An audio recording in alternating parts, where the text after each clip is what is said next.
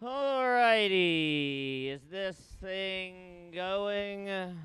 Gather around. Gather around. Let's get excited, everybody. Let's fucking get excited.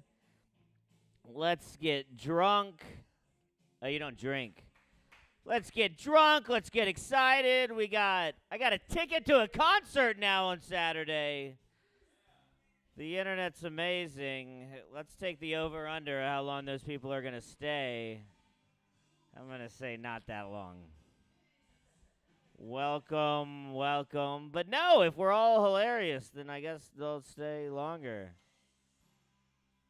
Get them, round them up in here, Will. Love stinks.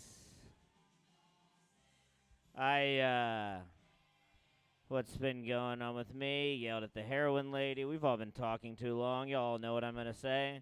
I still had the best thing last night. I'm so very proud of it. And I was playing dominoes with some black people, and they were just surprised that I knew how to play dominoes. And then I won. There's nothing better than beating people at their own game. And then at one point, it's very cliche. They were just trading back and forth their favorite Denzel Washington quotes, and which is hilarious in and of itself. But then I go, oh, I got one. And they go, all right, let me hear it. And I go, I'm tired of these all these motherfucking snakes on these motherfucking planes. And they go, that's not Denzel Washington, dude. That's Samuel Jackson. I go, gotcha. And they were like, that was pretty good. I didn't know you could trick us that way. Yeah. Take a seat. Who's that? I don't know who that is. Are the Billy Strings people scared to come inside? Oh, it's hilarious. Amazing. Damn, dude, I was about to set the over-under at Handren, and they didn't even... Whoever had the under... What? What'd he say? I mean, yeah. Also, I just didn't want to go meet him. It was more that. It was more just pure laziness. He really said that? He's not wrong. I feel bad now. He gave me like almost $100 off the ticket. But joke's on him, you know? All right. Well, that was something. I thought that was going to be a little fun there for a second. Exactly. Probably the opposite of what he anticipated this being. All right, well, I guess let's just do it. I assume, is it Handren? Yeah. All right, well, give it over Handren TV.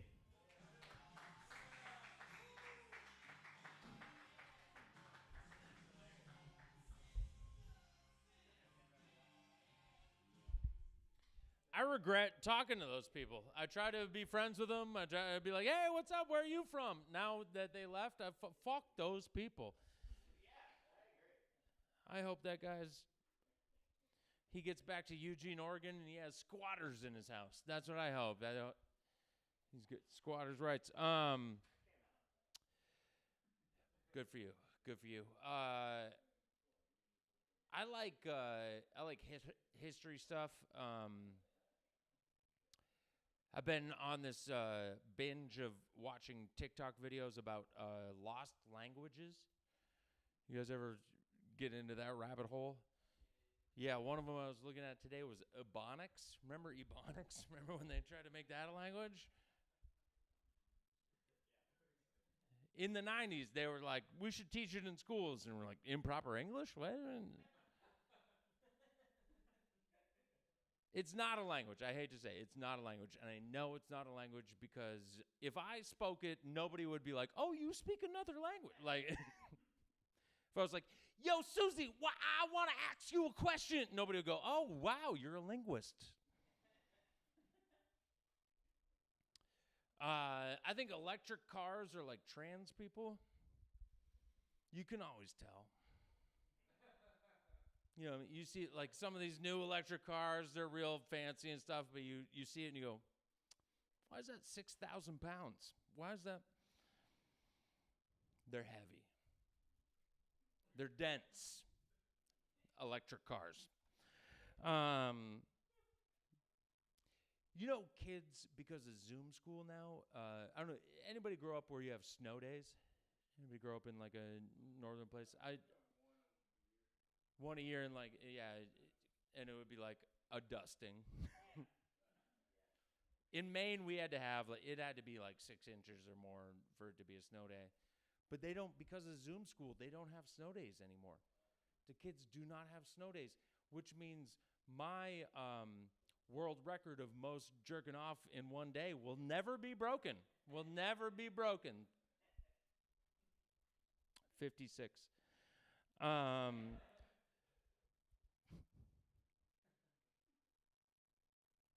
Social media is funny because we let people who are historically bad at talking to other people convince us that they made an app that will help you connect with people. Like fucking nerds. Like, dudes, literally, Facebook was invented by a guy who was like, I'm not going out to the bar tonight. I'm going to stay in. And then they go, this is a way to talk to people. And you're like, I have no problem talking to people. I did not. It's just no wonder it went wrong. Like, you know what I mean? Like, fucking, this is a way so everybody can connect. And it turns out that was a bad idea. Everybody shouldn't connect. You should only be talking to the people in your room. Maybe if social media was limited by where you are, like if the only people you could ever see were people within like a mile of you, it might be good. Otherwise, it's too far. All right. Yep, not funny. Good point. Not funny. You know seahorses? Everybody familiar with seahorses? You know the dudes carry the baby in seahorses? Like the woman gets pregnant, he puts his sperm into her, she gets pregnant, and then she puts the egg into him, and then he carries it. If that were the case with people, abortion would be 100% legal. Like dudes would be like, I'm gonna fucking kill this thing. Like they would just self-abortion. Like that's the thing. Women aren't even strong enough to fucking self-abort. They got to get a dude to do it for them, but dudes would just be like, goodbye! It would be 100% legal, and women would be 100% against abortion. If we were the ones killing them, if we were doing it, even when it was this big, if we were like, it's just a little embryo, they would be like, that is a life! Are you fucking kidding? Have you ever had a chick be like, oh, there's a spider. Can you take care of this? And you're like, bah! And she's like, no!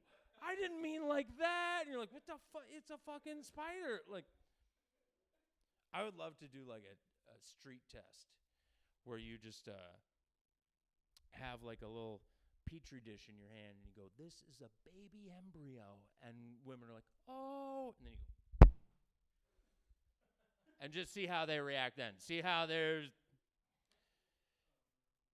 Women want abortion because they can't kill men. And they want to be able to kill. Everybody wants to be able to kill. Men, we can kill men and women.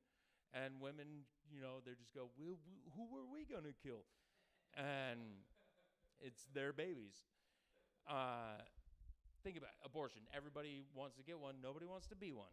You know, that's.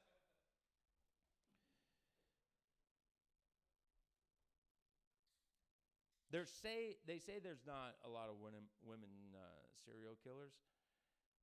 I think a lot of women want to be serial killers, and I think they try, and I think they just get murdered on their first try.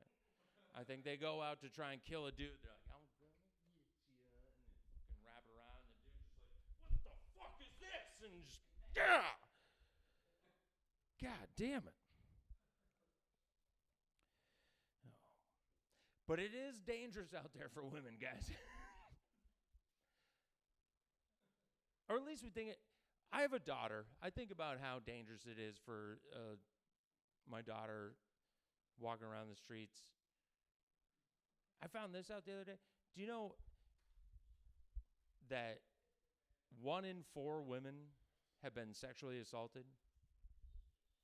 When I found out that the numbers were that low, I got a big relief. To find out it's only 25%, that's amazing. That's considering it could be 100%. There's no way women could stop it from being 100%. Like, the only people who are stopping it are men. But to find out that only 25% of women have been raped, I was like, okay, my daughter's going to be good. I mean, it could be 100%. Like, if 10% of dudes in the world said we're going to rape everybody, I don't think we could stop it. If The Rock, if somebody like The Rock, if he just came through that door right now and goes, I'm raping all of you, who thinks you're making it out of here without being raped? Dwayne the Rape Johnson walks in that door. I'm raping all of you right now. We're running for that door. We're all running for that door, and he's grabbing 3 to 4 of us, and we can't stop it. And that's why I get that women are so pro-gun. I get it. Are they not? Women don't like guns? Why? The great equalizer? Why would they not want to? Why would women?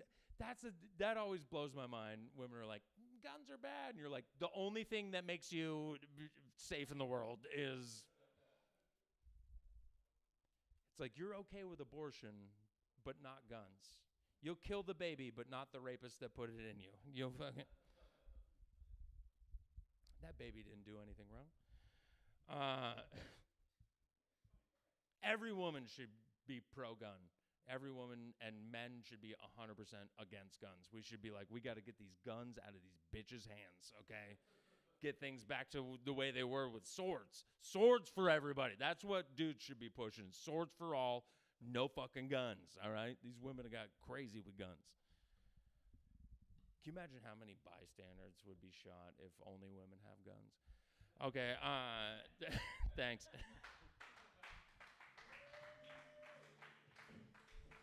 Whatever, Hendron CV. Dude, they had that in college. They had a social media that was like just for like local things. It gets bad so quickly.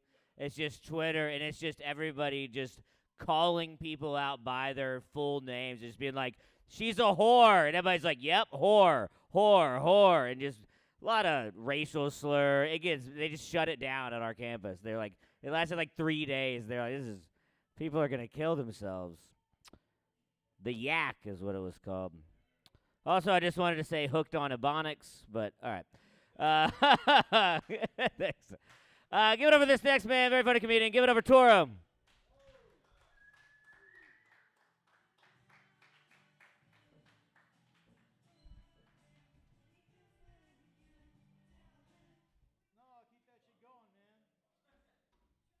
Jane's Addiction, dude. That was a good junkie right there, dude. Perry Farrell, that guy knew how to do his fucking drugs. So yeah, like you were saying, my name is Toro Scheiße. That is Spanish and German for bullshit. Thanks for that. Yeah, in case some of you didn't notice, I use a cane. I broke my spine, so I mean, it's like for walking, standing still, and keeping 3-year-olds the fuck away from me. That goes over better with a younger crowd. Sorry, guys. I'm slow with shit. We got anybody from the Midwest? Everybody's from the Midwest? That's fucking going to help my joke real better. All right. Yeah, dude. I love the Midwest. Midwest is beautiful. Got beautiful people there. I've never been there, but that's what I hear. I also hear I am considered Wisconsin skinny. So if you go to Wisconsin, this is what is sexy. If there were women here, they'd be like, fuck yeah, Toro. So yeah, I used to have like this really awesome drug and alcohol problem. Like I didn't think it was a problem. I was just having a good time, right? Yeah. But everyone else is like, nah, you're the problem. You're definitely a fucking problem, right?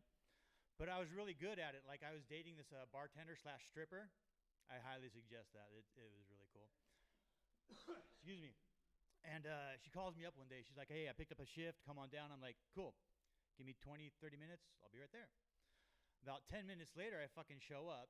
She hands me my beer. I grab it, take a swig, and she goes, "Hey, Sparkles, what's going on with your hand there?" Like, oh, again.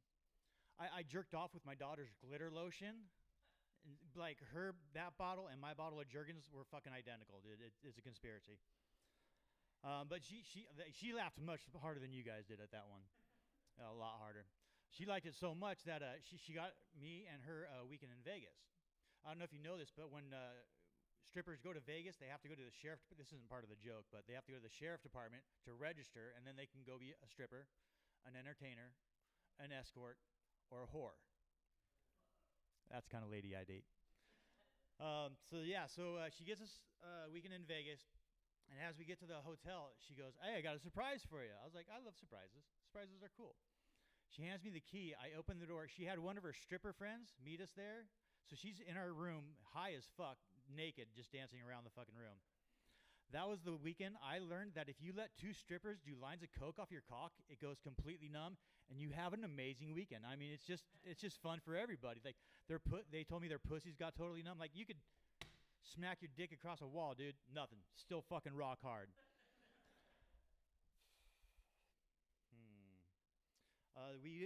Some of you guys like live around here?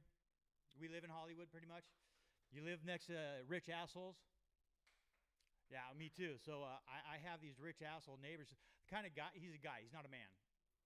He's a sport agent, so he either works like an hour a fucking year and makes like $10 million. That seems right? I did construction for 32 years and pretty much made minimum wage. Back to the joke at hand.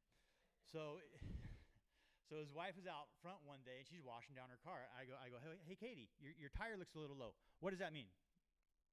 Your tire looks a little low. Yeah, right? She's like, Toro, thank you so much. I'm going to have that fixed immediately. Swear to God, the next day she pulls up in a brand new $100,000 Tesla.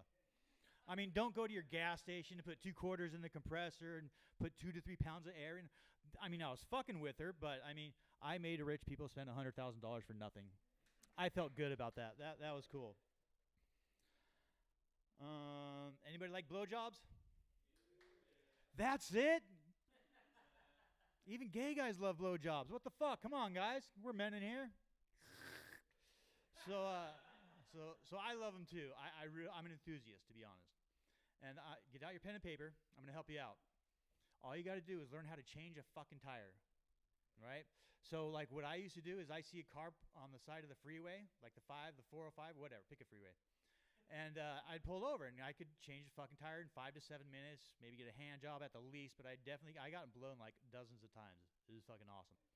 This one time, there was these 3 chicks in one car, 2 in the front, 1 in the back. As I'm walking up to the car, I hear the 2 girls in the front telling the chick in the back to fuck me. I'm cool with that, right? So she goes, all right, if you want to fuck, let's fuck. I go back to my truck, I get a condom, I come back, I'm fucking this chick on the side of the freeway, swear to God, waving at cars while this chick is bent over like halfway in the car. Everyone's like, that guy's fucking a whore. That's the kind of lady you find at 2 a.m. going back to Santa Barbara on the side of the freeway. All right, that one went over better yesterday. Anybody go to college in here? Yeah, you fucking losers, right? How's that working out for you? Yeah? Right off the bat, making $90K, right? That's what they promised you? That's what you get? No, you. So you guys paid to go to college. I got paid to go to college. Hear me out. So I started off going to like community college, and I got all the way down to San Diego State and SDSU. I went to both of those. I got all the way up to Santa Barbara. Bro, I sold drugs to every fucking college in between, like all of them. Thank you. A good one was, okay, I made like 20 grand in one day, almost 20 grand in like 3 hours at UCI. I went through 600 pills of Adderall and 2 ounces of fucking blow in 3 hours, dude. Those little fuckers pop that shit like Tic Tacs. I swear to God. Like, I'm not even like weighing the rest of the shit out, and these guys like just fucking throwing Adderall in their throat. Oh fuck, what was it? USC and UCLA were the fucking worst, dude. The frats ordered like 1,000 roofies from me and like 3 gallons of GHB. I'm like, bro, I ain't gonna help you rape chicks, but I'll give you heroin. Kill your fucking self, you fucking monster. Anybody got any like food restrictions or food they just fucking hate? Everybody, that's fucking awesome. You guys are doing great. So for me, it's tomatoes. Like I just for some reason like the texture of tomatoes, like the inside of tomatoes, hate it. I love pussy, but I hate tomatoes. That goes over really well with a crowd of lesbians, dude. Lesbians love that shit because lesbians eat pussy. We got somebody that knows. Right on. Hey, I'm a dyke too. Fuck yeah, man. With their 10 speeds on the back. Yeah, so yeah, lots of those up in Big Bear. I moved down here from Big Bear. Lots of those in Big Bear. Fuck, they're everywhere. And there are always these fucks who get the Airbnbs, and they like look like I don't know, do they have like Yelp reviews on that shit? Because I almost got in a fight with somebody that rented an Airbnb down the street, and like for like a week after that, every fucking person that rented that place out would just drive by my house with their fucking horn on. That wasn't funny. That just kind of happened. Okay. So I'm probably a little bit older than most of you guys. I'm a lot older than some of you in here. So like I was born late 70s, so 70s and 80s I was in school, right? Now I remember specifically like this one table out by the jungle gym. It was a teacher's smoking table. Like the cool teachers went outside to smoke. Like there'd be Mrs. Kershaw on the fucking that fucked me up. There'd be Mrs. Kershaw with the fucking Marlboro Red, fucking just hanging out the side of her mouth, shooting fucking free throws with a bunch of kids. But we had our day janitor was this guy named Booger, and he fucking earned that name, man. Like, oh my god, this guy was disgusting. So like, first thing in the morning, he'd show up. He'd be dressed somewhat like this. Before lunch, like his chest, this was just smeared of snot and booger. Like there was content and hair on this guy's fucking chest, right? This guy also used to go around when we were playing like handball or basketball or something like that, making bets with us. A grown man making bets with fucking children, dude. That's what this guy, that's how he made his extra money. Yeah. I'm going to end this on I am an ordained reverend. Like, literally, I'm legitly am. You want to get married to a chicken, a car, a couch? Dude, I don't give a fuck, dude. I'll do that shit. All right, you guys have a good night.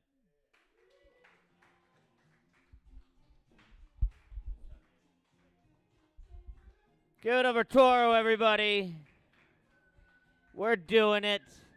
Give it up for his friend Booger. I guess it wasn't really your friend. I guess that was the moral of that story. I'd hate to meet his friend named Cum, you know? Just walk around with cum on his shirt. That was the joke there. Give it up for Kevin Quigley. He hadn't been here in a while. Give it up for this next man. Very funny comedian. Give it up for Alan. Is that what that says? Give it up for Alan.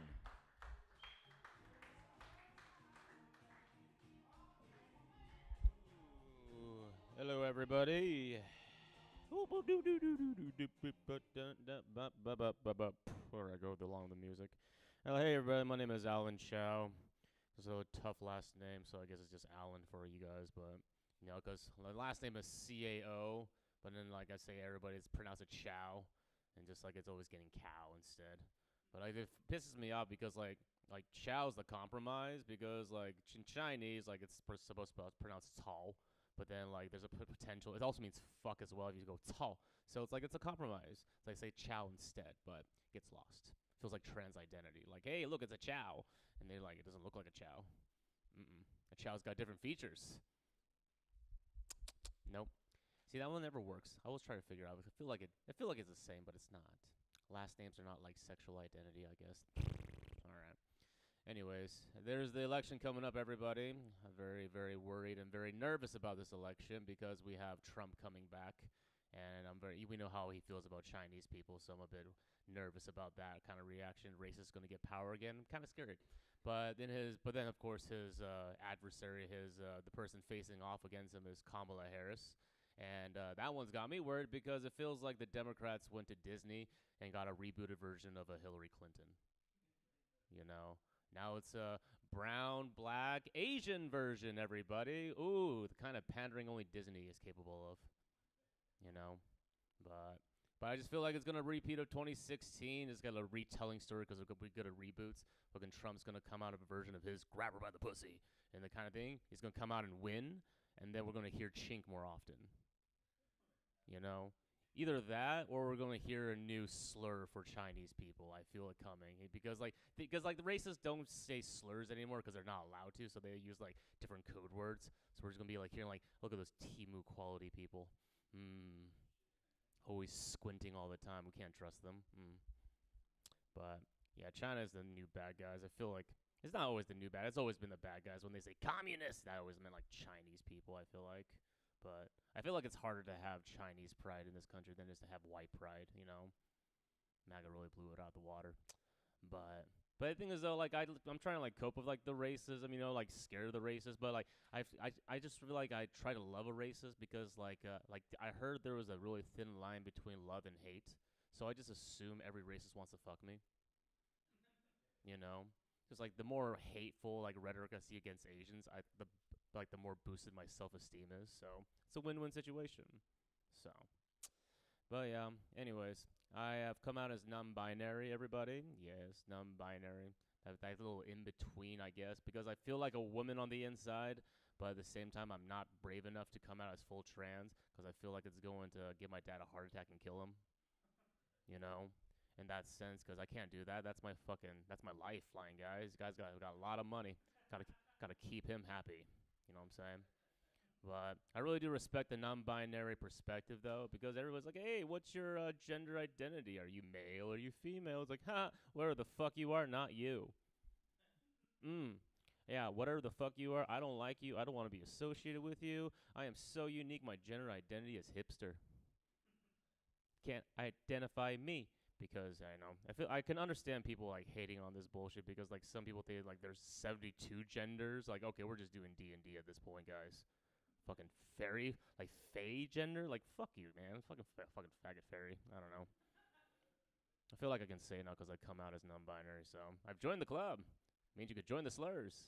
But anyways, but like I feel like there's also like the hate. It also revolves around like the confusion between it because we're very obsessed with sex in this country, and that's why everybody just focused like the sex is the genitals essentially. It's a difference in the genders actually. So like because like everybody's getting that too conflated, I feel like in order to like solve this confusion, we should rename the sex parts to innies and outies. You know what I'm saying?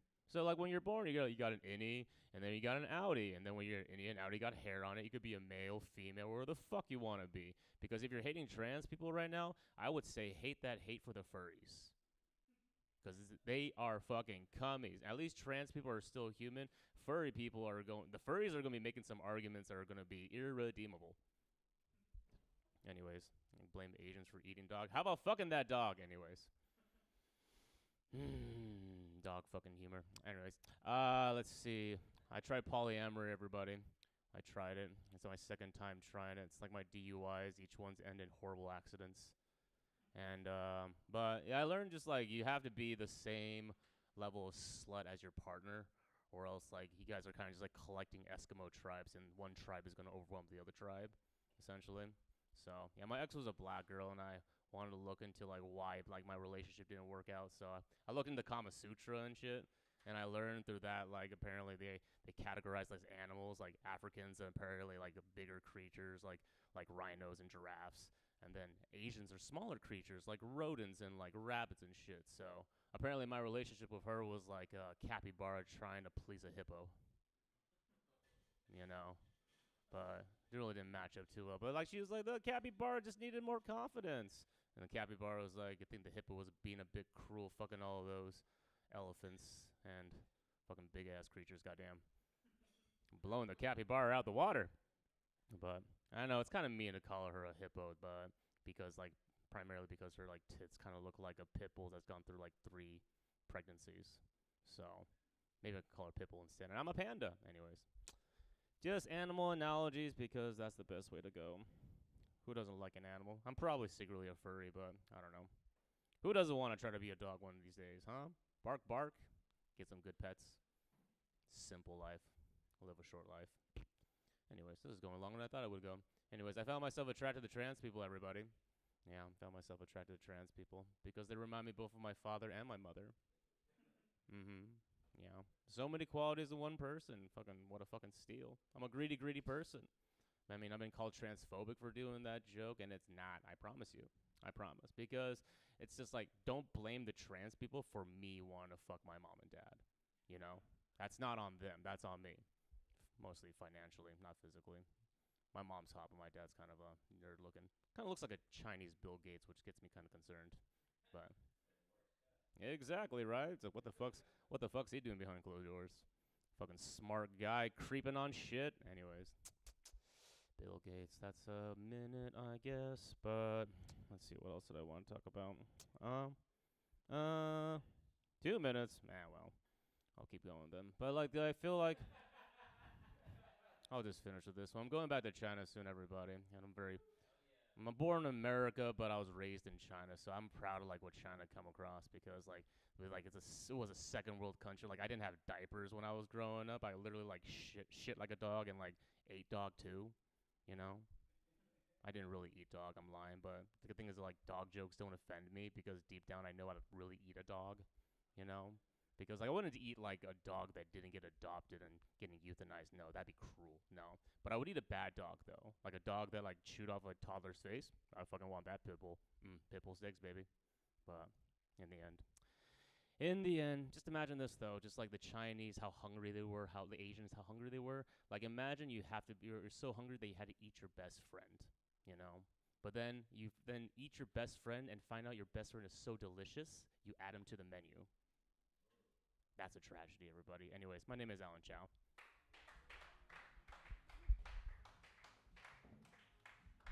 Give it over Alan Chow, everybody. Alan motherfucking Chow. Dude, I couldn't imagine a scarier guy than Chinese Bill Gates, dude. That sounds like the scariest version of Bill Gates I've ever heard of. Could you imagine black Bill Gates? Oh my God. Bill Gates with a huge cock? That'd be horrifying. You can't have all that money and a giant penis. That was that. I did watch this video earlier of Dr. Fauci bragging about how many vaccines he's gotten. And he just goes, I've had 7 vaccines and I've gotten COVID 4 times. That's crazy to brag about your own product and how it doesn't work. And just imagining Dr. Fauci just sitting in a lab, just hitting himself with needles all day, like turning into some sort of monster. And just being like, I need more of these. Come on, give them to me. Anyway, that was something I thought of high earlier. It wasn't funny, but it's okay. Give it up for Alan Chow. This next man coming to the stage, it's my first time meeting him. I use him every day at work. Give it up for Stove.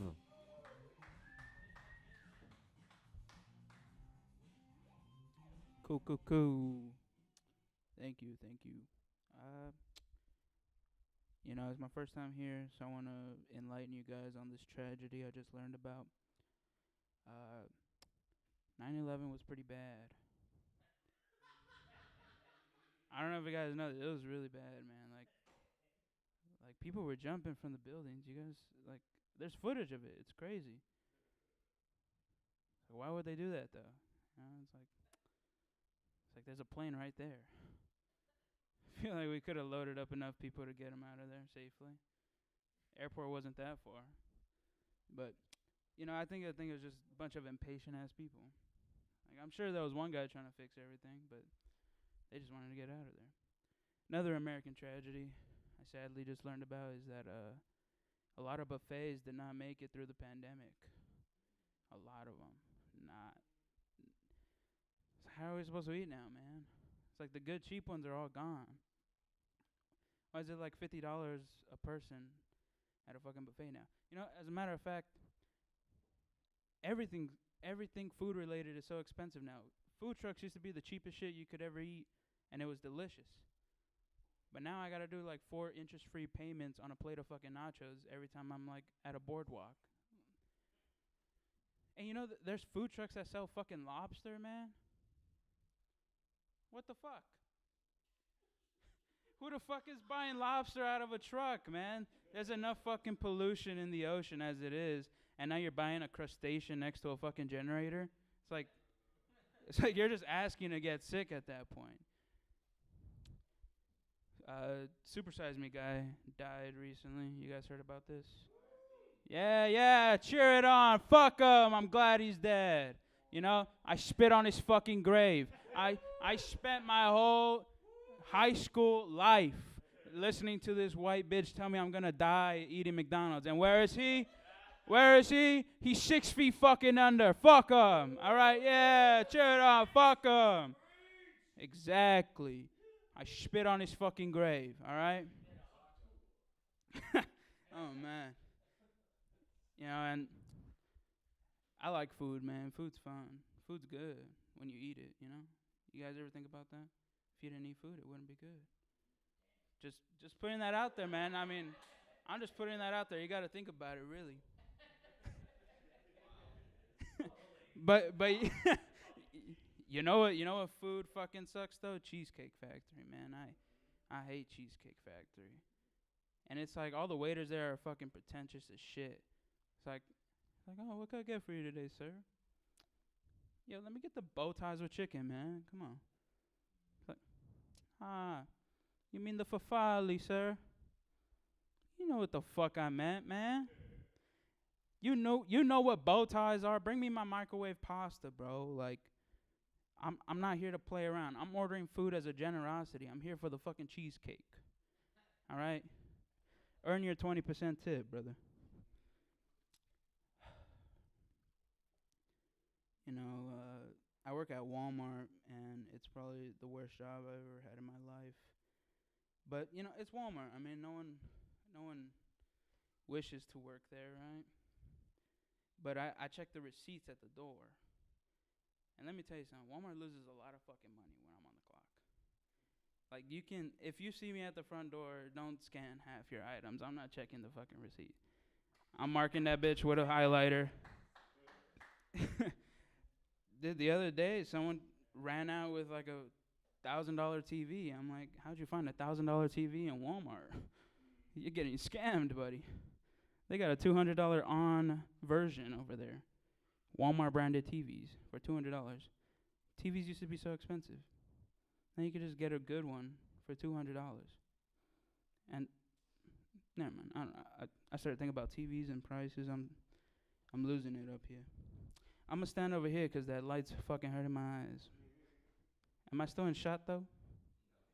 All right, that's all right. I don't need to be in shot. I started talking. So,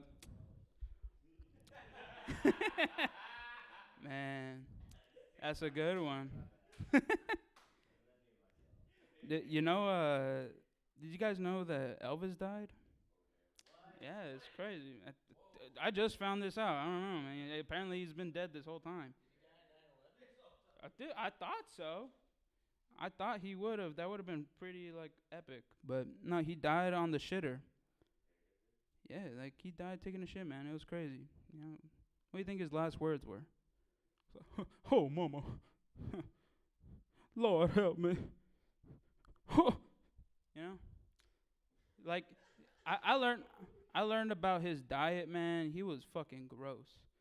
And every woman wanted to have sex with him. It's like, I eat like shit too, and doesn't work, man. I thought that was his like secret. That was his secret to everything. Let me get one last thing off about Walmart real quick. I got banned from using the walkies at work because of my Forrest Gump impression.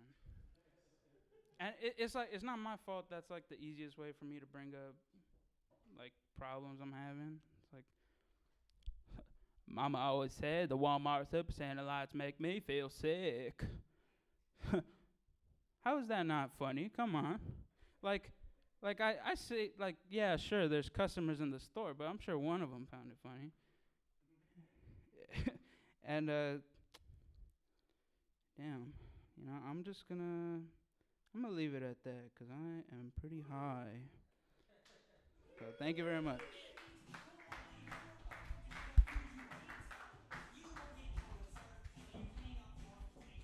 Give it over stove, everybody.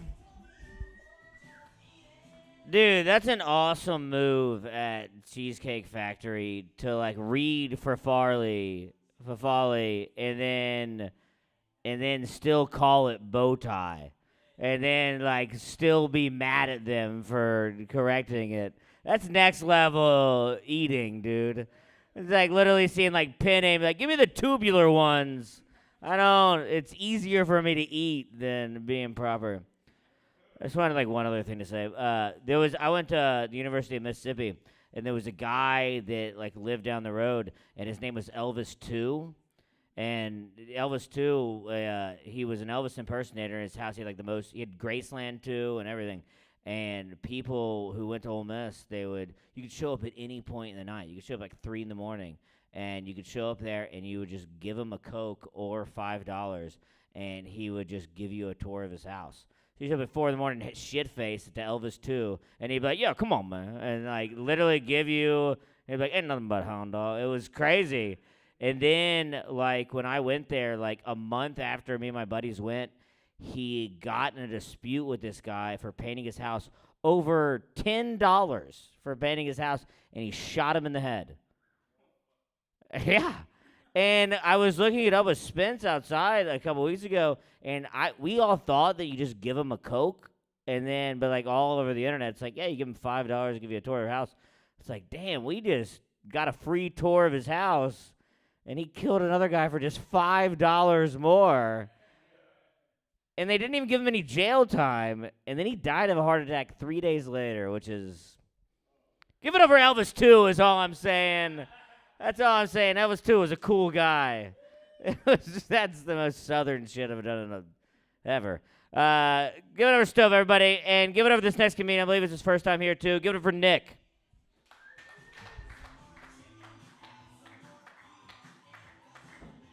Hell yeah, let's keep it going. Hell yeah. Yo, the first guy, he was talking about ancient languages. I think we got to bring back jive talk. Right? Am I right, soul brother? Okay, okay. Yeah, but yeah, I find myself doing horse noises when the situation's out of my control, right? I was at McDonald's not too long ago. Used to be a 2 for $3. Funny now it's a fucking 2 for $6. That's that's some bullshit, I'll tell you that right now.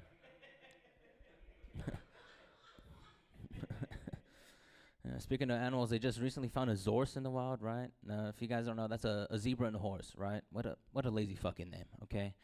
You know, first off, interracial marriage, that's great. Zorse, wrong. All right, I don't want to picture it, okay? And then I'm telling you, it's a lazy fucking name. If you want to switch it around to like Hebra, that's just a black Jewish dude, you know? Fucking. You see, I can't even imagine that in the wild. Like, imagine seeing a Hebra. Like, what is it going to be doing? Shabbat shebanging? Like, I can't, you know. Yeah. We got to go something more mythical, like Muhammad's pet. Yeah, I don't know. Okay.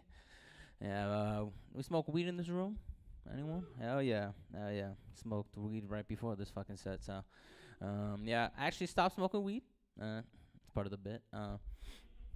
Yeah, I actually stopped smoking weed because I used to smoke weed with my mom, man. Weird dynamic. It's because at the end of the day, she's going to still be your mother, right? So we'll be in this rotation, and she'll hit me with this dumbass question. She's like, have you cleaned your room yet, Nick? Yo, Ma, take another hit. Fucking. Listen, people don't really believe that I smoke weed with my mom, but she texted me during the set. She's like, you think you're slick, but you owe me 7 grams. Listen, I thought mothers were supposed to provide. What is this bitch on about? Sharing is caring. That's what I know about. Yeah, but when I'm high, I take things too literal, honestly. Or I get too paranoid. Especially when it comes to brands that are turned into common phrases like Google it, Kleenex. But the one that got my dumbass was Gmail. Right, my boss would text me. I'd be fade as fuck. He text me. He was like, "Yo, can you check in with your Gmail?" All right. When did Gmails get all gangsta? Listen, I'm from the Valley, guys. My neighbor banks. I don't want to check in with anyone, you know. I don't want anyone to. All right, fuck this joke. I'm gonna go kill myself after this, man. Yeah. Speaking of mental health, I just found out 90% of suicides are from mental health. The fuck is that other 10%? You know, are we just being show-offs, right? You know, that doesn't, you know, obviously they're not dramatic because I just like, I totally forgot where it went. Fuck. You know what? I'm just keep that. Let's keep it going, man. Yo, where's Will? That guy gave me a blunt before the set. Fuck Will. I'm faded. I tell you that right now. Yeah, but how we feel about cops in this room? Yeah. Oh man, say what you want, man. I hate them right now. They're getting too good at their job, right? I was in this club at WeHo, vibing, having a great time, Toro. Let me tell you something. This cop came up behind me, put me in cuffs. He tells me, he's like, "You've been a bad boy." Yeah, that's not a reasonable arrest. That's not a probable cause. What are we doing? But I still got tied up though. No bail, right? Only bondage. What a slick cop he was. I should have found out. He put me in fuzzy cuffs. What a gig. Fuck. Yeah, but yo, Chow, you actually gay? Is that not your last name? Oh, sorry. No, it's my bad. I apologies. It's 'cause I'm taking the LGBTQ studies class. I'm taking it. It's my first week actually. I should have fucking read the syllabus. I don't, man. 'Cause I found out my first day. It's not even LGBTQ. It's fucking LGBTQAI. You know what the fuck does Allen Iverson have to do with the gays? Yeah. Yeah. The professor told me, he's like, "That's the wrong answer, Nick." I'm like, "No, he is the answer." Okay. Yeah. I just got into basketball. I just found out Allen Iverson hasn't been in the league for like 15 years. Fuck am I talking about? Yeah. Yeah, man. I'm so faded. I don't know. I'm going to just get off the stage, man. Thank you. That's my time.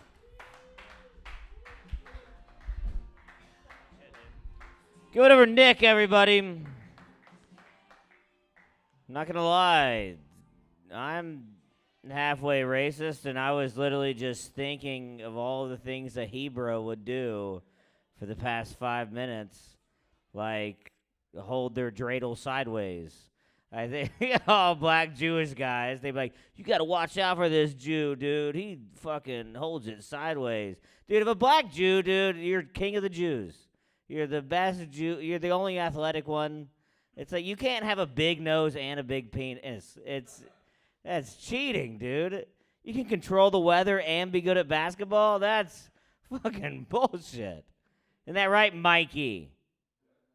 Talking about black Jews and how that's the secret to life. Maybe that's probably what Jesus was. Jesus was probably a black Jew, dude. All the Jews were literally probably like, "Holy fuck, he's athletic? He's got to be the Son of God. He's got to be." There's no way, like, all Jesus was doing was, like, you know, a crossover. And they were like, "Holy fuck, he's dribbling? Are you kidding me? He's pleasing women? Are you..." God, dude. If Jews could say the N-word, they would... Yeah, but he's a pedophile. And it's like, is he a Jew? Is he... Nobody believes that. Do you believe... All right. I'm just saying right now, Drake's not a Jew. Nobody... That is weird that he says that he's a Jew. I don't understand it. Do you think he's a Jew? That's what Kendrick really should have... I know nothing about rap, but that's really what... That's what would have gotten Drake. And he's like, "And you're not a Jew. And you got gay shoes." Isn't that how rap works? I think it's like that. Yeah, Jew not like us. That's fucking... Rap's so gay, dude. That whole thing, I don't understand at all. That, like, literally, nobody has ever, like, shown me, like, "Dude, you gotta check out this Drake song or this Kendrick song." But then they're like, "Dude, you gotta check out how these guys are beefing about pedophilia and it's important." I'm like, this is gay. This is all gay. I don't understand it. What's this rap? I thought y'all shot each other. Maybe I'm just racist. I don't know. Give it up for Nick. This next man, he's my coworker. I love him. He's covering for me tomorrow because he's a good guy. Give it up for Mikey Silver.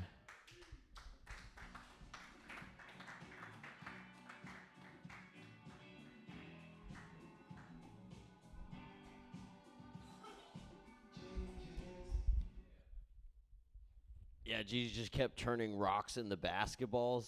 And everybody's like, "What the fuck is that?" Like, I was like, "Why is it round?" All right, guys, I thought that would be funnier. I think it's a great premise. Yeah, you should swing with that, man. What's up? You got a cool beard, man.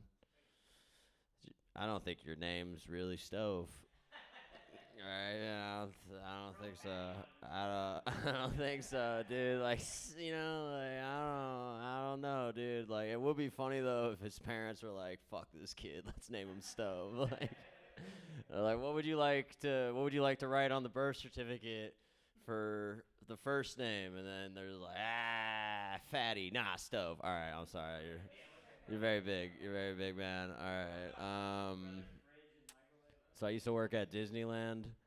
It was cool. So, like, I don't know if you guys know this. So, every roller coaster in the United States, it has, like, certain restrictions on it, all right? Like, there's a weight restriction, for example. Like, you can't be over 350 pounds to go on certain roller coasters.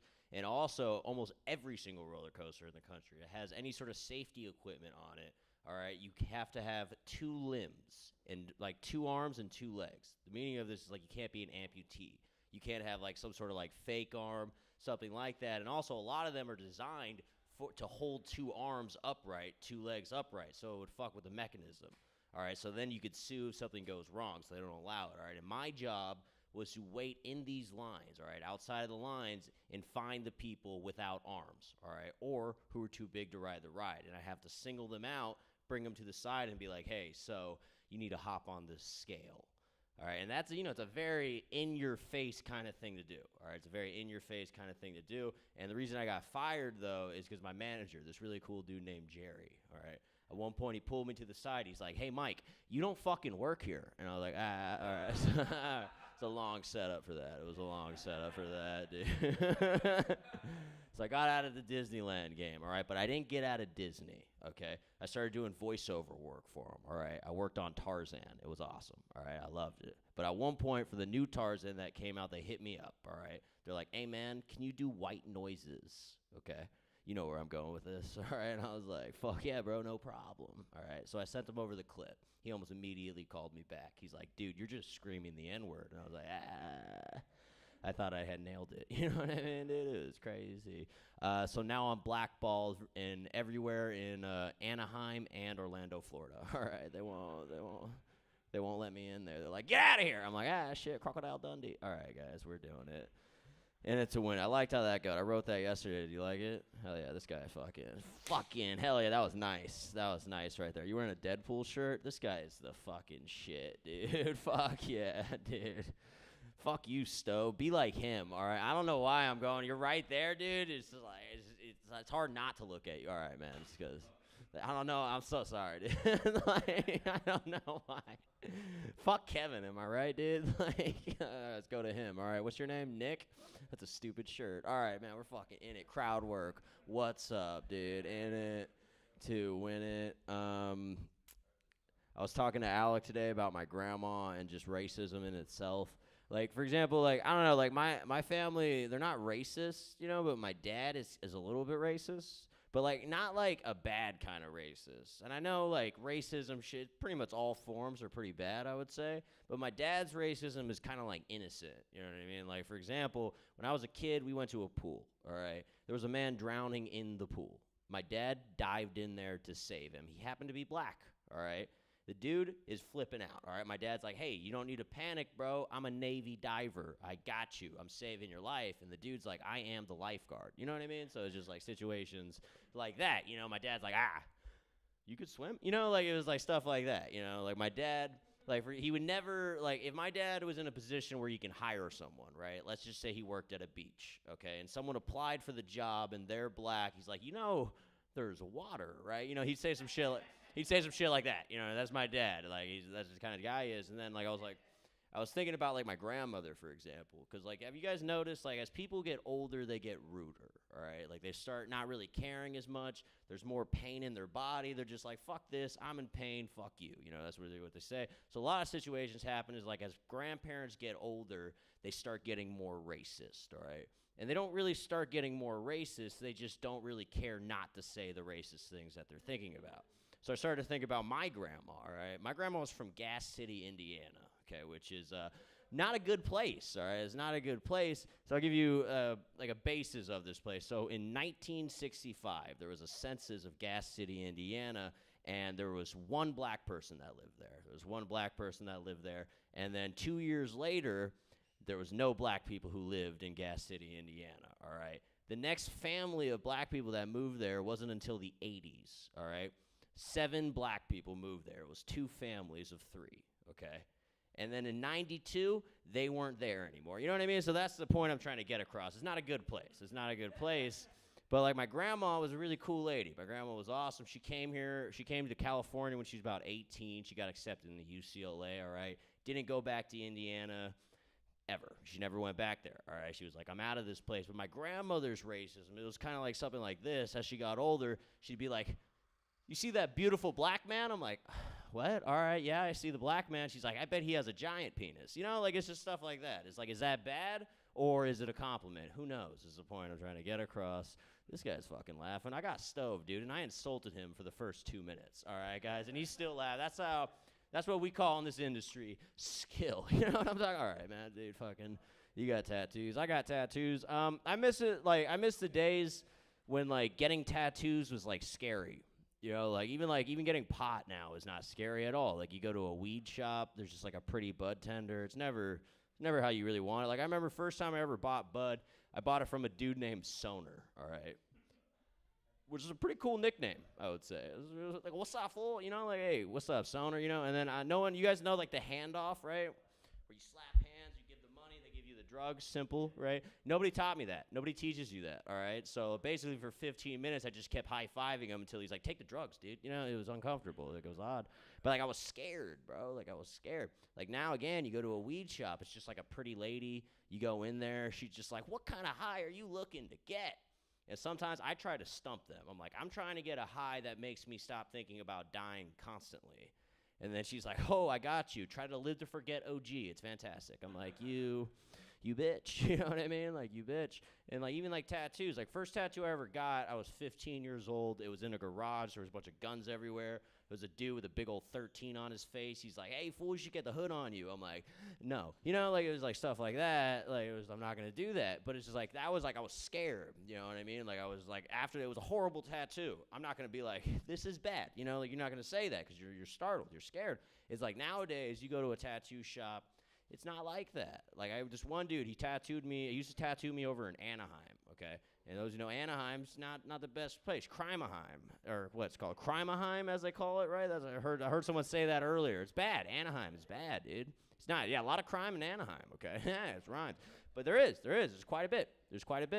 But the thing is like, I went to this tattoo shop, similar thing. I was scared, bunch of very intimidating people there. Dude gave me a really good tattoo, though. So I was like, all right, this is awesome. I got tattoos from him for, like, the past few years, all right? I got a tattoo from him about, I want to say, like, a year and a half ago. It was a shop. He got a new shop over in Silver Lake. I walked in there. He offered me a cucumber water. He's like, fool, it's fantastic. I was like, Holmes, you changed. You know what I mean, guys? It's just like, I miss it. Like, and then, so now I get tattooed in San Bernardino. And for those who don't know, that's a bad place. That's a very bad place. By all our buddies, Dirty Dell, all right, great guy. Dirty Dell, great guy. Because, like, I went over there. Like, have you guys ever been in a situation where you're too afraid to fart?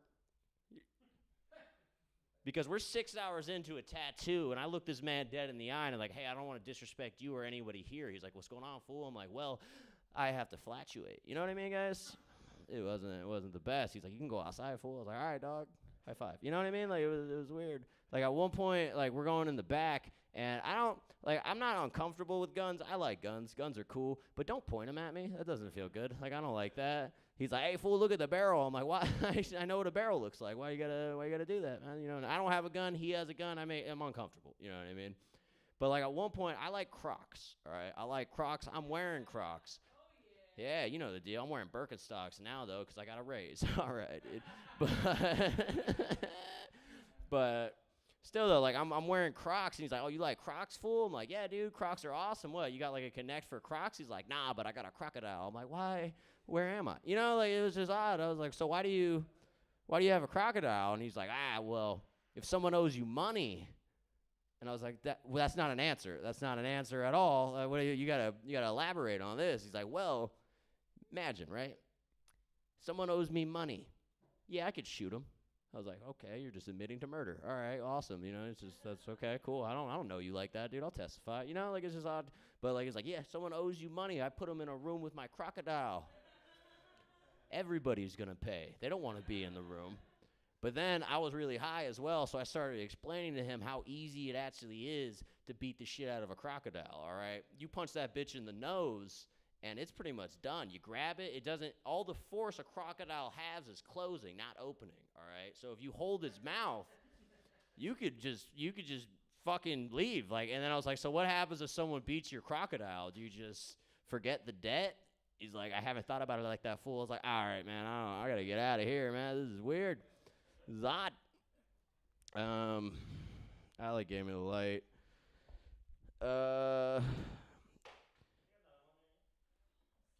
Back to the Jesus. You know how he turned water or his blood into wine, or sorry, no, the blood of Christ is the wine? The blood of Christ is water or some shit. What did he turn into wine? Water. He turned water into wine. Oh shit. Damn. All right. So what I was thinking. So like I thought he turned blood into wine. All right, so he was just suicidal. Like, can you imagine his followers being like, Jesus, stop cutting yourself. We're all drunk. All right, man, I don't know. He's laughing. All right. Man, this is my impression of a bush in a public park if it could speak. What's up with all these dudes fucking in me? All right, guys. I'm always sticky. All right, give it up for Alec. Thank you. Give it over, Mikey Silver.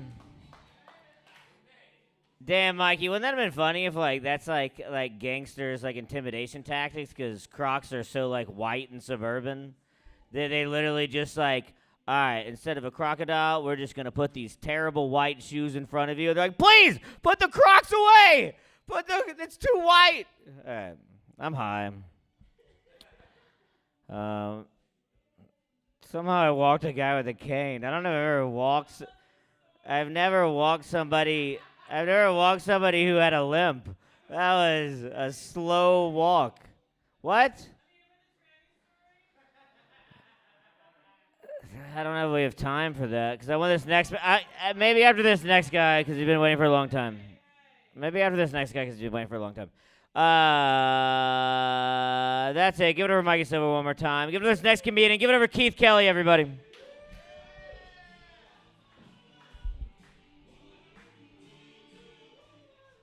All right, thanks. What's up? So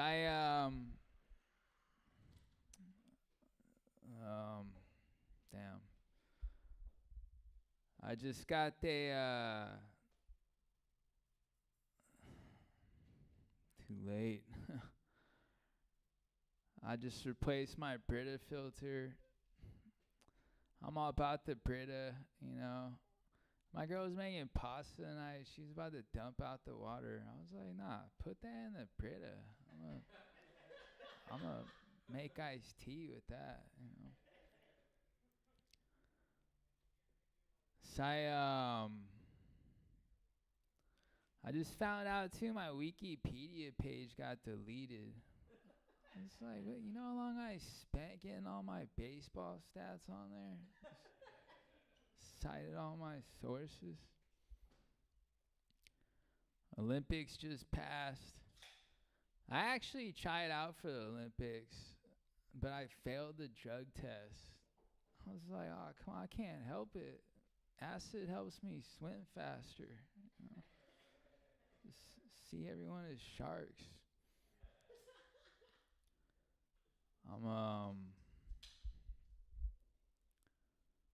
And I got I was just at the bank the other day. Teller asked me if I wanted to open up a savings account. I was like, bro, have you seen my checking? I'm getting overdraft fees off of parking meters. You're talking about savings. I'm like, yeah, let's open up an investment account while we're at it too. Just throw 60 cents on Google, you know.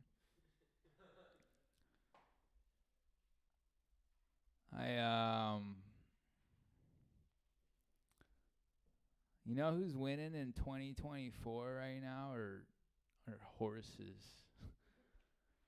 'Cause most horses now are just for show. You know, they're just getting pampered all day. But for most of history, horses were getting shot at, used in a war, getting worked to death. And now horses are just grazing all day, never pulled a carriage in their life. I went horseback riding the other day. 10 minutes into it, the horse was already getting tired, slowing down. I'm like, you would have never lasted back in the day. Horses now are soft. They need to change the horsepower rating on engines for today's horses. 'Cause 10 horsepower back in the day would be like 50 horses now. All these lazy horses we got. I'm going to just leave it there. Thanks.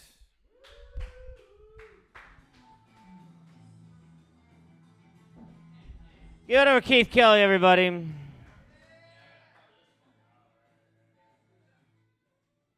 Damn, dude, that's a life hack, dude. If you just did the Brita filter through the pasta afterwards, that's amazing. I knew, like, people in college that would just buy cheap alcohol and run it through the Brita filter, and, like, they do that classic thing. It's like, all that they do, dude, look at Tito's, dude. It's triple filtered. This bottle of Burnett's, 1 filter. We just run it through 3 times, dude. We got high-quality vodka. That's such a degenerate white people shit. What? I've done it. Yeah. And if you can't trust me and Kevin Quigley, then I don't know who can you trust. Yeah. Have you never had nitrous and you want to run it through a Brita balloon, dude? Have you never done that? That was an inside joke for Kevin Quigley. Who's next? I can't read that. My goodness, guys. We are in the presence of fucking greatness right now. Give it up for Colin, everybody. Keep it going. How we doing, guys? Have you guys ever do stuff for money you're not proud of? Yeah, I'm doing that right now. Yeah, I have a friend that does OnlyFans, and she is currently paying me to manage her account. And I'm messaging all the guys. It's me. And it turns out I'm pretty good at it. Yeah. That creative writing degree I got, it's coming in handy. Yeah. A lot of guys think you want to talk to a hot girl. No, you want to talk to an equally horny man. Okay? I know your language. No, it really is crazy. I would love to see the look on of these guys' face if they could see it was me messaging them. It'd be like Captain Phillips. It'd be like, look at me. I am the whore now. Look at me.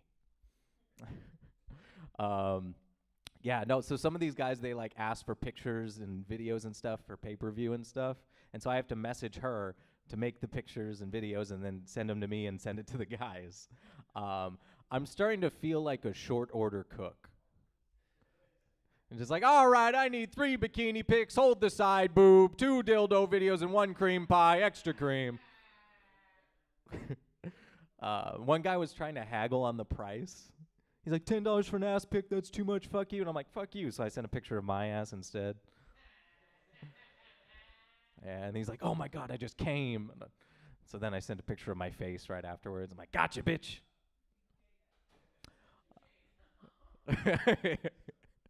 I like that tag. You're gay now, bitch. Gotcha, you're gay now. That almost sounds like a spell. Just like waved my wand. I'm like, you're gay now. No, but some of these guys like tell me about like their lives, like their trauma, their past. Guys, we won't go to therapy, but we'll tell all our shit to an OnlyFans girl. Really? Come on, guys, we gotta do better. We need to change. We need to change therapy. Either therapy needs to be done exclusively through OnlyFans, or therapist got to start showing some tits. I don't know. I don't have the answers. I don't quite know. We got to do something. Sometimes I have to like motivate her to make content because sometimes she'll get like down on herself. I'm like, I feel like I have to motivate her, and I feel kind of like a coach at the end of a football movie. You know, I have to be like, come on, you got to get out there and show them what your tits are made of. Come on. All right. I'm dating in LA and all that jazz. Sometimes I hear guys say they can't tell when a woman is flirting with them, which I think is crazy. I feel like it should be obvious. You know, like, excuse me, miss. Could I ask your name real quick? What's your name? Polly. Nice to meet you. Where are you from? Philly. Okay, cool. Now, she was clearly flirting with me. It was very clear. It was very obvious. She just airdropped me her number. Relax. Give it for Polly, everybody. No, but it's crazy. I'm on a lot of dating apps. I'm on more dating apps than dates I've been on this year. Like, that's how bad it's gotten. I've started it to get so bad, I'm starting to flirt with all the AI chatbots on different company websites. Like, I'm on Geico.com flirting with Jessica AI. And I'm like, hey, baby, how you doing? She's like, as an AI language model, I'm sorry. I'm like, come on, baby, 2 truths and a lie, 2 truths and a lie, come on. How was your weekend? And then she's like, I'm sorry, I can't. I'm like, you bitch. And then I got blocked, and now I don't have car insurance. I'm sorry if I ran the light. I haven't seen the... Yeah. There we go. We're still going. Now he's like, no, yeah. I saw this at the airport recently. I saw a woman with like a big hoodie, and the back of her hoodie was a QR code. And it said, if you're interested, scan the QR code. I swear, I saw all these like old boomer dads like trying to zoom in on their phone. Like they're trying to get the, like one guy got so like right up behind her on his phone. I'm like, dude, just tap her on the shoulder and be like, excuse me, miss, I'm trying to fuck you. Could you please help me? Felt bad for the guy. All the dating apps now, you have to pay for everything. Like every little micro thing you have to pay for. Like on Tinder, you have to pay for read receipts. Men are paying to find out they got ghosted. That's all that is. That's all you're doing. On Bumble now, you can pay $200 and get unlimited access to the app forever. Do you know how little you have to believe in yourself if you think you need a lifetime to find love? That's so fun. I bought it twice. All right, guys, thank you so much. That's my time.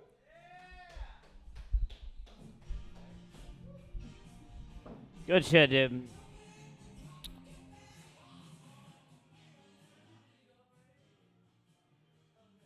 It sucks though, like that, like literally, like all the dating websites, they literally like give you that when you've just gotten no likes and you've run out of things, and they just go, just for $7.99, maybe it's the next one, maybe it could be the next one. It's never the next one, but you know who is the next one? It's Polly Wally.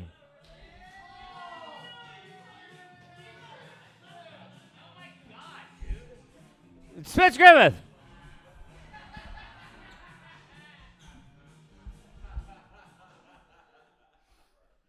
We're basically the same. We both hate Jews. We're the same person. I got the same. You ever like fuck someone who look like you meet them and you think that they're gonna be good in the sack, and then you start fucking them and they're like they're off with their rhythm and stuff, and their moans are in the wrong places. I think that's what Polly Wally like fucks like. Like she seems like she'd be a good lay, but I have a feeling. No, it'd just be awkward. A lot of oy veys and stuff, and never anal. God damn, you like anal, Polly? What? So she likes anal.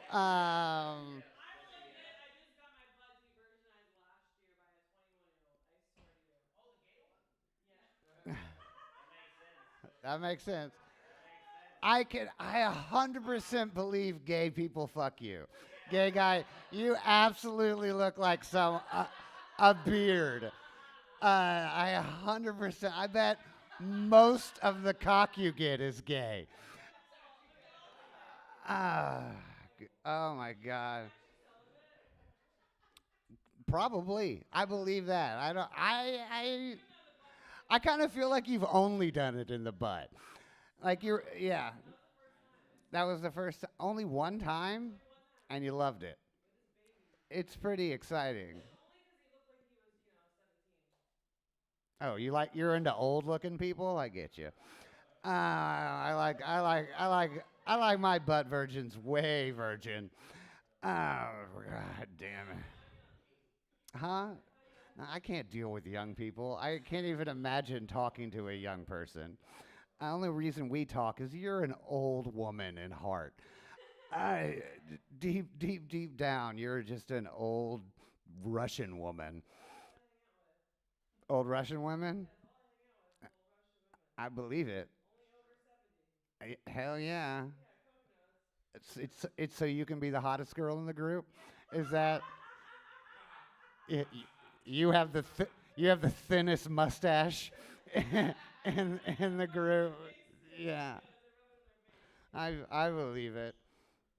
My mom's in town, and Handren just met her, and he was like, she looks younger than you do.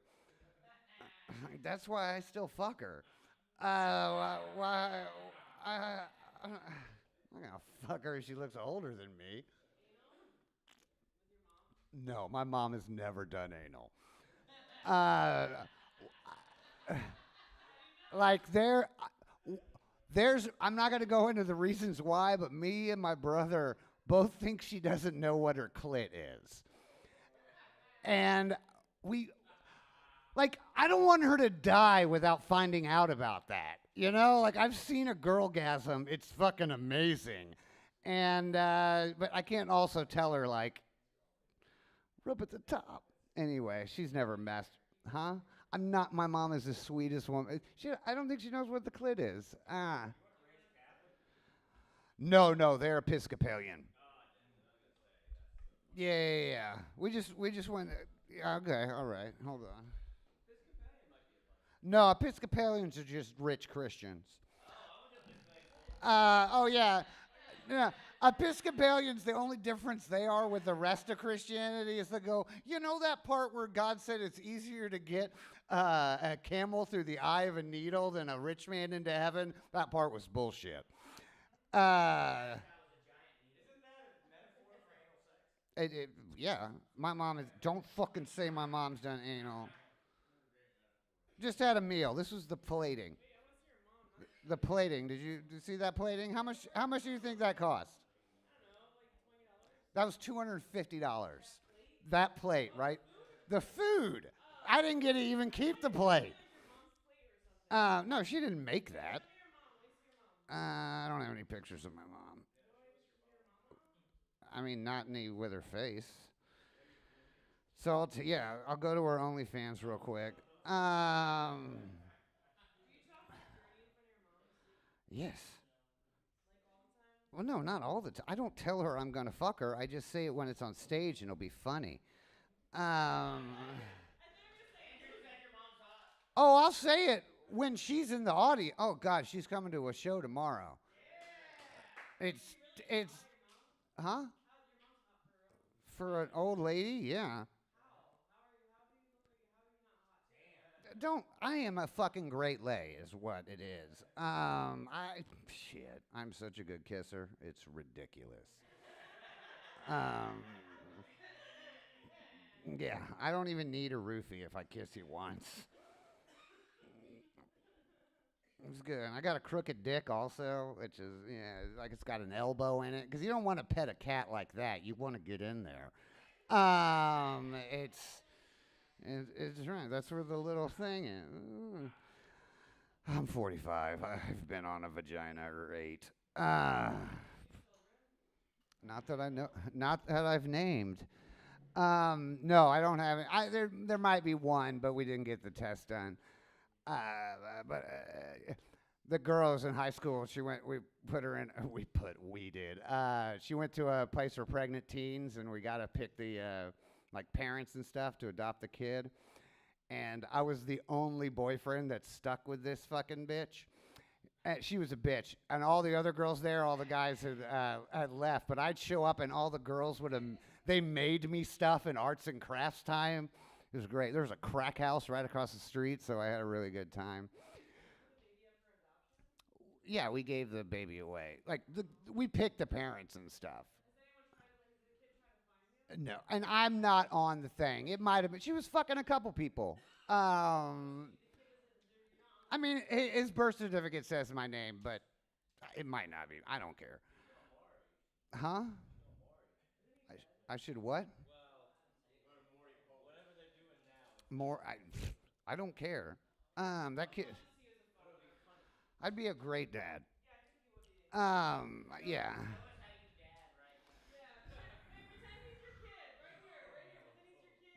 I'd be the kind of dad that cares so much I'd carve playing bee pills into Flintstone characters for the vitamins.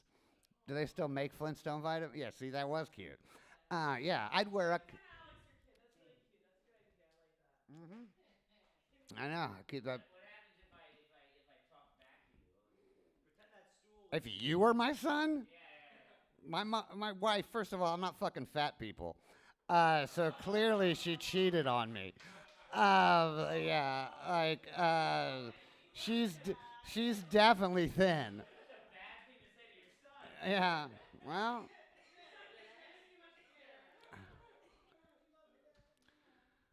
Yeah, I can't do. You're talking about. Hey, here's the dating app to use. If you're get on Field, whoever that guy was before. Field is a very fun one. Yeah, Field is great. Yeah. Field, it's people who want to fuck. You wouldn't know how to do it right. You're a fake. You're such a fake slut. Yeah. I see your videos. You're like, ugh. I'm like, you haven't even. It was last year that you got it in the butt. Huh? How old are you? How old are you? How old? What? Okay. I was going to guess 40. No, I wasn't going to guess 40. But that was about the age. Yeah, you should have done butt stuff by now. Oh, yeah? Y'all still together? Yeah. Mm-hmm. Well, that's a good point. He did know how to fuck a butt. Yeah. You.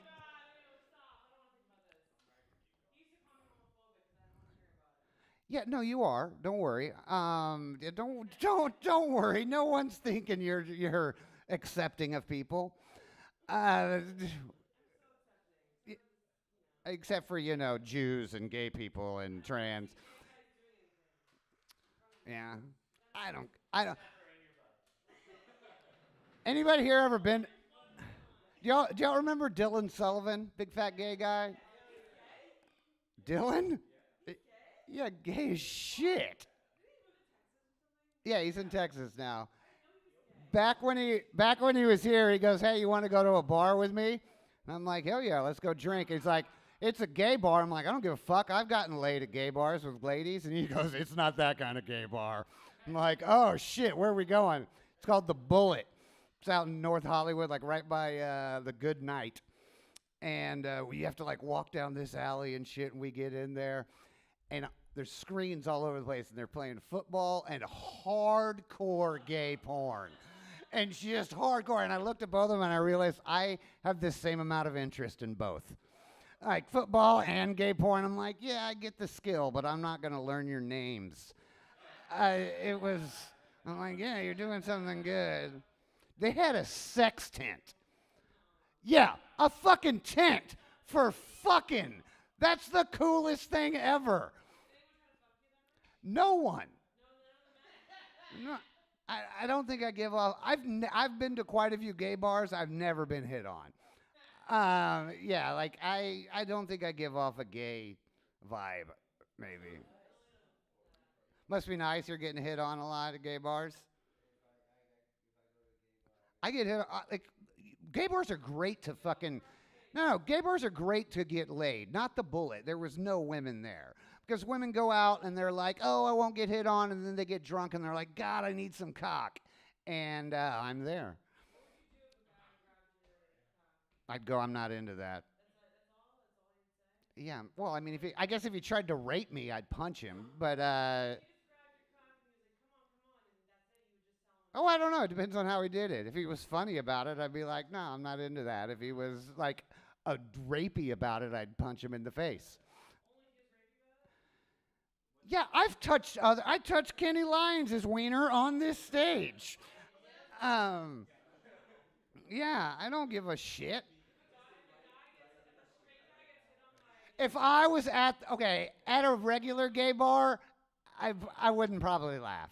But at the Bullet, I'd be like, you fucking crazy bastard. Thinking I am, and it would be fun. They all were. This place, the Bullet, is what Republicans think gay people are doing all the time. Like, it's all leather. It's fucking insanity. I highly recommend going if you ever get a chance. Here's what you do, guys, though. You leave once you have to go to the bathroom because the line is long as fuck. Because they're having sex in the bathroom. Anyway, you'll learn about sex later on, little butt fucker. Suspicious of what? If I'm gay? I wish I was fucking gay.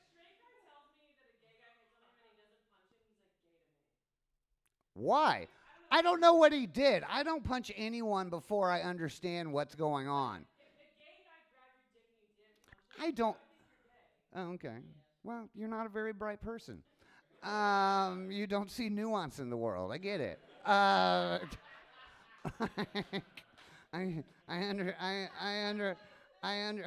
understand. I just found out my dad's got 6 months to live. I know, it's about fucking time. He's been dying for so long, and I've said way too many nice things to him, and I've run out of material. I don't know what else to fucking say to this goddamn bastard. We've decided, I was talking with my brother, here's how we're going to bury him. Going to take he loves Bugs Bunny, and he loves that movie, Winged Migration. Y'all know that? It's about geese.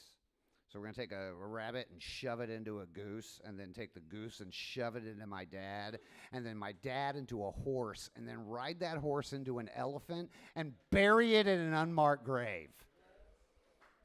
That way when alien anthropologists come down here, they're going to have their minds fucking blown. It's a long playing. Anyway, yeah. So he's going to die. I just wanted to say that out loud because I hadn't said it yet. Finally, a real lady. 2 of them even. My goodness. Teach this one how to be a lady. She doesn't know what she's been over here. She's talking about how much she loves anal all the time. It's fucking. It is great. No. She's actually a real prude. She just pretends it. Sorry, y'all hadn't talked. Can I talk with the hot girls now? Can I stay up on another 2 minutes?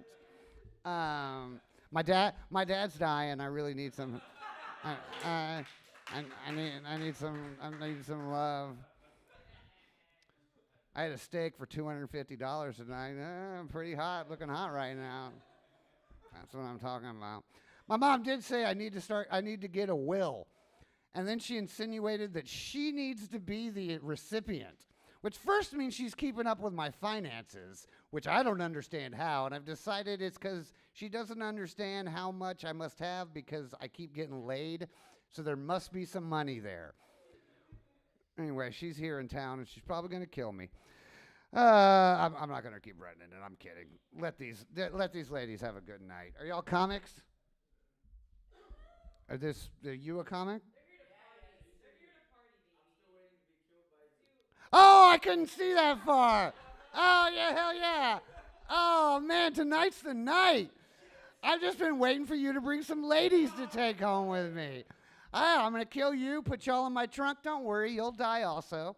I'm just going to do some things first. All right, give it up for Polly Wally. She's going to come up here and talk about how she loves dick. Oh, yeah. I'm not going to talk about any men stuff, you know? No, you know what? Because there's ladies. Wait, where are the ladies going? Where are you going? Okay, I'm gonna wait to do. Okay, I'm gonna wait for them because literally, I just sent you songs. Because I want to do some of them for the ladies because it's like ladies songs. Oh, you were? You want to tell it? Do you want to tell it? Go tell it. Alex gonna tell my favorite story ever. Give it up for Spence Griffith, everybody! Spence Griffith! That was the most Polly-Wally thing I've ever seen. To just go up with not even the host. That's all right. That's true, dude. When I first moved here and I hung out with Pete Ness, me and Pete Ness went to the casino, and I knew him for 3 hours. And we were in the casino, and Pete Ness grabbed me by the shirt, and he goes, "You look like a young Spence Griffith." He goes, "It's freaking me out. It's freaking." I swear to God. And I go, I hardly know Spence, but I don't like that. I don't think. He literally grabbed me. He goes, "You look like a young Spence." What do you want me to say? I'm your son. I'm your son. You did come up with the greatest thing to tell your fat son is when you're pissed at him, just being like, "You're not my son. I don't fuck fat chicks." That's so good. God. Yeah, the only reason Polly Wally is here is because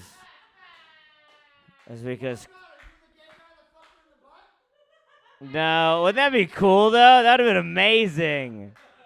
That would have been like, God, Polly Wally made me more gay. That was my one time trying anal sex with a woman, and now assholes for men are better. That's, God. That's what that gay guy did immediately. He goes, "Ugh. I'm glad I'm gay." But yeah, the only reason Polly was here, she wanted me to tell this story.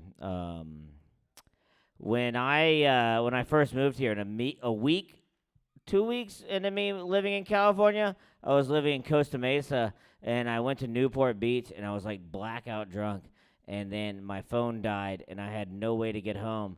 So I did what any white innocent man would do, and I started hitchhiking. And I was hitchhiking, and a white Tahoe pulled up, and I get into the car, and, it's this fat lady, which is very important to the story, is that it's a fat lady. It's a fat lady. It's very important. And I get into the car with him, and we're riding home. Me and this fat lady are vibing. They have a mask on because it's COVID, and that's what you do with fat chicks, and you hitchhike. You vibe. And they go, "Ah, where are you going?" And it sounded just like that, which, that's not a typical lady voice. And, "Hello. Do you want to hear this story about me getting jerked off by a trans woman? Here you go." Oh, my God. So welcome to the story. I'll catch you up real quick. The first week that I moved to California 3 years ago, I lived in Orange County, and I was hitchhiking because my phone died, and I was blackout drunk from Newport Beach to Costa Mesa. So I stuck my thumb out, and I got picked up by this white Tahoe, and I get in, and it's a fat lady wearing a COVID mask, and fat lady is very important. And we get in the car, and she's like, "Oh, my God, where are you going?" Oh, my God. It sounded just like that, which is weird. And then she started immediately,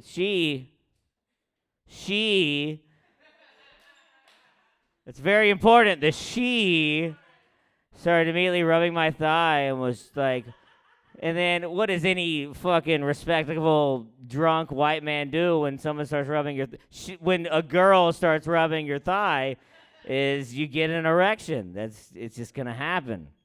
You've been there, I'm sure. You've gotten an erection with a fat woman and a hitchhiking from Newport Beach. Everybody's been there.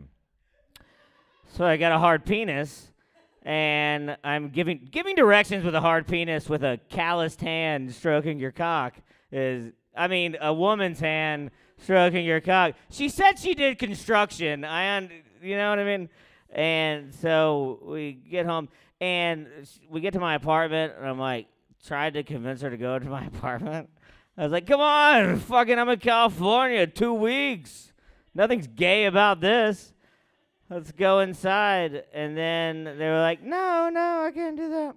And it's very important what happened next is I didn't ejaculate. That's very important for a lot of reasons, mentally, emotionally, sexually. It's very important.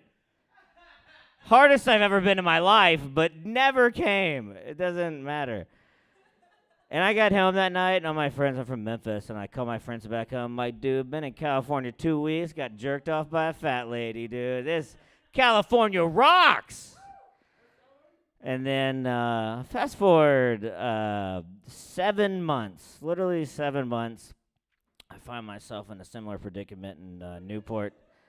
My phone's dead. All my friends went home. I'm blackout. Less drunk, way less drunk. And I'm starting to walk home. I'm like, let's walk home. And then I'm like, fuck this, dude. Remember what happened last time you hitchhiked home? Got jerked off by a fat lady. It's only up from here. It's not. And then I see the same white Tahoe pull up 7 months later. And I go, what fucking luck, dude. Good for me. 2 times, 7 months, getting jerked off by a fat lady. It's like, at least I'm going to come this time. That's what I was saying when that car was coming. I go, I'm going to fucking come. I'm going to do it. I started jerking off as they were coming up. Just the thought of the white Tahoe coming up, I was like, God, I'm fucking hard. I brought my bottle of lotion just in case. Yeah, you know. Well, they had calluses, so I had to smooth out that. If you ever been jerked off with a woman with all right. And then to get up, I get in way less drunk this time. Immediately a man. I was like, oh, I open the door, I go, oh, no. And she goes, what's wrong? And I go, God, it's not as convincing this time.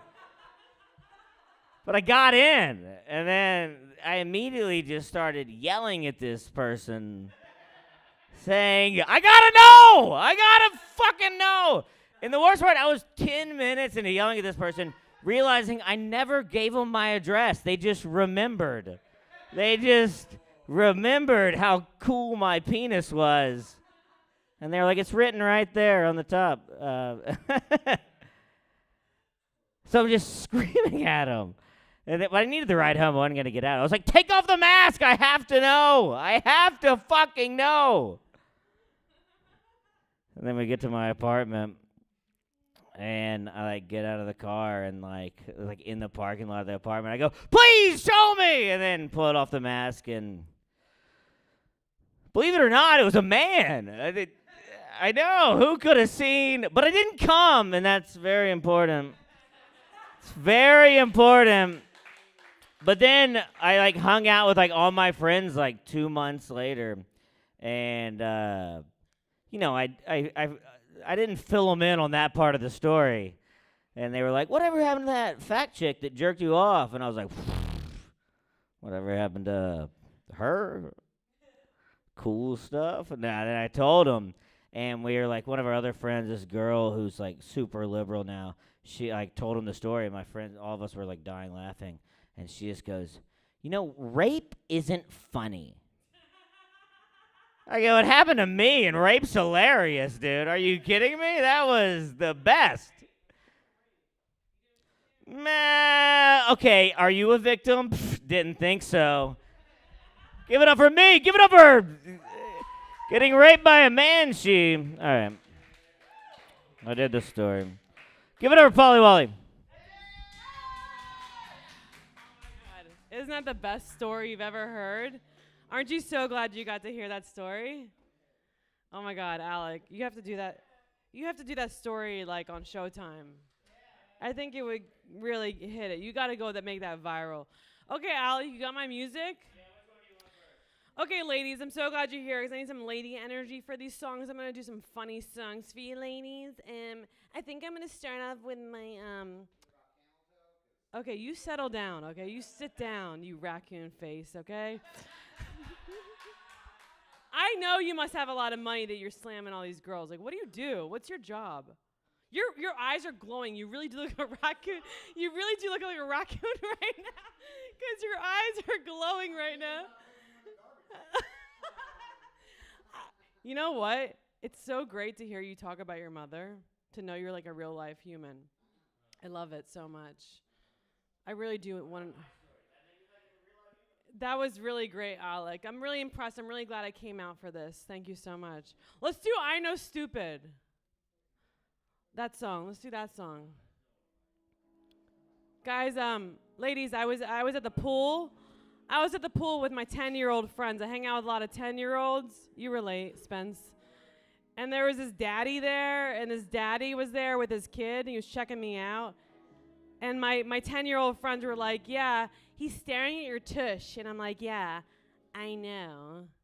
Why'd you stop it? I was right in it. That's in it. I was in it. Did you keep it going from where it was at? Okay, perfect. It's okay. I know stupid.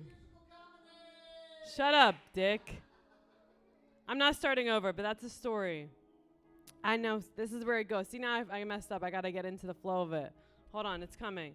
Anyways, that's the beginning, okay? This is a new song. I'm debuting it right here, okay? Oh, yeah. Here we go. I know stupid. I know dumb. I know you stare at my bum bum. I know stupid. I know dumb. I pray for this. Bum bum bum. I know stupid. I know dumb. I know you stare at my bum bum. I know stupid. I know dumb. I pray for this. Bum bum bum. Hey yo. I know stupid. I know dumb. I know you stare at my bum bum. I know stupid. I know dumb. I pray for this. Bum bum bum. Hands me my glasses, smiles acting shady. I got a nice butt, I know I'm a juicy lady. As a little kid, yeah, I pray for this baby. Now I got a black girl butt. Boy, think I'm from Haiti. Don't worry, girl.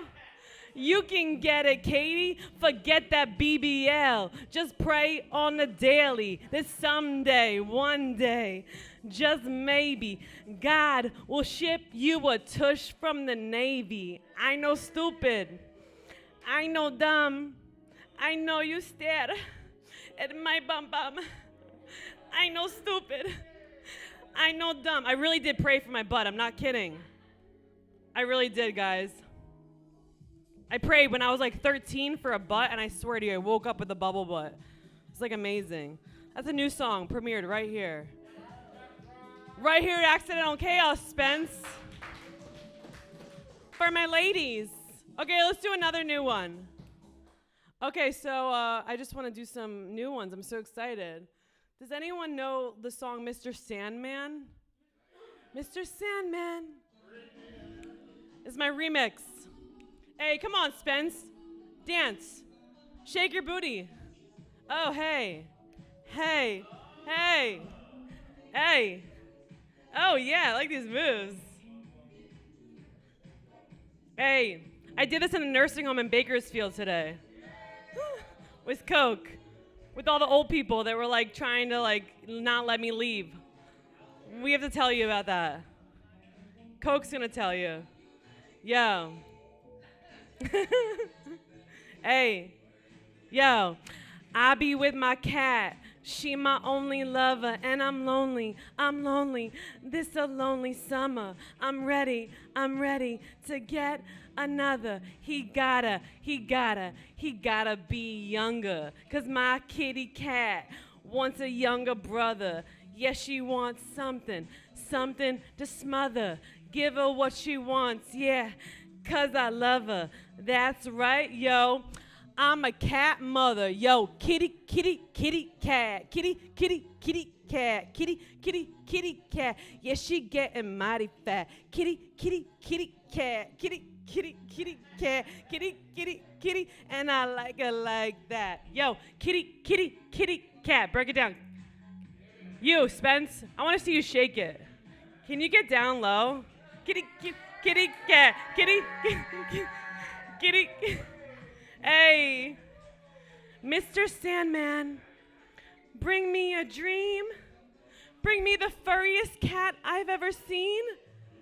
Guys, anyone here a cat lover in here? I'm in a situation with my cat. Like, she bites me a lot. And I don't know. I think if I get her another cat, she'll like stop biting me. You know what I'm saying? I'm in like an abusive relationship. I'm not kidding with my cat, for real. I don't know what to do about it. But I think maybe I'm getting hot. I'm getting hot. What if I, instead of my cat, no, I want this. I want it. I don't want to give it to you. But you want to take it just for now? Because you want to smell me? I love that. I think I might get a man instead of a cat. What do you think, Mr. Sandman? Will you bring me a man? Like, I want to open up my heart to like a real life human being. Oh yeah. I'm going to tap into my feminine energy. Yo, get myself a man. He my biggest fan. He a skin doctor, and I need a scan. A divorced dad with a tum and a plan. I'll be his nanny. They call me Franny Fran. We fall in love, yeah. Get married in Japan. Konnichiwa. He pays the bills. My kind of man. With the cats and kids, yo, I drive a minivan. He pays the bills. My kind of man. With the cats and kids, yo, I drive a minivan. Drive a minivan. Drive a minivan. With the cats and kids, yo, I drive a Alec, what did you say to me before? I just got ADD. What did you say? You like said something in the middle of it. Oh, like in the middle of it. I'm like, dude, what the fuck? You trying to fuck me up? All right, that was another new one. Wait, I have one more new one I want to do, and then I want to ask your guys' opinion on something, okay? This one I know. This is why I come here, okay? To ask Adam for help. Okay. Okay, play the Adopt Me song. I just wrote this. I got to look at the words. I got so many moms, but I'm still alone. My Persian mom, she call me on the phone, but she don't invite me to live in her home. Wham! On the internet, I'm known. Want a family of my own, like the Flintstones. Bam, bam! But I'm so alone. I'm so lonely. I'm so lonely. Hug me. I'm so lonely. I'm so lonely. Love me. I'm so lonely, I'm so lonely, adopt me. I'm so lonely, my real mom dropped me as a baby. My Persian mom, she cooks me home-cooked meals. Come on, Mom, let's seal the deal with some adoption papers. Persian mom, I'll do the dishes. I give hugs and lots of kisses. I get famous, give you all my riches. Then I get someone else to do the dishes. Guys, I have a real mom. It's just that, like, she doesn't really remember who I am, and she's got dementia, and I think I'm forgetting who she is, too. I'm so lonely. I'm so lonely. Hug me. That's like a real life one. Okay, before I got to a real life one, thanks, Al. I just wrote this just today, okay? This is Trump versus Kamala, okay? So let's read some lines and see what works, okay? Trump and Kamala, it's a classic fight. Two styles clashing in the neon light. Who's got the beat? Who's got the groove? In this Kamala-Trump battle, who make their move? Trump and Kamala, it's a funky display. In this new age showdown, who'll lead the way? Okay, that's a beginning thing. Kamala tosses word salads. No one has a clue. She wasn't even running. Now she's the front runner of blue. Kamala is hip and she brown. Trump is red and orange, my favorite kind of clown. I like that one. Yo, Kamala got a story about a tree. Yeah, the coconut tree. Trump dodged a bullet and got up like a G. Held his fist up like a pioneer. Trump ain't got no fear. Few days later, Trump's rallying with that big Band-Aid on his ear, bitch. All right, peace. Polly Wally, guys. My Instagram got hacked, but I have a new Instagram. It's called The Real Polly Wally. Spence, you can follow that if you want to see some me in the nursing homes.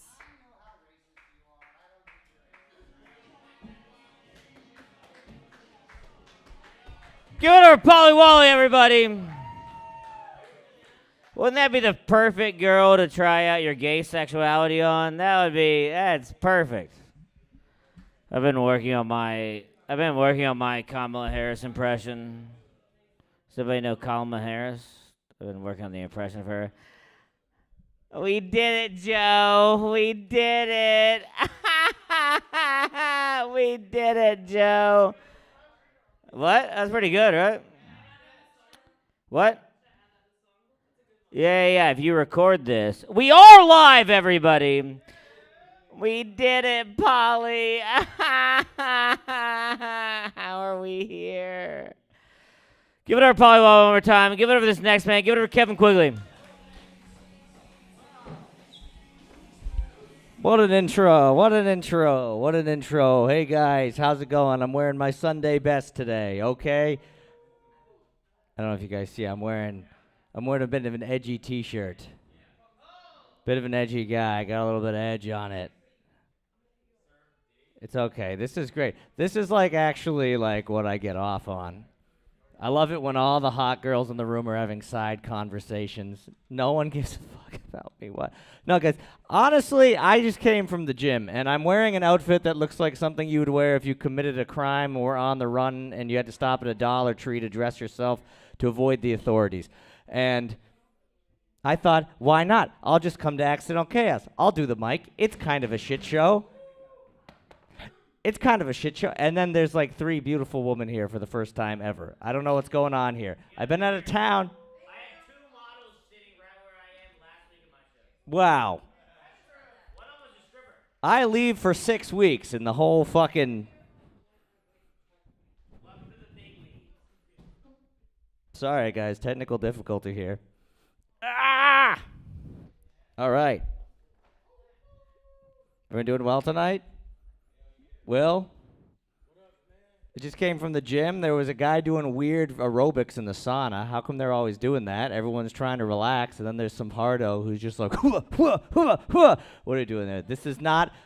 I was just sweat lodge experience. I'm like, oh, I'm so happy to be here. Long days were. And then some guy's literally doing a fucking 45-minute ab routine. He's ruining it. He's taking up space. He's kicking his legs. He's going to give someone a concussion. It's okay. Just keep talking. Keep talking. It's what I like to hear. It's what gets me off. It's what gets me hard. I'm going to fucking jerk off thinking about how people were talking during my set later. I'm going to come so hard. It's going to get all over the mirror. It's going to be a disaster. I'm going to be like, why did I not put a sock over my penis to catch the force of the ejaculate? This is a pain. I need the all-purpose cleaner.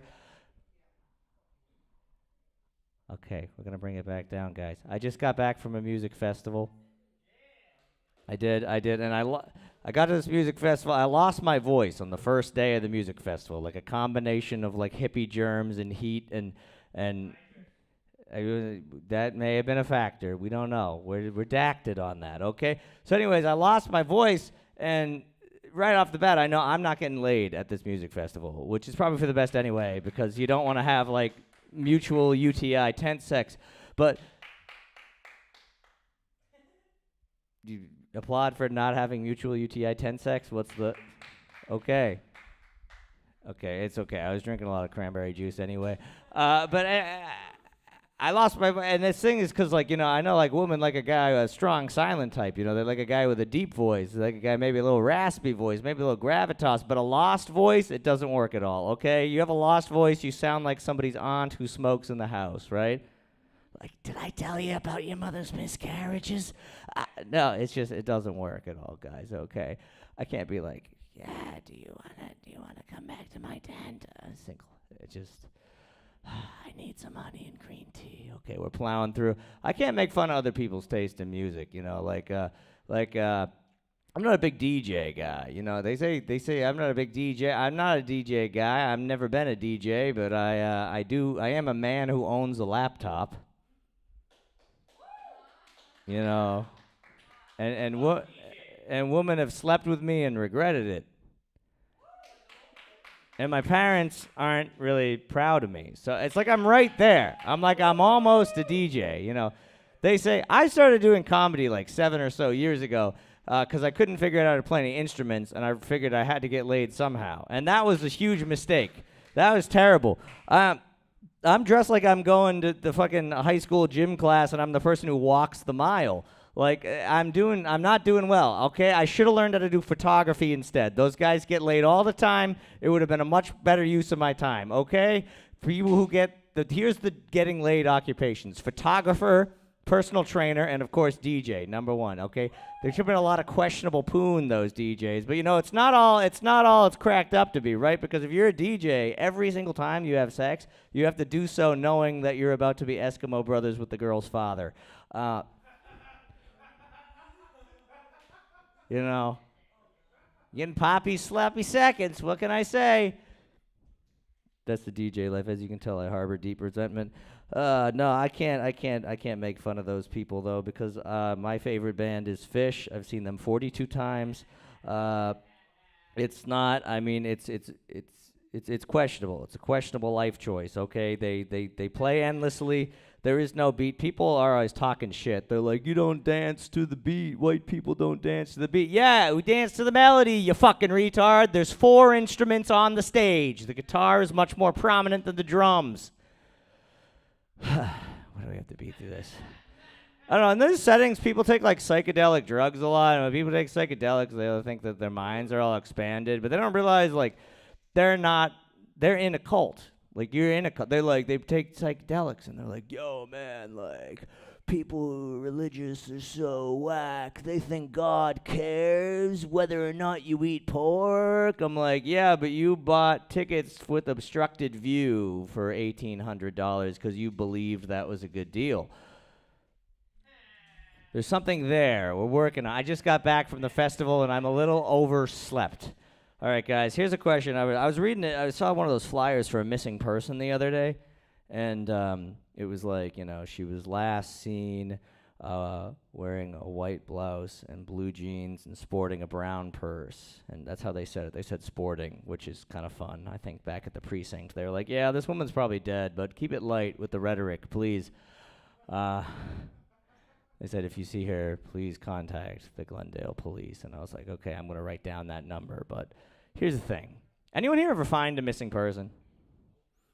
No one? See, I'll be damned if I ask that every time I do a comedy set, and no one has ever found a missing person. And I've never found a missing person either, which sucks, because, like, I really want to find a missing person, guys. You have no idea how much I want to fucking find a missing person and be like, yo, missing person, right here. There we go. I'm not saying I'm a hero, but I do want to be paraded through the streets. Found a missing person. That's right. It's my dream to find a missing person, but I'm never going to find a missing person. You know why? Because whenever they do find a missing person, they're never in places that I hang out, okay? They're never, like, here or any, like, you know, and they're never, like, at that Thai restaurant I was just at. And it was a great restaurant, you can tell, because they have very strong anti-white sentiment. You know, when they're rude to the white people, you can tell that it's going to be good food. Asking me if I need a fork when everyone else has chopsticks. Warning me about the spice level like 17 times. That's how you know it was dang. But that's not where missing people are, guys. That's the point. Like, missing people are always, like, in the trunk of someone's car or a creepy guy's basement or, like, the woods. And I do go to the woods sometimes, but they're never on a marked trail. Like, I'm usually hiking, you know, I'm not going off. I'm not bushwhacking. You know, I do bushwhack sometimes. Ladies, hey-o. No, we're being silly here, but I do not go off trail with a machete to blaze my own path, because that is illegal and immoral, okay? We got one God's green earth, okay? I don't want to get a $1,000 fine from a park ranger, folks, okay? No, I don't find the missing people. Like, my friend has never come up to me and be like, hey, guy, hey, we got to try this new, like, fusion restaurant. It's 200 miles inland in a creepy guy's basement on a farm. Alec, you've never come to me with that as a proposition. No, it's not. I would totally go. I question the authenticity of the cuisine, but I would check it out. No, nothing. Like, just once do I want a missing person to be in my local coffee shop. Would that be too much to ask? I would just be sitting there doing the Washington Post crossword, I'd be going in there. I'd be getting my iced matcha latte with oat milk and agave, otherwise known as a gender fluid. And I see him across the room there, and I approach them like they're a television actor from 20 years ago. Like, I know you from somewhere. Don't tell me. Don't tell me. I know you from somewhere. Oh my God. You're the missing person. Oh my God. I didn't recognize you because you were last seen wearing a white blouse and blue jeans sporting a brown purse, but yes, that's you. Oh my God. 54 down is Euler, by the way, 17th century mathematician who developed graph theory. Euler, E-U-L-E-R. Oh my God, you're the missing person. Oh my God, I got to call the Glendale Police Department. They're going to get a kick out of this. I'm glad I got out of bed for this. Beautiful ladies, how do we feel? Do I need work? Is there potential? Am I going to make it? 11? Oh, Jesus. I'm going to crash my car on the ride home. You can't allow... I'm very lightheaded. Oh, that one's based on a true story, miss. Chicka chicka. Give it up, Kevin Quigley. I think it's funny. I mean, you're onto something, Kevin. I think it's funny, like the idea of like seeing somebody on the milk carton back in the day and just being like the milk carton guy. The fucking like that's how much milk they were drinking. To the back in the day where they were like, "Fuck, where are we gonna put these missing kids photos? Let's put it on milk." That's crazy now, dude. Could you imagine? Could you imagine, like, nobody even buys milk anymore. Everybody's lactose intolerant because they're gay. And then, like, could you imagine, like, everybody, like, buying milk? They're like, who the fuck cares about this kid? That's like what you do. I would kidnap a kid. And then they'd be like, where do you want to put his picture? I'd be like, fucking milk. I don't know milk. No one's going to buy that shit. Yeah, I know. I'm hilarious. Like, dude, like, now, like, right now, like, in L.A., it'd be like, I got to get him on oat milk or almond milk or something. Something vegan and gay. That's how we're gonna find them.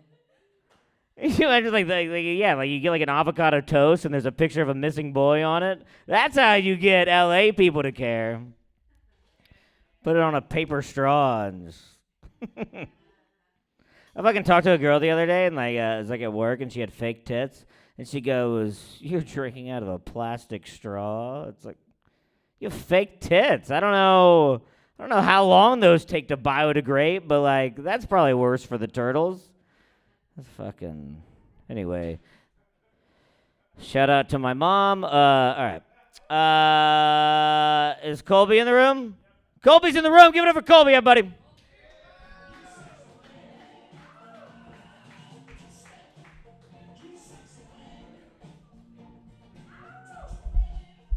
Hey, what's up? Hey, we're here. Come on. We're here. We're doing it. Yeah. It's Thursday night. It is Thursday night, man. They're figuring something out right now. They're going to the bathroom. I don't know what is there a problem or all right. Hey man, I noticed the ladies are wearing giant headphones at the gym. You know, like every time I'm at the gym, like the headphones are starting to get bigger and bigger, like, and I get it, you know, like, but I'm gonna start doing the same thing, man. Like, I started wearing headphones at the strip club, you know, like I'm just here, I'm here for me. Like, I don't talk to me. I don't want to drink. I'm here to focus on myself. You're like, this strip club is for me, okay? Leave me alone. That's what I'm saying, man. But I like big titties. That's why I like the strip club. I'm a big titty fan. Yeah, but a flat ass. So I'm not into big asses. You know, like when I go to spank an ass, I just want to spank pelvic bone. That's just me. Like, I don't know about you. Anybody else with me on that? Like big titties and just like pelvic bone. I don't want anything back there. Is what I'm saying. But you know, Sir Mix-a-Lot says I like big butts and I cannot lie. Did anybody think he was lying, though? Like, he had to defend that in the second line. Like, Sir Mix-a-Lot, you don't like big butts? Are you sure? Like, You mix a lot. You should write a whole song about that. You don't like big butts. I don't know. You like big butts, and you cannot lie. Who thought he was lying? Is my question. Michael J. Fox's favorite restaurant is Shakey's. If you're not from LA, it's Shake Shack. Yeah. I was at a bar the other day. I was talking to a lady, and she said her name was Stacy. Yeah. So I said, Stacy's mom has got it going on. Yeah. She said her mom was dead. Yeah. So I get, yeah. Yeah. Well, I guess Stacy's mom had cancer going on. That's really what it was. I could see why they changed it. It doesn't sound as good. Stacy's mom has cancer going on. It's not as good. It's not as good. Hey man, I don't know. I like LA though. I don't know about you guys. I've never been in and out of In and Out. Yeah. They need to change that to in an hour. That's how long it takes to get your food. In an hour. All right? They're taking your order down the block, man. You ever notice that? How about stop taking orders, start making hamburgers? Can we do that? Maybe at In-N-Out? How about that? Animal style, more like doggy style, because that's how they're fucking my time, dude. I got places to be, man. That's what I'm saying.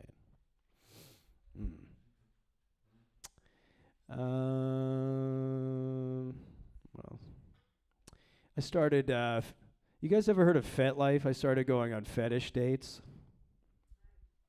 There's a website, it's an app. You can meet people with similar fetishes. You can meet people like, what do you got? So I went on a fetish date, all right? And immediately she said, oh, you're really cute. I'd like you to get on all fours, bark, and pee on the floor. Yeah. You guys you're like, yeah, that makes sense. So yeah, she's like, get on all fours, pee on the floor, and bark. I was like, look, Mom, like, we do that every day. Can we try something else? Like, we're doing that every day, Mom. Can we try something like? I'd like to try something new with you. That's what I'm saying. Let's see. I don't know, man. I'm voting Kamala Harris. Who's with me? Yeah. I don't know. Yeah, exactly. That was really good. That actually sounded like her. It does. It is creepy as fuck. I'm voting Kamala Harris, man. Like, because I want to see the first gentleman, dude. Doug Emhoff is he's going to be the first gentleman. I want to see the White House decorated with beanbag chairs and lava lamps. Like, it's not going to be the Rose Garden anymore. It's going to be the Rose Grotto, dude. There's going to be ping pong tables. There's going to be beer pong at the White House from now. That's what I said. Yeah. It's not going to be the West Wing anymore. It's the West Wing stop. All right, we're eating wings at the White House. That's why I'm voting Kamala Harris 2024. It's like that's how I see me. That's me. Like, yeah, that's me. The first gentleman is me, because I'm a guy that doesn't want to do anything and still live in a mansion. So that's me. That's what I aspire to be in my life. I don't want to do shit and still have a security. That's my goal in life, man. That's how I'd like to see. That's how I'd like to see, man. Hey, I think Superman should be non-binary. I don't know. Superman's a bitch, dude. Superman should be I think if you're gonna have a non-binary, superhero, Superman's the one it should be. Like, it should be super they them is what it's super they, super us, super we. That. I mean, even if it's a bird, it's a plane. They were already confused. They didn't. What is it? It's super us? It's super them? It's super they? Is what I'm saying. Superman's a bitch. Like, think about it. Superman has a job. Like, he's a reporter. He's snitching. He goes to work. Like, one time he could just go into one Wells Fargo and never have to go to work. Superman decides to go to a job. He wants to work 9 to 5. He wants to do good in life. Superman's a bitch is why it should be super they them. Superman or super her. It should be super her, because that's really what it is. Superman's a bitch is what I was like.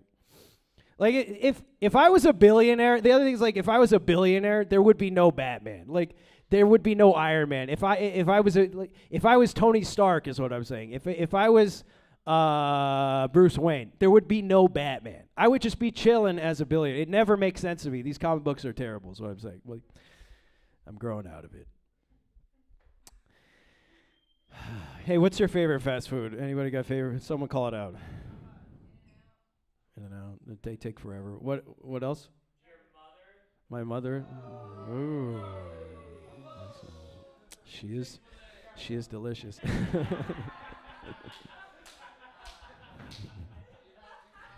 Well, you must know. I mean, like, I already knew that. But what else? What else? What do you got? Someone else called it? Wawa.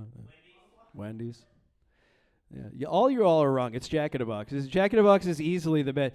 At Jack in the Box, you could get breakfast 24 hours a day. You could get sourdough bread at Jack in the Box, okay? You get curly fries. You could get tacos. You could get croissant sandwiches at Jack in the Box. Jack in the Box is the number one. It's the number one fast food. They don't have that in L.A. We're in L.A. now, so yeah. So, yeah. Yeah, man. Hey, man, there's a lot of streets in L.A. Did you guys know there's a lot of streets in L.A., right? There's a lot of street names in L.A., right? Like, there's a ton of street names. But last time I checked, there's no La Cia retard. There's no La Cia Wapdago. There's no La Cia midget. Is there? Last time I checked, there isn't. But what is there?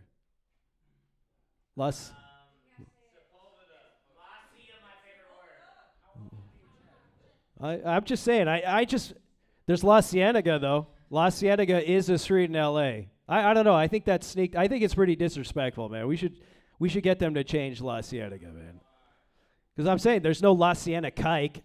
If there was La Cienega Kike, my mother would shit a matzo ball. If there's a street called La Cia Kike, yeah, exactly. But La Cienega, everybody's cool with it. Everybody's cool with La Cienega. That you're cool with it? All right. What? Well, but in L.A. it's pronounced La Cienega though. Like that's how it is. How do you pronounce it?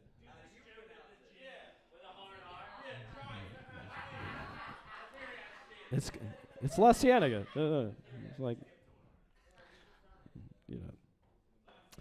Hey man, do you guys think Dracula would be Bloods or Crips? Bloods. He sleeps. He'd probably be both, man. I don't know. Dracula would be both, bro. No, he'd probably be both. I like cross-eyed ladies. I'm into cross-eyed ladies. I don't know. I like cross-eyed ladies. Because if a cross-eyed lady says she wants to see other people, you can just say, you always see in other people, That's why I like, what I'm saying? She's always seeing. Yeah, you're right. You always see in other people, man.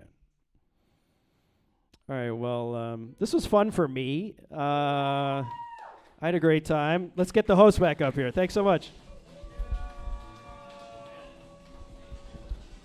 Give it over Colby, everybody. Damn, dude, I'm a genius. I've heard that La Cienega joke by so many different people in LA. Never have I heard them go, yeah, I live on La Cienega, but I say it with a hard R. Pretty good, right? That's amazing. It's amazing. It's a perfect segue for this next comedian. He's been coming around here. He's new to this club, and I'm glad he's here. Give it up for John Adams, everybody.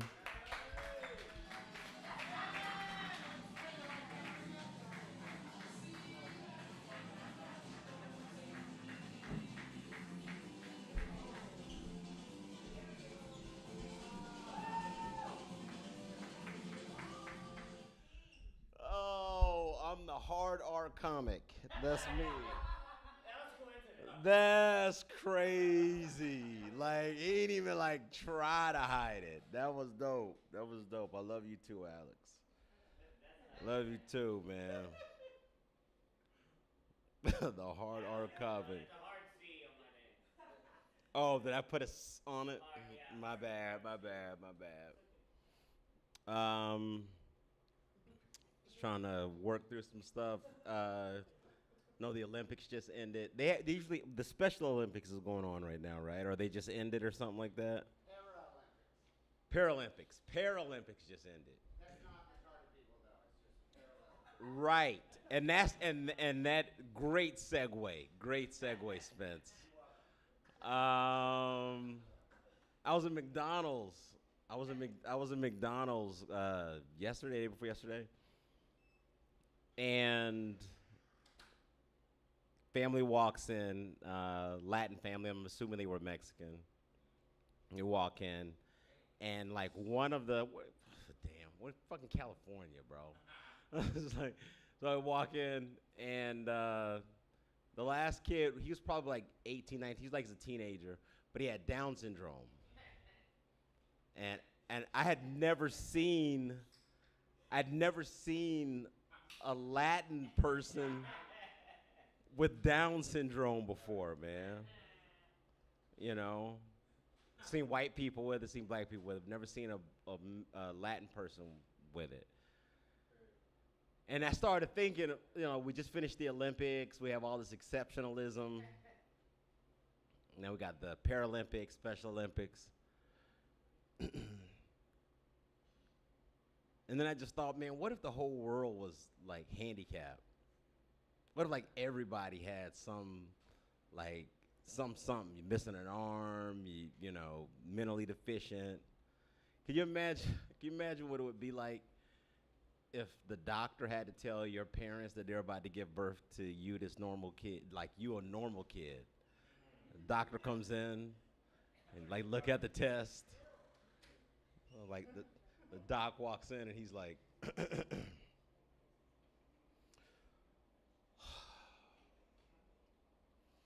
Mr. and Mrs. Jones.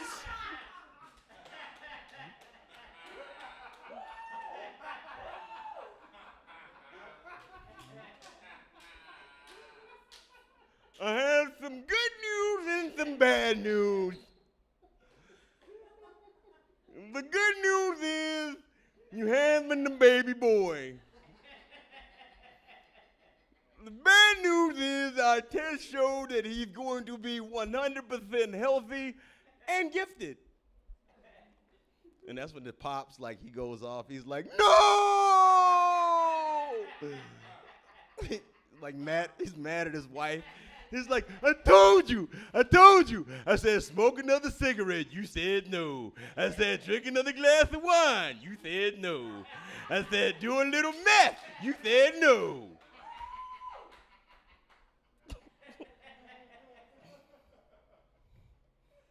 We all think we so freaking awesome, man. We all think we so awesome.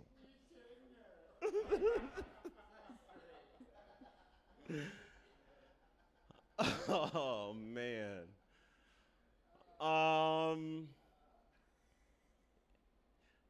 You ladies, you guys, you single? Relationship? What's happening? Y'all in these streets? What's going on? Y'all in these streets? I'm just asking. I'm not even asking for me. I'm just asking, you know, like I'm getting old, man. Like I want a relationship. I do. I want wife and kids. I know, man. I know, but I'm getting old. I know I'm getting old because like when black men get old, one of their toenails turn brown. So like I got a chocolate toe that's coming in right now, and I'm just like, that's like God's barometer. Like you know, man. Once their right ring toe like fills all the way up, it's too late. Nobody don't want you then, man. You got to get there before that joint get hard and crusty. Yeah. I want one, though, because I watch my parents. Like, my parents, like 50 years. They were married for 50 years, man. 50 years. And then it's hard for me to trust women now because my mom, like, messed our family up. Like, she cheated on my dad. She left my pops. After 50 years of marriage, right? She cheated on him with stomach cancer. and she wanted wanted to go see her new man Jesus, you know.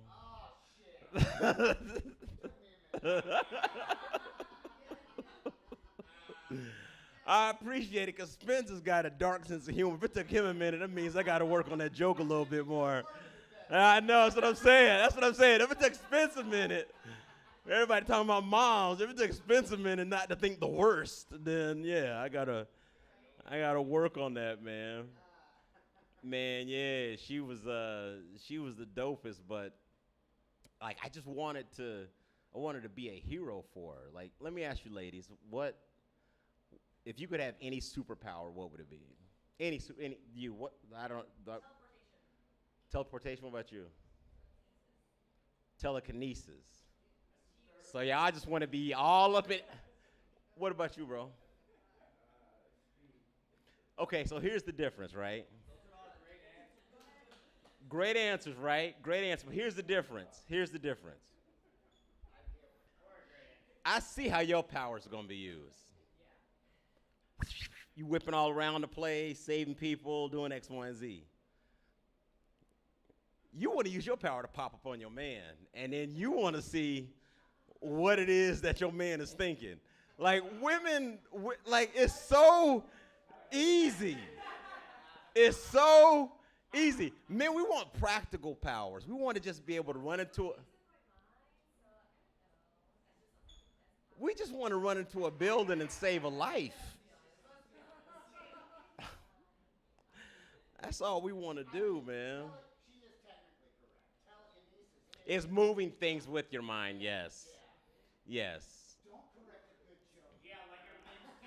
Telepathy is actually, yeah.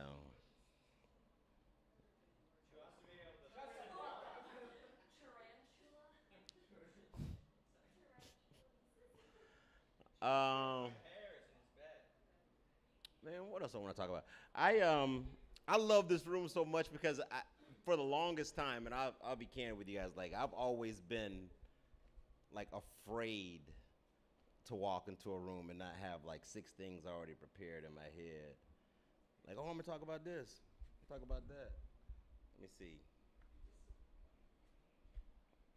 I want to talk about why did I write cornbread on here? I have no idea.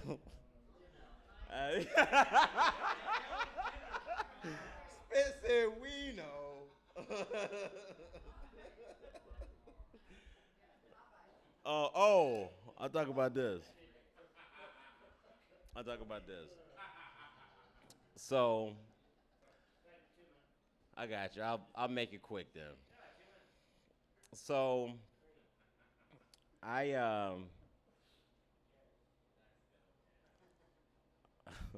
I just moved back to LA. I lived there for about 20 years, and then I left right before COVID. And then I just came back a couple of months ago. And the last place I left was the most traumatic work experience I've ever had in my life. Because I was a middle school teacher at an all-boys black boarding school. And I love these kids, man. I loved them. Every day I saw them, I just wanted to hug them by the throats. Like,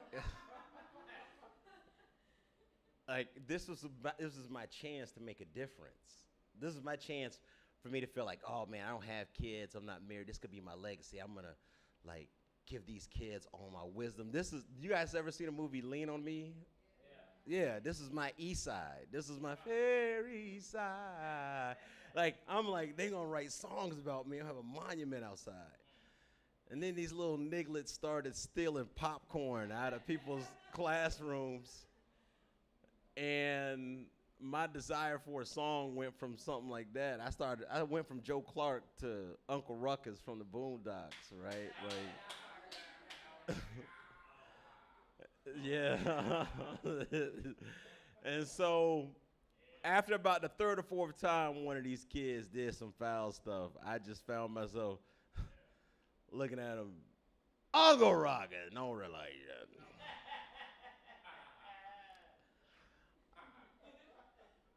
I wrote a new song. If you know the words, sing along. It's called Don't Trust Them Young Negras Over There. La la la la la la la la la. Don't trust them young negras over there.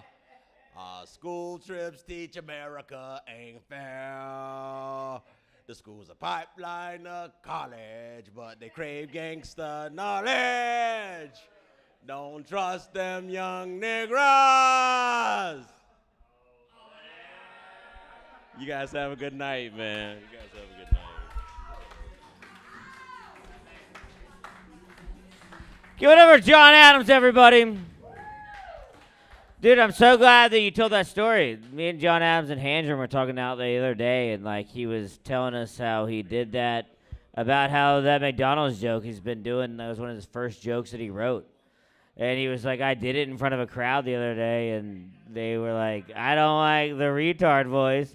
And I looked at him and I go, it will work great here. He's like, I wish there was a room that retard voice would work for. I go, here, it's here. Do it all. But John, I'll be remiss. I'm going to do one joke that it's like the third time ever telling it. I only did it I was on a show, and it was a controversial comedy show. And then I've done it here. And I told Adam when I wrote this joke, and Adam goes, you're a fucking genius. And look, dude, I think that you should let retarded people use the word retard because they could take back the power of it. Just like how black people use the N-word. Like, black people use the N-word because they took back the power from it. That was their thing. There's no power in it anymore. And I think retarded people, if they use the word retard, dude, they could give them it could cure their retardation. Because we all know black people using the N-word, it cured their black peopleness. Nothing specific. But that's what us whites call it, is black peopleness. Look, dude, every time I get cut off in track, I go, there's a black peopleness right there. But if retards, they just use the word retard, take back the power. Wouldn't that be amazing? And maybe I'm selfish, dude, just because wouldn't it be great to see two kids with Down syndrome standing on the corner, which they're never together. There's never two kids with Down syndrome, unless they're on a field trip or something. It's never two alone kids with Down syndrome. You'd call 911. You would be like, oh my God, they're together. That's too much power or something. It would create a black hole or something weird. I don't know. Like, we got to I assume they're at the bus stop. That's the only place they'd be. But you see two kids with Down syndrome sitting next to each they're both wearing vests for some reason. Maybe there's like a lollipop stuck to his... You know how Down syndrome kids are. But wouldn't it be amazing to drive by and one of them just goes, are you going to cross the street now? And the other one goes, retard, please. Wouldn't that be amazing? And then the other one goes, retard, what? And then, God, that world we would live in. Thank you. That was so good. Give it up for Leo Horta, everybody.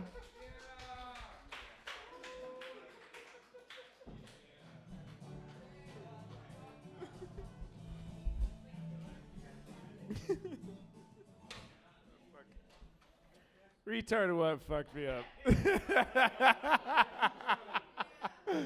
Oh God, dude, I'm not even lying. Honestly, I'm probably they're into physical touch apparently, according to fucking TLC. You know how many all right, one time I worked at Vaughn's when I was 18 and I made a black friend and I was like, I know, it was my first one, dog. Was something to be proud about. And He was cool. He was cool until his brother got killed and what you thought killed him, and then I was just like, fuck, dude, you turned into a real bummer. It was gang violence. It was gang violence.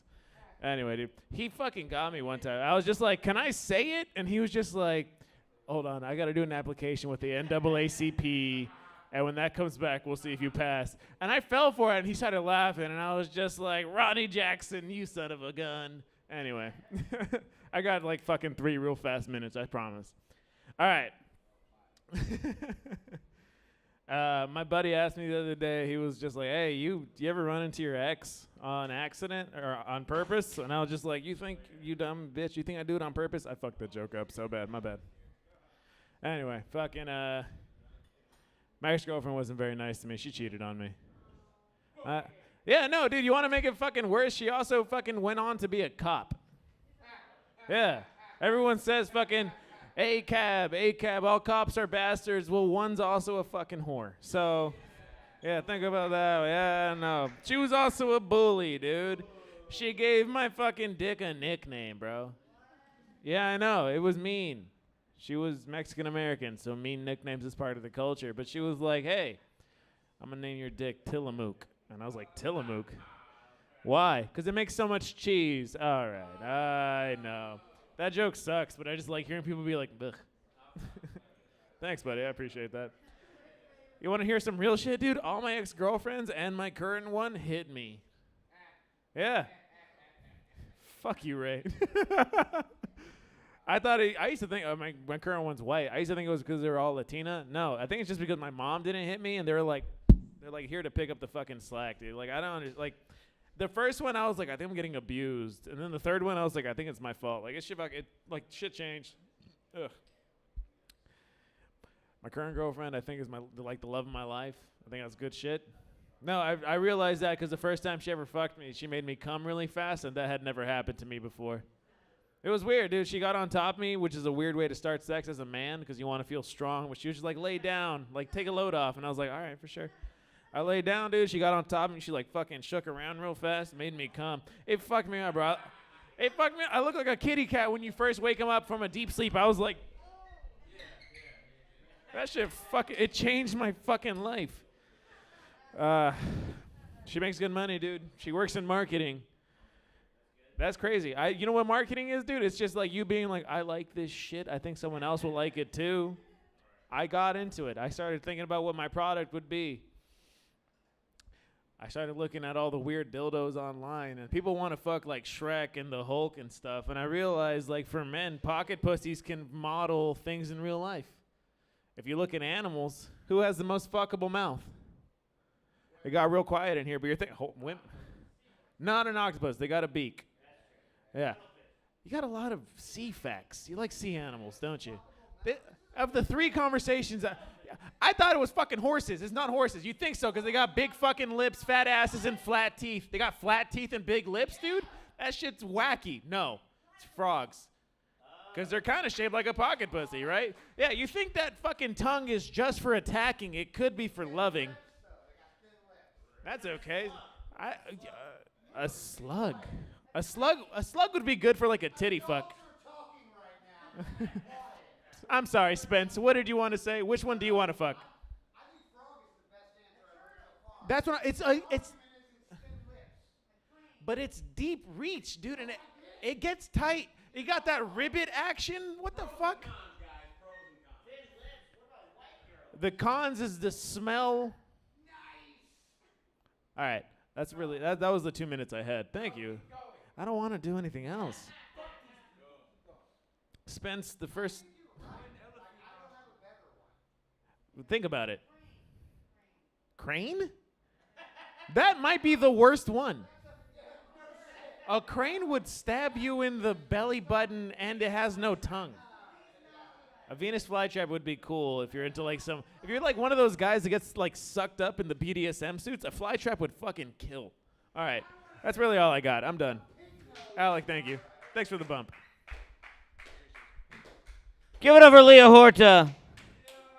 He's training my arch nemesis, Danny. He is. Well, we'll see. I'm fat. Did he think about that? Huh? This next guy to come to the stage, I'm really glad he's here. Give it over Coke.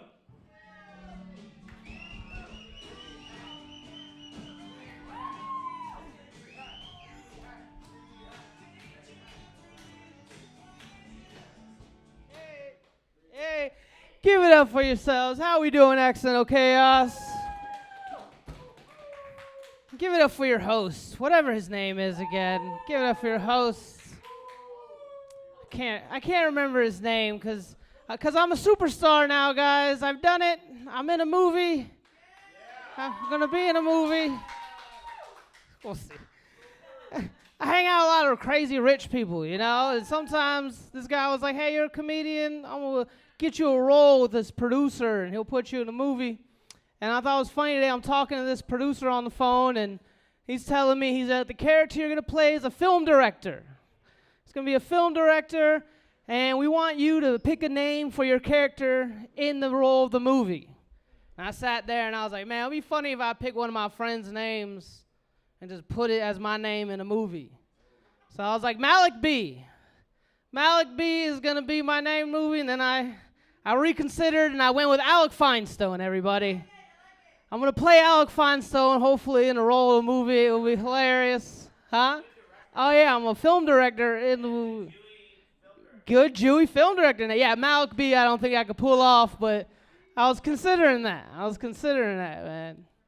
Nah, we'll see, man. I'm no big shot. I'm a Lyft driver. That's what I do. So I drive Lyft for a living. It's fun.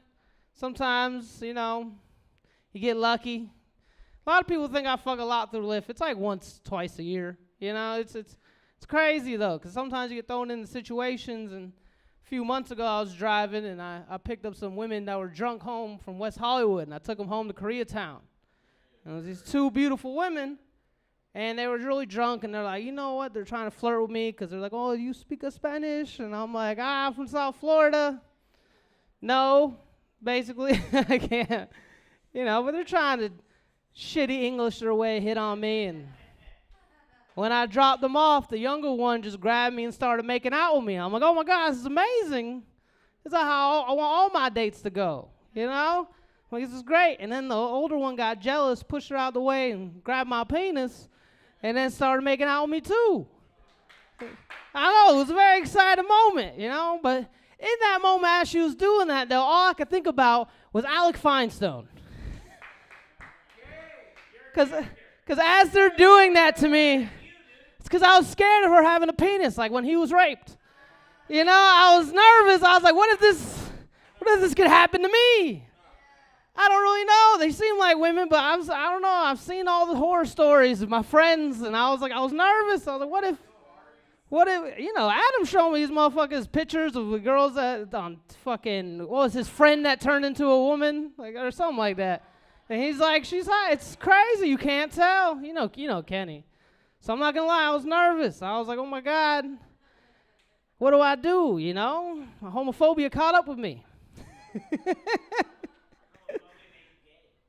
That's what I think, because I turned down a threesome. I was like, let me give you my number. Let me give you my business card, and we'll talk and get to know each other first, Because I don't want to get tricked in that situation, get brought into a room, and a penis pops out I'm not prepared for. I'm scared of what I would do in that situation, man. I'm scared because I feel like that's some sort of form of sexual assault. Don't trick me, Like, I'll change my name to Dr. Pepper and move to Idaho. I don't give a fuck. Something's gonna happen if I ever get tricked, So I turned down a threesome, bro. I turned down a threesome because as soon as they got out, I'm like, okay, and they left and went to the room. I was just like, what did I do? It was like, what did I do? Went over to fucking Adam's house, woke him up. I'm like, Adam, I think I'm gay now. Adam, wake up. I'm gay. This was hilarious to me, man. I was so mad because it's some sort of rule, man. I turned down a threesome and I can't deal with it. It still bothers me to this day. Point is, I'm saying just don't, as long as you don't trick me. And that's the fucked up part, because that's just like some sort of transphobia of mine, because it's never happened to me. Actually, everyone's been so nice to me, and gay people are awesome since I moved here. Because I tell people in Florida all the time, like, they're not trying to trick you, you know? They have each other to fuck. I've been to gay clubs. It's fun. It's fun, man, you know? No one's tried to drug me, you know? And if they did, my name is Coke. I am untakedownable. You know, I can't be stopped, you know? It's fun. Because whatever it was, Paulie was saying to Spence, oh, someone grabbed your penis. If you don't hit them, that makes you gay. And that kind of makes sense, you know? But at the same time, I'm not scared of gay guys grabbing my penis. I'm scared of my straight white friends grabbing my penis because I think it's funny. That's the real fear I have. I don't know why people think that's funny. If you touch my penis, I can hit you. Yeah, but it's like I'm not scared of gays. It's the truth, man. It's the truth. Because that don't bother me. So gay person hit on me. I drove a guy 2 days ago. He told me I was very sexy. I got out the car, and I just laughed. I was like, I'm not going to be offended, you know? I don't know, man. I went to San Francisco, but I went to the heartland of it. The friend of mine from Florida, and we went to a real gay bar. And that was fun. It was dead. It was really dead, but still, I had a guy there buy me drinks. I felt like a fucking hero. You know, he's like, hey, man, you gay? And I was like, I'm just here. And I see how that sounds from his point of view, you know? He's like, well, let me buy you a drink. I was like, dude, if you think you could buy me enough drinks to make me gay, go for it. You know, he bought me a lot of drinks. It was an amazing time, but he didn't touch me or cross the line. He just kept trying. I was like, no, still straight. I'm sorry. It was fun. It was a good time. That's my experience. That's all I can tell you. It's my experience. No one's ever been rude to me. But at the same time, my homeboy, friend Kyle from Florida, was dancing on the dance floor with his wife. Apparently that same night I was getting drunk at the bar. A gay guy walked right up to him and just grabbed him by the dick and turned to his wife and said, is this yours? Swear to God, sometimes you do got to hit a gay guy. All right, that's all I'm saying. That's what happened. It's not homophobic. Just don't grab the penis. That's all I'm saying. It's fair rule, you know, fair rule. I don't know. I never had like a friend, like, you know, like in the movies, you grow up together, a bunch of friends, one person ends up gay. I didn't know any, you know. I didn't know. We had one friend growing up I was convinced was gay. We call him gay all the time. It's my best friend Charles. We always thought he was gay in like 6th, 7th grade. Even my mom, because he's a metrosexual. You know, he had like a perfect six-pack, but he didn't like to play basketball because it got him sweaty. It was funny to me. I was like, it's funny. He eventually did. He sat me down in 9th grade and said, hey, man, you and me are best friends. I was like, yeah, we're best friends. He's like, can I tell you something I've never told anyone before? I was like, sure.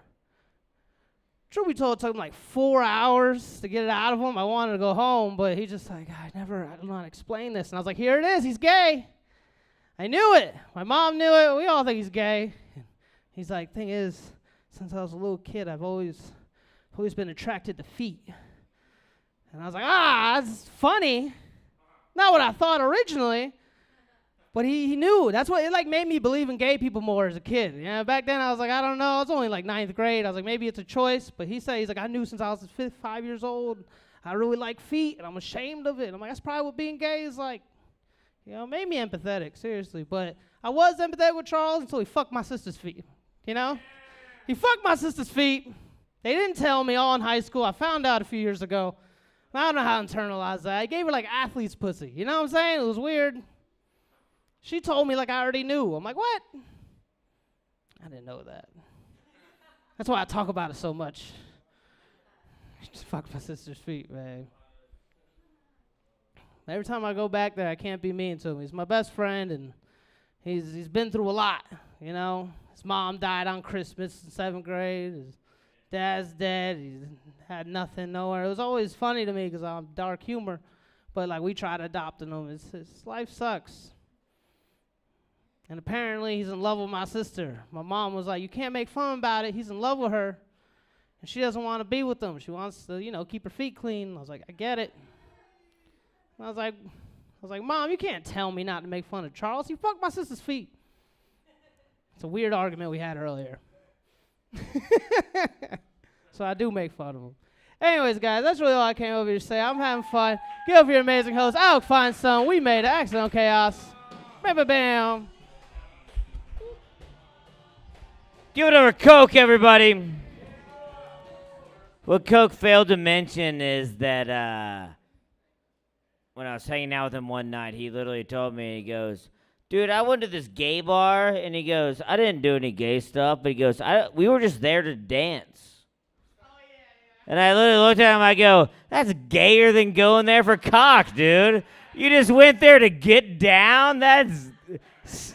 You're a faggot, dude. You're a faggot. Literally, if I would have told the gay guys in that club, this guy's just here to dance, they would be like, what a fucking fag. That's what the gay guys told me he'd say. Give it up for Coke one more time. Give it to this next man. He's the reason we're all here. You could see him. Dude, I seen his special on the Food Network.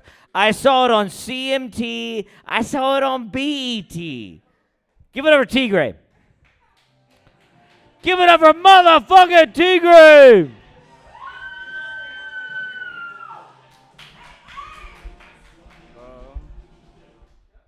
I am not ready to do this in front of my friends, guys. Let's be fucking honest here. The other night, I went over a girl's house, and a fucking guy walked into the room with a gun and said, "Welcome to Accidental Chaos." Yeah. I think the funniest thing I experienced the other day, I had a friend that was on America's Got Talent, quarterfinalist. It was pretty cool. I went to go see him. He is a one-legged breakdancer. Yeah. Yeah, yeah. Yeah, you saw. Okay, so his name is Samuka, and he made it all the way to the voting.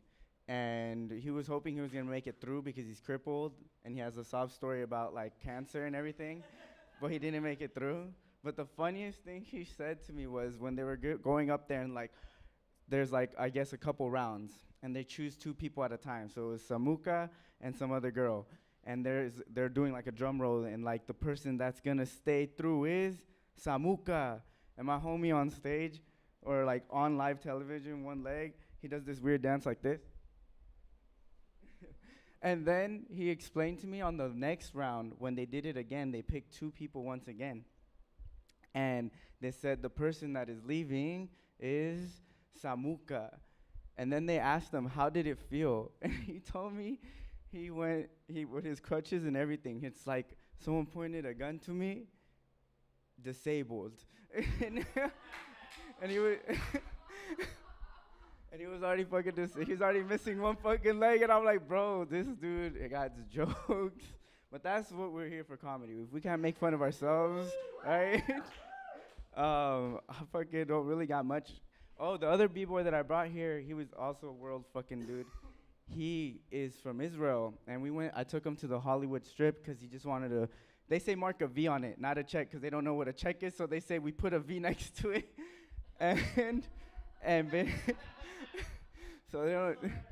so basically we're walking on the strip, and then they start laughing at this name called Anna Lee, and they're just laughing, and I'm like, why are you guys laughing? And they're like, Anna Lee. I'm like, what's that mean? He's like, anal.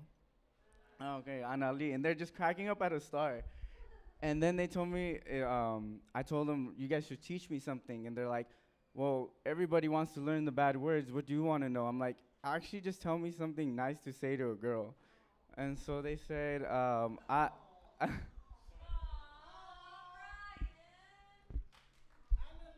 Anali. Exactly.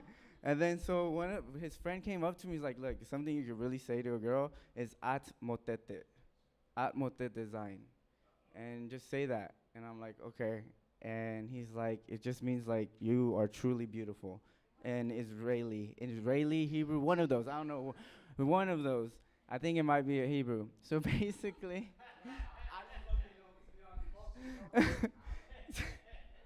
so I finally had the chance because we went to hang out with a group of his friends, and there was a girl there that I thought was cute. So I went up to her, and we started talking, and I was like, oh, what race are you, or whatever. I kind of already knew, but I just want to make sure before I decided to say this shit. And so I went and I practiced way beforehand. I was like, how am I going to make this sound like sexy? Like, how can I just change the tone of my voice to sound like a little good? And so I practiced. It was like, motet design. And like, yeah, right. So I practiced that, and I finally had the courage to say it to this girl. And so I said it, motet design. And she gave me a smile, huge-ass smile. And out of nowhere, my friend did start breakdancing, so everybody went to go watch it. Eventually, I go back to my friend and tell him she like smiled and then asked for my name afterwards after I said it. And I told her my name, Brian, which is my real name. So I told her that. And then my friend's like, what did you say to her? I told her exactly what you told me to say. He's like, bro, that means, do you like to suck dick?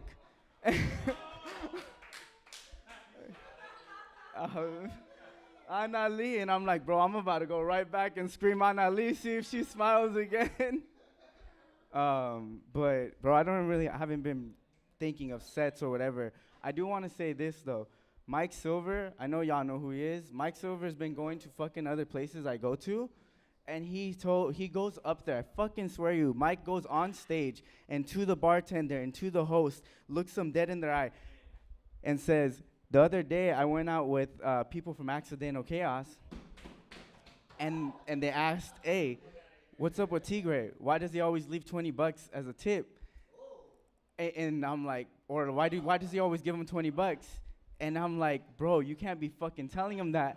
He took, yeah, and I never give anybody money. So it fucked me up because now he's going to places telling him I'm giving them $20 and I'm giving him nothing, bro. I don't drink, so I'm not even fucking buying any drinks at the bar. Bro, so Mike Silver's just putting me on blast at every place. Oh, man. But, hey, so, you know what? Jokes aside, why do I do that? So this is why I do this. I had a really bad fucking experience at Midnight Madness multiple times. So I would go there and I would sign up and obviously I would end up at like 4 o'clock in the morning or some shit. And I'm like, maybe it's because I came a little late. There was a lot of people. So I came really early and I was like the third person to sign up. And even then, they pushed me back. And on the third time I did that, I was like, all right, I'm just going to communicate with them, like, hey, what's going on? So the host at the time, I would go up, or like I would put my name, and then I would go ask him, like, hey, when am I going up?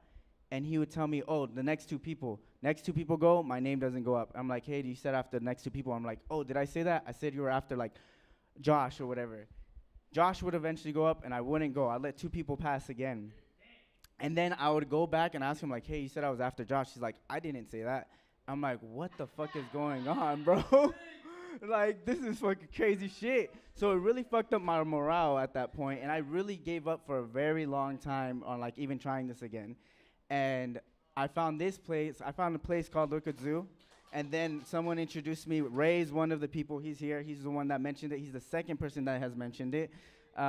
Thank you, Ray. And I came here, and, you know, I got up accordingly. And you guys at least gave me faith. And ever since then, bro, fucking thank you guys for just giving me the opportunity to even come up here, you know? So that is my set for today. Thank you guys so much. Give it over Tigre, everybody. Damn, dude, Mikey's really saying that right now? Look, I don't only people understand the power that I have. Should we fire Mikey right now? Should I get Mikey fired right now? Wouldn't that be amazing? Kenny, I don't think you understand. I literally possess the power. I get in Mikey's career right now. No. Give it over to Tigre one more time. This next comedian to come to the stage is going to be fucking hilarious. Give it for Melanie. Give it over Melanie.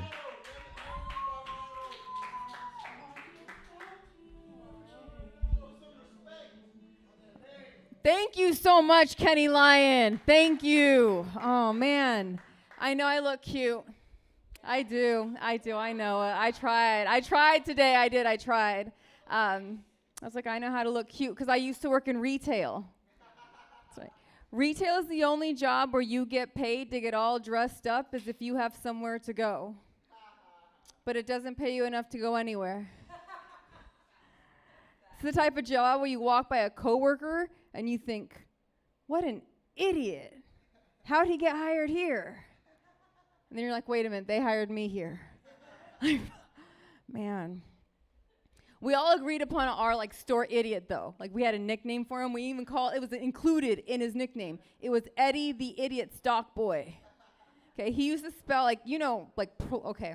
This is not part of a joke. This is a reality. on the boxes, you know how a scarf, when you write scarf, it ends with an F, but you got to change it if you add another scarf to the mix, so it's not scarfs, right? It's scarves.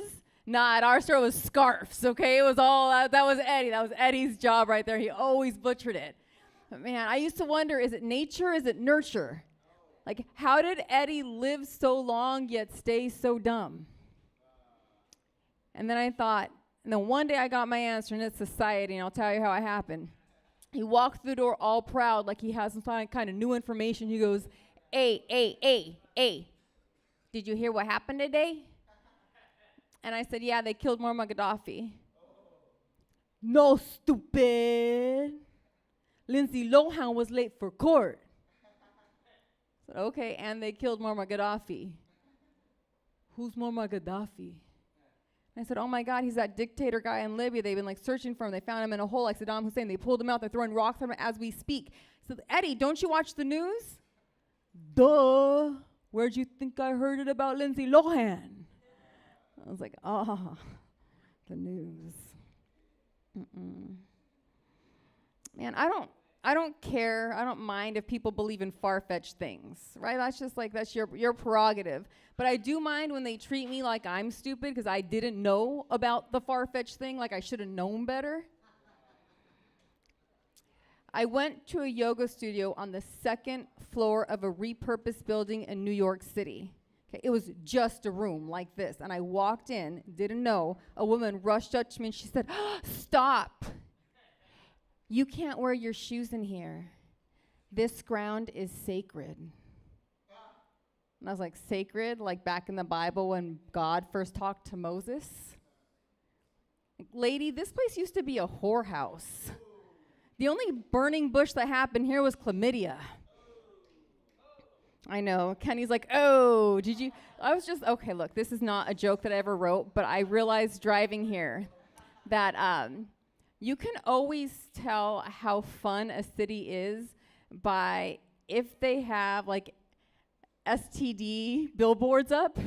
Like, you know what I mean? Like Hollywood, like, do you have syphilis?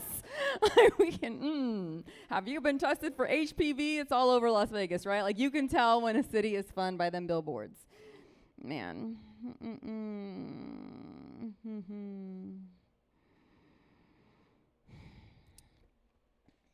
man. I have never been on a dating website. No, never done it. My godfather, though, he's on sugardaddy.com. And I should know this. I should not know. It was an easy guess. Okay, he called me up yelling at me. He was like, what's wrong with girls in your generation? You're materialistic. You live beyond your means. I was like, what are you talking about? I'm on these dating website, and these girls, they're driving C-classes, have $4,500 rent payments.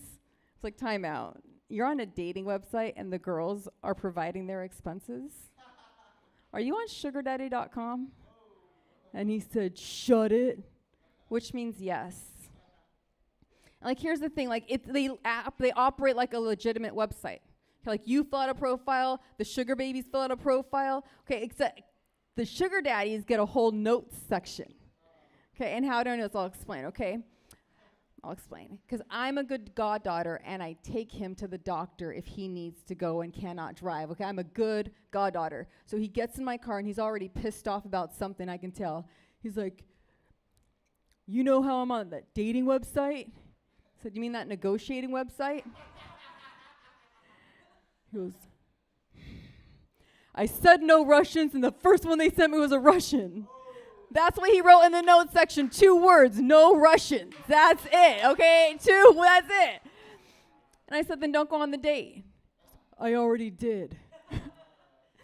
Okay, so he proceeds to tell me about the date in the best way, I guess, that a godfather can tell his goddaughter about the date. He goes, I thought it was going okay. There was a little bit of a language barrier. When I took her home, she invited me upstairs, so I said yes.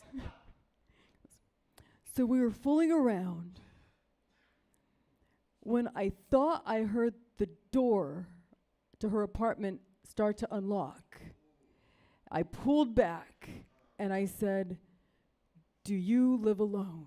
Now, okay, this is important. My godfather automatically does accents, okay? So I am doing my godfather doing her accent, okay? Do you live alone? And she said, yes. So I kept going. And then I heard what can only be described as the sound when someone makes when their finger gets cut off. Kind of like, ah! How does he know this? And I turned around, and behind me there was an 85-year-old man in a suit holding flowers. And I said, is he breaking in? I was like, yeah, that's the new robber outfit, by the way, like a 3-piece suit with a hanky. Is he breaking in? And she said, no, he has key. Why does he have a key? I give him boost every month. He pay rent. You want to pay rent? I give you boost every month. And then my godfather closed his eyes, almost like he was going to take a nap in that moment. And now I'm mad. Okay, now I was like, whoa, whoa, whoa, wake up. He goes, what? I was like, so what happened? What do you mean what happened? I said, there's a proposal on the table, like you're in a sandwich between like a woman and her John, and she's telling you that if you pay her rent, she's gonna give you a boost every month. So what did you say? And now he's mad at me because he thinks I'm like not like illogical or something. He's like, well, I said what any reasonable man would say, which is, how much is the rent? I know, I got to punch that a little harder because I feel like it takes, you know what I mean? Like, just like, because it's funny, but it's like, ugh, if I could only do it the way that he did it. All right, either way, I know it's what is it? It's political season. I know people are so passionate, right? Like, my family is not political. I do not come from a politically aligned family, and that is because I come from a union family. Okay. I'm in a union, my mom is in a union, her dad was in a union. Like, my great-grandfather was one of the founding members of the ILWU, which is a huge union in California. So we're just like, my family is so union that I could marry a loser tonight and he'd have a job tomorrow. So we don't, like, you know, it's like we're very open-minded. It's like, okay, we listen to whatever the politician says, and like, are they going to, you know, what are they going to do for what we do? That's how we operate. But my grandfather, he's like, wait a minute, I need a job. What? Oh, Kenny, you always need a job, baby. I know. You know what? That's all right. We'll talk to some people. You got to show up on time, though, dude. You know, like, that's going to be your problem. You got to get there, and you got to show up on time, and you got to earn it, because you just don't walk in, and you know what I mean? You got to kind of, but the way that you put in towards comedy. Why am I making this about Kenny? Man, you're doing 2-minute lights, right? Well, I don't know. Just because somebody kept saying 2 minutes, right? I don't know. Like, is it 1 or is it 2? You tell me. No, is it? Okay, all right. Man, okay. Oh man, here's the thing. We're not a union family, or we're not a political family, but because of this, I know that the first person who wants to talk to me about politics is never anyone who I would ever listen to when it comes to their opinion on politics. I was minding my own business, sitting at a sports bar, okay, enjoying a basketball game. Out of nowhere, the guy sitting next to me says, I'm not going to vote for Hillary Clinton. I said, okay. Want to know why? Not really. Because what if she gets her period and she gets mad and she hits the red button and destroys the world? Hillary Clinton hasn't had her period since Heavy D was live and skinny. And now, like, but that dude's voting based on, right? It's like, and he's telling people, like, he's actually proud. It's crazy to me. And now, like, there's another female running for, and there was, right? There were females running for president. And I know that people like that are just out there like, well, what if Tulsi gets her period? What's going to happen? What if Kamala gets her period? And then it's every month we run the risk of the world. It's just so crazy, you know, because then they get mad. It's like, what do we even do? I don't even know. Like, they say they've been doing this thing all month. And then all of a sudden now they tell me, but like, I don't know what's going on. It's like, Kamala's not going to get her period either, okay? She's done. She's done, and I know she's done. You know how I know she's done? because I was a female athlete. And let me tell you something about female athletes. When you run a lot, those ovaries dry up, like that cycle dries up, like spit on hot pavement, okay? Like it is like done, okay? And Kamala ran so hard in 2020 or whatever that year was, okay? She ran hard enough for her and Joe, over 2 people. That's why they won. That's why she said, "We did it, Joe." She was talking about her and her ovaries, okay? It wasn't even about him. It was her. Thank you. Just, woman is working with asphalt in here now. It's just all asphalt. That's right. That's why if anything goes wrong, we can be like, whose asphalt is that? It's yours. Oh man, that is my like newer that is my newer joke. And I'll tell a one-liner. I will tell a one-liner. It's oh man, I'm out late at night, so you might think I'm a bad mom, but I'm not a bad mom. My son is with his father tonight, and so this allows me to, you know what I mean, to come out and not feel guilty about being out late. You know what I mean? If he's with a babysitter, I'm always like, oh my God, you know, but if he's with his dad, and then I'm like, oh my God, still a mistake, but you know, and I should have known that it was not going to work out between my son's father and I, because we are from 2 very different places. He is from the East Coast, and I am from the West Coast. And it seems like kids who grew up on the East Coast were raised to hate things about the West Coast. And kids who grew up on the West Coast were raised to be happy. You guys have a great night. My name is Melanie Baldonado.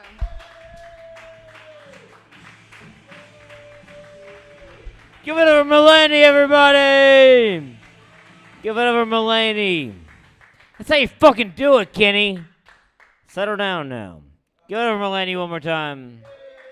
Give it to this next man. He's the reason we're all here. Give it over Adam Smith.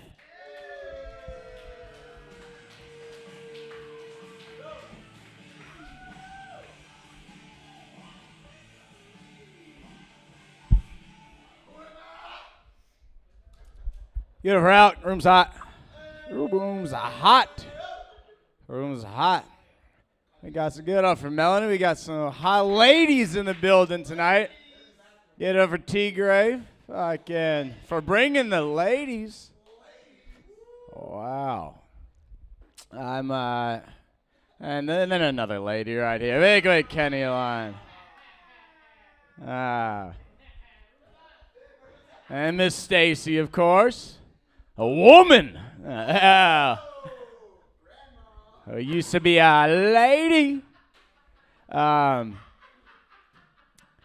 I'm getting older. I'm preferring women over young ladies these days. You're Melanie, you got a kid? How old are you? How old are you? Or how old's your kid? Then I'll guess how old you are. You're probably about my age. You're probably about 36. You a little older? No, yeah, my rule is like I'm trying to be more like likable on stage.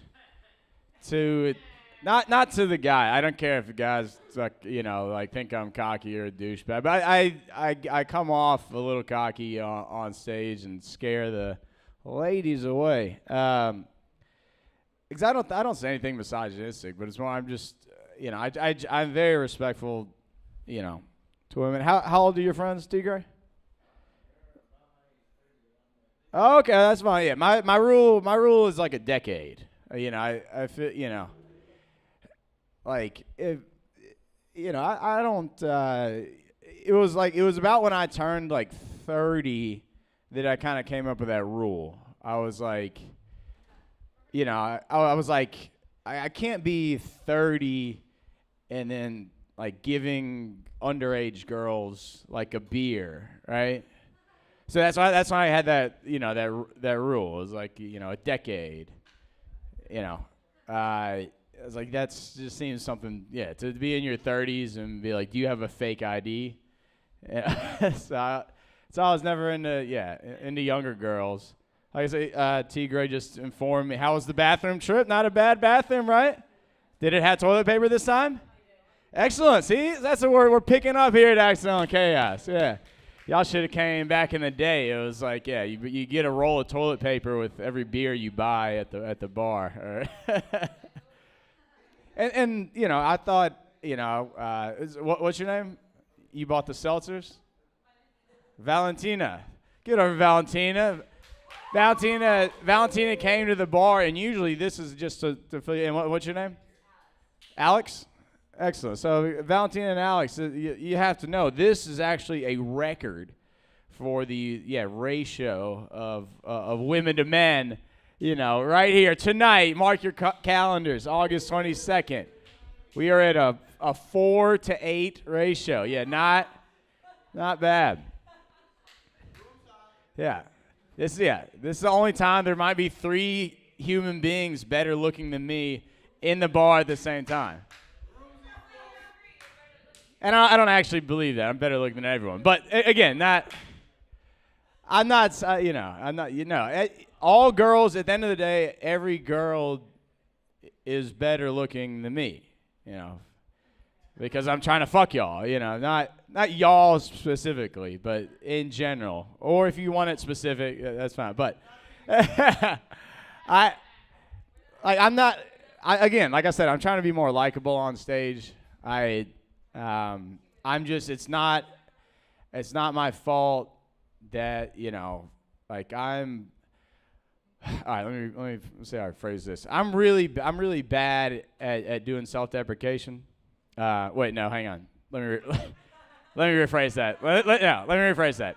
I'm not bad at fucking anything. All right. I am excellent at underutilizing the comedic tool and device often referred to as the art of self-deprecating comedy. It's a really long-winded way of saying I'm a cocky douchebag. All right, now, but anyways, look, you know, you know, if I, like, say, are you offended by the C word? Like, if I was going to say cunt, but you stomped on my punchline. All right. Now, the thing is, like I was thinking about this. There's the N word, obviously. There's the cunt word. There's the retard word. Everything has been said tonight, honestly. And my thought was like retards are the only people that you can't like walk like from a comedy club by saying what they are, right? Like if I go up here and I say something like, you know, I don't say my R's, I don't say my hard R's, you know, whatever, and then I fuck up the joke and I was like, got my God, petty, so they go and got Hitlers. You see that? You know that Kanye song? Yeah, great song. Anyways, one time I fucked up that joke and I actually did say the hard R. The whole joke is I don't even say my R's in Paris. Got my Ga in Paris, and they go and got Hitlers. But so we've all walked black people by dropping an M-bomb accidentally, right? You know, sometimes you drop a C word, you say cunt to the wrong cunts, and then they walk out of the room. So basically, my point is, if you just say a word and that person walks out, that's what they are, right? So, like, I don't know, Alex said faggot, and then Joseph accidentally walked out and smoked a cigarette, and I was like, Joseph's a faggot, dude. So I'm just saying, you gotta, if you're gonna walk out, you gotta walk out at the correct moment. Someone can't be doing a brilliant faggot bit, and then I just want to go smoke a fag, Yeah. So yeah, all I'm saying is that retards are the only people that like will actually be more locked in. Like, when you if I start going the Olympics, retards, like retards at the Special Olympics, retarded people will be like, oh, you talking to me? Like they're the only ones that locked in. Like, do you think if I was just like, if I had a brilliant N-word bit, and then the setup was like, hey, you N-words, listen up right here. Yeah. No, that just wouldn't work. Everyone would walk out of the room. So, all right, that was more observational than a bit, but. All right, talking about grabbing dicks. There's been some talk of that tonight. And speaking of grabbing dicks, I digress. But would y'all consider, Alex, Valentina, would y'all consider that you have game at a bar? You have game? All right. So all I'm saying is I don't have a lot of game. I pretty much just walk up to girls and just kind of wink at them. You know, it doesn't even have to be a good wink. I just kind of smile and put on a Southern accent. I'm like, God damn, what's your name? And if you say your name, I would say, I'm kind of shy, but what's your name? Alex. Hi, I'm Adam. I'm kind of shy, but who gets to fuck you? Yeah, see, it doesn't even have to be a good wink. You know, who gets to fuck you? And then if that doesn't work, then I would just go, hi, sorry. What's your name? That's it. So even if you have a really, really bad wink, I just walk around to every single girl and wink until I really nail the wink. You know, and it works. And I'm saying it works. But even me trying to perfect the wink, it's not as good as y'all's wink, you know? Because y'all's wink is literally just you can just walk up to us and just grab our dick. You don't have to wink. You don't have to buy us a drink. You don't have to speak English. You just walk up to us, not a fucking word. You could be retarded, and we wouldn't know. You literally could be like a hot retarded girl, and then just and then just accidentally grab our dick, and that would work. And I'm saying it's not fair that y'all have the power to do that, but you know, I'm over here trying to practice my wink skills, and then y'all can just, if you want to fuck, you just go just grab someone's dick, and then walk away. And that is the game. That is just breaking down the game. All right, one last thing I got the light. Rest in peace, our friend Big Gay Anthony, as I like to call him. His this is Big Anthony's time now. Perry had his moment. Big Anthony, just if y'all don't know BGA, that's what we call him, BGA. He was our good friend. He came around here and we would all just do a bunch of cocaine and didn't care that he was gay because he's just the man. But very gay, not like Ron Bush, oh, I'm gonna fuck you, motherfucker, gay. Anthony is just, one of these. And just after a while, Big Anthony, he was a fan of America's Next Top Model, snuck that in there. I was on that show, if that matters at all. But see, self-deprecation. All right, I told you I'm bad at it. I just had to sneak that in there. It was a decade ago, dude. It was a decade ago. Oh, callback. All right, now. So, anyways, Big Anthony, we shared a lot of things in common. Just tall, athletic, cocaine users. Okay, so just not gay. And it was he one time literally just grabbed my dick, like I was telling y'all. He saw me do that bit on stage, and he tried it with me, and I was like, dude, it didn't hit him, did not hit him. I hit his cocaine, but yeah. And then I was like, all right, one time you get a free pass, it's fine. There was, other people. There was other people in the room. I wasn't gonna beat up a fucking gay dude. He'd probably beat me up, honestly. He's got like 3 inches and 40 pounds on me too. But anyways, so then he did it again like an hour later, but then just gave me literally a full gram of coke. And I was sitting there, I was like, I don't feel good about this, but I'm fine. Like, I'm cool with it. Like, that was, like, my dealer's not picking up. Like, I just ran out of cash. And I was like, how much more cocaine you got, Anthony? He's like, how much more dick you got? I was like, I got enough dick for as much cocaine as you have. And then just fast forward, just to the next week. We somehow, it became kind of like an unwritten rule.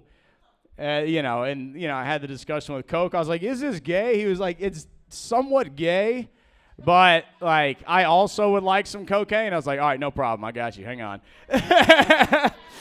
And then so basically every time, it would be like, all right, Anthony, let's just get it out of the way. Like, always over the pants hand job. Not even any up and down, none of that. Just like a. And it was just like, I was like, all right, there's the dick, here's the cocaine. It wasn't like it was very transactional, but not like a drug deal transactional. Because, like, when a drug dealer comes, you give him the money and then he leaves. Anthony would just grab my dick and then we just stay and just do cocaine. Never alone though, but and I was like, one of y'all needs to man up. I have to do this every time. Like, I was like, all of y'all are doing all this dick cocaine with me. Like, every single person in this room has done free dick cocaine.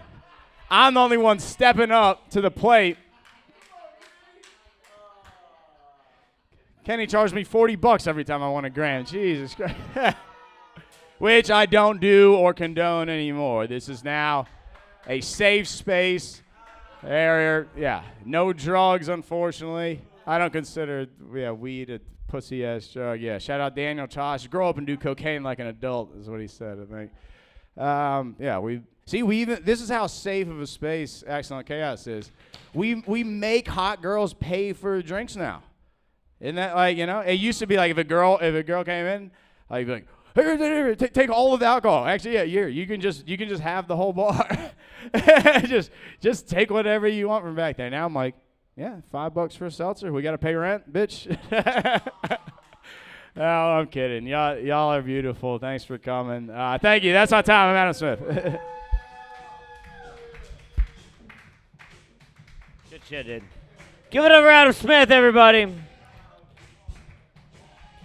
It's funny that Adam says that he would only do that with girls is hilarious.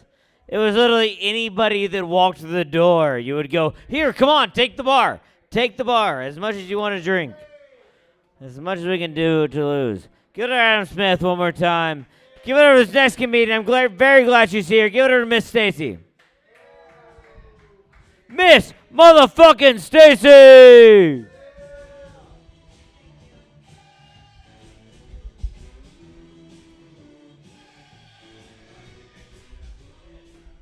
Who's doing the music? Who's doing the come up music? Me. Are you? That's awesome. Thank you. Because I have that same song playing for me when I go to bed every night. I like it. So a lot of people ask me, the most thing I get asked all the time, like, what do you guys think that people ask me all the time? What do you think? How much? Right? Like, are those tits real? Right? The thing I get asked the most is how many marriages have I ruined? Isn't that fucked up? I don't know. It's kind of a mind fuck.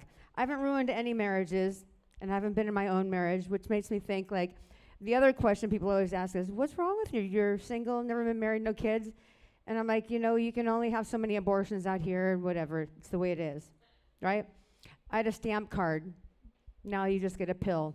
So easy. But, like, Adam was saying, he updates his dick pic, and I started thinking about that. Like, I wish I had a different face to my, my business card. But it's really hard to take a good, like, pussy pic, because I tried it. Snapchat that pussy. But I think you need like 2 or 3 people in the room, one to do the lighting and one to take the picture, and me to like go far enough away that it looks pretty.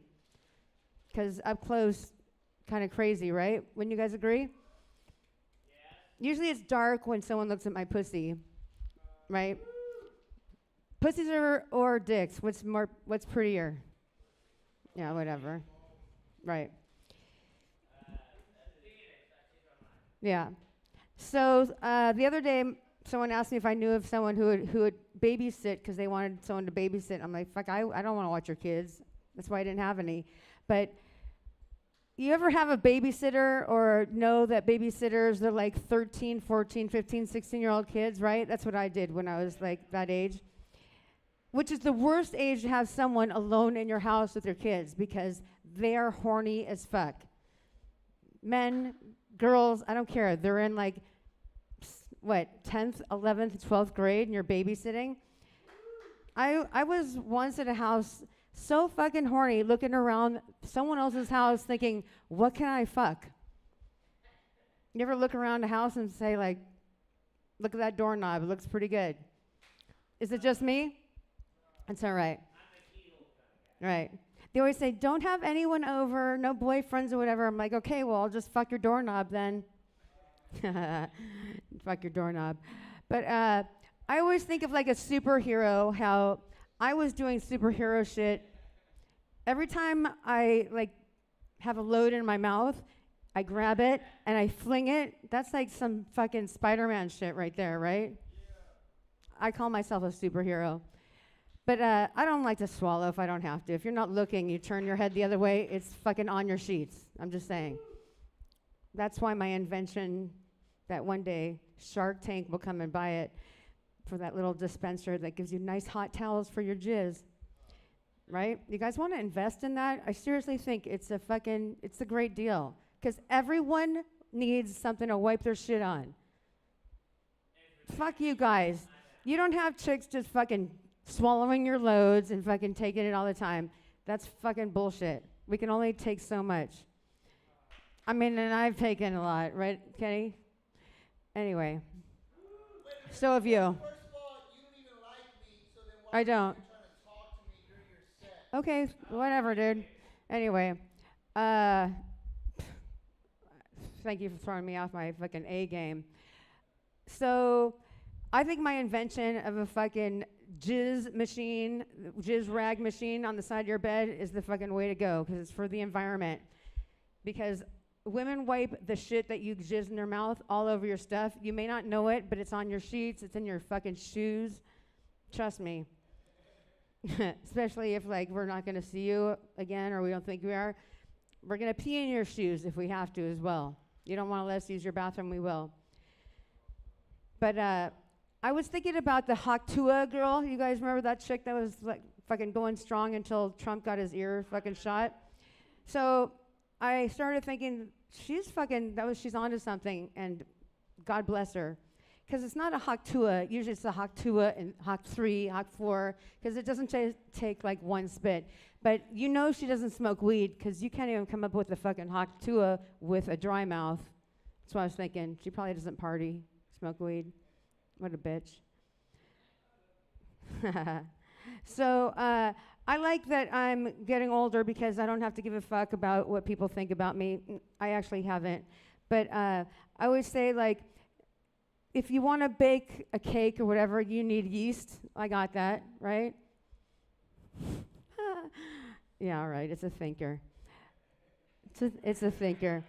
But I'm not political. I just know that I lost a couple friends on Facebook because I voted for Trump before he even ran the first time. There was a fucking huge fucking super bet at Vegas, and it was one of those like long shot, whatever bets. It was 2,500 to 1 that Trump was going to win. And I put $1,000 on it. No joke. And then I actually won the bet. And my friends were crying, and they did this Facebook fucking video, vote for Hillary. They're like, you capitalizing on Trump because he grabs the pussy. And I was like, who gives a fuck? Everyone grabs a pussy. I mean, now we're talking about like it's kind of fun. I do think it's kind of fun. Grabbing the pussy's great, but I think it just depends on whose pussy you're grabbing. I mean, sometimes you get caught and you grab something more than the pussy. But we don't have a lot of feeling down there anyhow. You can grab it all day long. It doesn't matter. It's the inside that counts. It's the inside that counts. So what color do you think my pussy is on the inside? Take a guess. Nice. Anyway, so anyone been shot? Just me? So I was carjacked. Yeah, I had this is before like cell phone time, so it goes back then.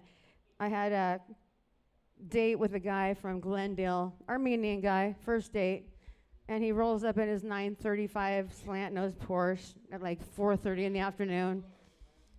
And he comes to the door.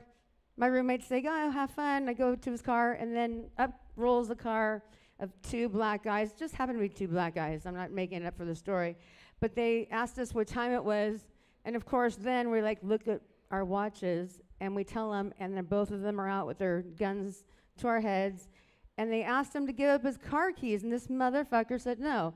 And they argue back and forth. This guy's gun goes off, shoots him. He starts running. This guy says, "What?" He like shoots, and like I dipped and it grazed my head. But I ended up in the passenger seat. This guy that was shot chased after the guys that took off. And it turns out we end up in some place that I don't know where we are. I'm like 18 years old. And he like bleeds out in the car but doesn't die, he just passes out.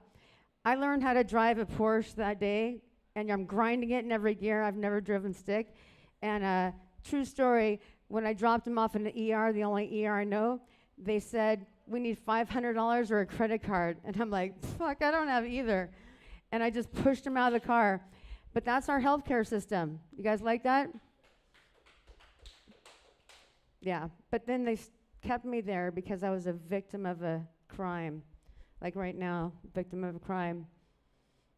Yeah. By the way, sending dick pics to someone unsolicited is a crime, buddy. Just saying. I'm not going to say names. Yeah, no means no. Anyway, it's all right. Yeah, no means no. Except for like Alec and Adam and Ray and whatever. Everybody. All the other 9 people in the room.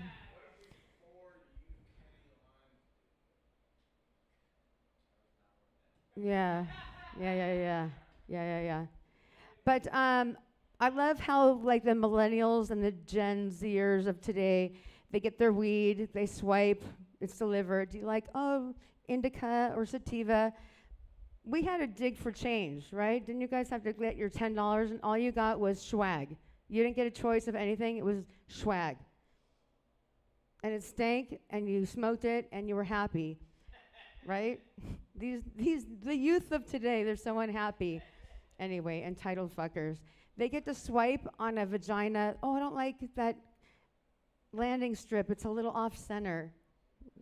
That's how it is, right? We spent all this time trimming, all this time, all this money, primping and prepping. Fuck. Now we barely even clean our fucking assholes for you guys because you don't give a fuck.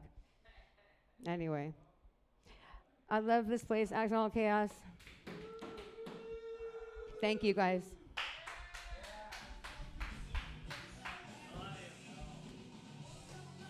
I love you, Miss Stacy.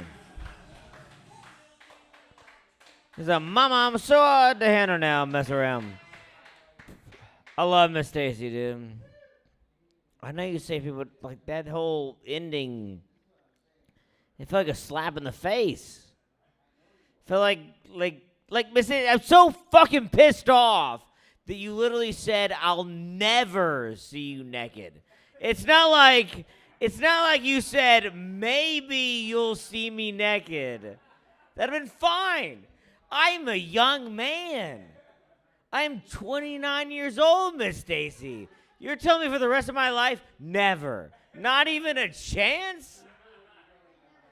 God, Miss Stacy is the type of woman that you'll have like one of those open caskets but it'll be like the middle portion, and it'll just be her tits. And then I go up, and Miss Stacy's whole family go, not Alec, not Alec. And then they just like blindfold me. You're allowed to touch her tits, but you can't look at them. That'd be awesome, an open casket of just the tits. But never, Miss Stacy, never. I'll see you naked. I don't understand. You had to tell me that when I was on nitrous, dude. It's going to stick with me for the rest of my life. I'd be like on my deathbed. And my grandchildren would be like, Papa, Alec, tell us something you've never seen. I go, Miss Stacy's tits. Miss Stacy, she promised me I would never see her naked.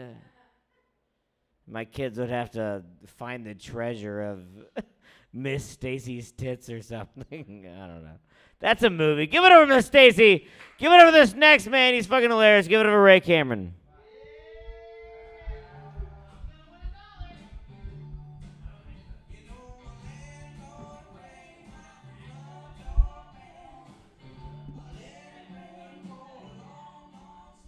All right, I'm done. I don't want to talk about women anymore because you guys are depressing when it comes to it. I want to talk about the retarded people. When I was being retarded at the mall, I got to meet a lot of kids when I was a kid and hang out at Games Workshop, and it was super incel-like. And I would fuck around there, and one of my friends was rich, and he had a lot of like his parents like had a lot of money and shit, and his mom picked him up, and I was retarded. Literally, I was like, have a good night, George. Have a fantastic time at home. And I was so good at it that George left with his mother, and his mom was like, George, it's good that you're making friends with people like that. I'm really happy for you. I'm really happy for that shit. Oh, man, I'm so happy I'm here. Hold up, I have a cum rag. Here we go. Yeah, I know. I gotta reuse it. I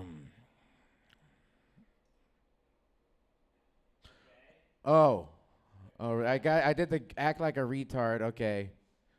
Lamb of God happened last night. I still can't feel my legs. That was fun as shit. I didn't tell you this last night, but one of my friends went there, and he's a little shorter than us. He's like not really into metal, but for some reason, about 5 different fucking autistic people went up to him and started talking to him like friends. And we couldn't figure out why the fuck every autistic person in this venue was just talking to Hunter. We were like, Hunter, why are you making friends with everybody, man? He's like, I don't like any of these people. Can they stop? Metal fans are the worst. Okay, I know because I'm one, and I hate them all. All right? They're all fucking autistic and shit like that. I saw a guy at a Tool concert. He was 7'5". And I was like, that guy could rule the world if he had the fucking confidence to. You know what I mean? Instead, he was like, don't look at me. And I was like pointing at him. I was like, Nick, look at that. We're fat. That guy's ginormous. Did you even think that was real? And he's like, stop pointing at him. I'm like, you mean this guy right here? This fucking dude? And it was amazing. I loved it. One guy, I was fucked up. One guy patted me on the shoulder last night. He's like, Brett. I was like, who's Brett? And he's like, sorry, man. You look exactly like one of my friends. And I'm like, man, your friends must look like shit. What the fuck? He's like, yeah, don't talk down to yourself like that, man. I was like, what? Yeah, that's reserved for my mom, okay? We look down. His ankle is shattered. It is fucking purple, and he has an ice pack on it wrapped around in fucking tissue paper, right? And we're like, how is that guy still moving? And then I pushed him into the pit because I didn't want to deal with his ass anymore. It was fantastic. I like metal because of the drums. I'm not even a good drummer, but you guys believe it. And thank you. I go for the drums, and I showed Adam a video of what was going on. He's like, that looks terrible. Why would I ever want to do this? Why do you want to do it? That looks so fucking stupid, Ray. I'm like, I know. And then this morning I saw a picture of Bill Burr, his favorite comic, with the band, seeing him last night. And he's like, Ray, it's not you, you fucking cocksucker. I was talking about Adam. And that makes it okay now. I get drunk. Boo. Boober. Thank you. I liked it, though. It was fun. I hate this right now. But that's okay. We suffer for our art. I'm coming so hard. I come all the fucking time. Speaking of cum, I edge too much. I don't get laid. When I get laid, it is a fucking experience, not just for me, but for her, because I'm a kink, okay? There's only a certain type of woman trying to fuck me, and it's someone that wants to say, yes, hit me, baby. One more time. But, like, when I edge for 8 hours, it's not fun because I waste an entire Saturday night, you know? It's not cool. During the pandemic, I was always out of socks, and I never went outside. It was fantastic. Hold up, I need my cum rag again. I have new material. So, I think my mom's pussy is nice. I think my mom has a fantastic pussy because my dad has been with her for over 40 years. And that means a lot, okay? That is saying something because Andre Mulligan says your dad has good dick and that's why she's not. No, your mom's pussy is what makes your dad not have a life anymore, okay? Happy wife, happy life is bullshit, okay? It's happy wife, no life for you, you fucking piece of shit. My dad is a husk of a man, okay? But that pussy is so good. I want you to think about your mom's pussy right now, all right? Especially if they're still together. Adam, think about your mom's Chinese pussy. It's sideways, it's beautiful. It's beautiful, right? And don't act like you're like weirded out about your mom's pussy. You touched it. You came out of that shit. You were born, right? And that's a privilege because I never got the opportunity, right? I was a cesarean. I don't have any more for that. A cesarean, that means what I look like I'm about to have. Hold up, I got my cum rag out. We were talking about gays. I think people treat gays differently because they're feminine, but you got to realize they're still men. That's why I hate a lot of gays, is because I hate a lot of men in general. Only gays treat men like we treat women. And that's why a lot of people don't like that shit. You know what I mean? They like treat you like an object and shit. I went to the 7-Eleven the other fucking year. And there was a bunch of fucking dudes on the front of their Mercedes, and they came up to me like, hey, guy, what you doing tonight? And I'm like, I'm going to a club. He's like, which club? And then he reached for it. And I was like fucking Neo. I was like, no. I literally moved my dick out of fucking range of this guy trying to grab it. Did I punch him? No. I wanted to, but he'd probably hold me down and fuck me up the ass if I did, and I don't want that shit.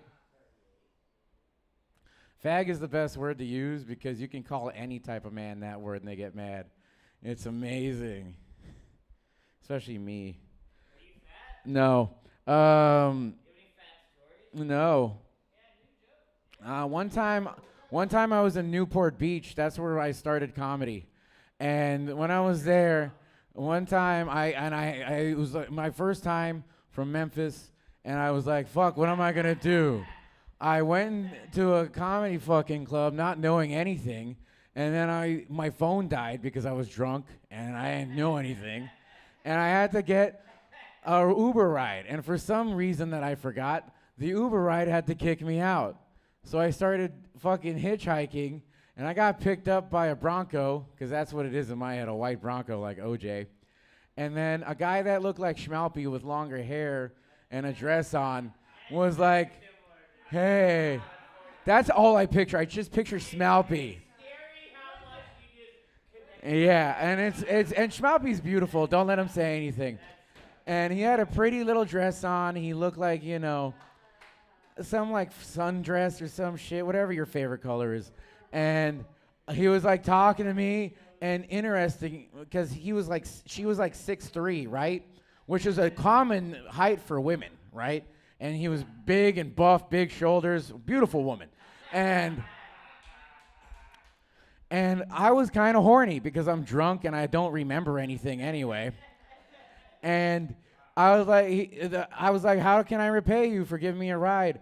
And she was like, well, I think it would be a great time if we had a little bit of fun. And I was like, oh, that would be so cool. I wonder what we could do. And then she reached for my miniature cock and, oh, you grabbing the lollipop in the lollipop guild. Oh.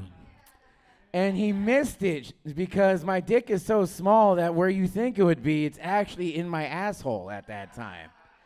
And then I got molested. She fucked me up my asshole to the point where my dick came back out. And it was magnificent. I'm not gay or anything. That's just, it's only gay if you want it, not if you're trying to, get a gram of cocaine. You know what I mean? It's a fun time. I'm gay because I was fucking 2 other guys, but I was also thinking about Alec. It's a weird thing. They were just so Filipino, I couldn't do anything about it. I spinned them on my cock, it was a great time. They were doing a somersault, but my dick was in their butt. And I was like, man, Alec's cricket joke is so fucking funny, man. I love it. My name's Ray, and I'm from Reseda, and I want to kill myself.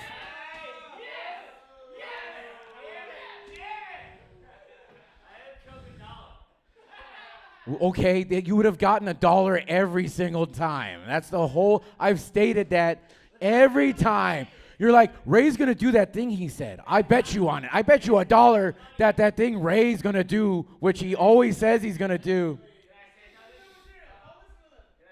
No. All right, let's do crowd work. Somebody give me a topic. What's the topic? Kenny, give me a topic. Kenny's mad at me. Kenny's mad at me right now. I want him to give me a topic. No, Kenny, give me a topic. Kenny, give me a topic. I bet I'll give you a topic. It's I never forget. That's Kenny's topic is I never forget. Yeah, I'm on stage and you want to bump and you're being a dick. No. Show me a dick pic after. I'll give you a bump. It's cool. Yeah. Oh, great. Testing, Thank you. 1 2 1 2. The rules say this is no, rigged. It's rigged. You're giving Kenny more time. No. That's rigged. You guys like him because he's a woman. Please, that's fucked. Please bomb with grace, okay? I just Please made bomb way with more grace. people laugh in this room than you ever have. It's, so fuck off. Hey, hey man, I never forget. First I was of all, over there and Kenny's like, Ray, give me a bump of blow. And I was like, Kenny, no, I'm about to go up. He's like, I never forget, Ray. I never forget, Ray. I never forget, Ray. Ray, I never forget. You never forget or remember anything.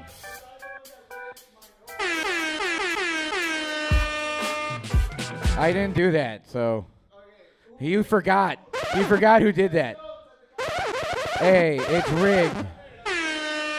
Anyway, yeah, I would call it Set of the Kike. That's what I would say, because it's run by the Jewish media.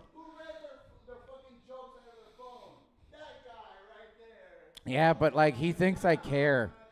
Oh no, I've been my ego. Oh. Anyway, I'm not gonna fight Kenny because I still like him, but he needs to stop being such a cunt. I like Kenny. He's just a massive cunt. Yeah, I'm not. Oh no, he's gonna hurt my feelings. Why? Are you the host?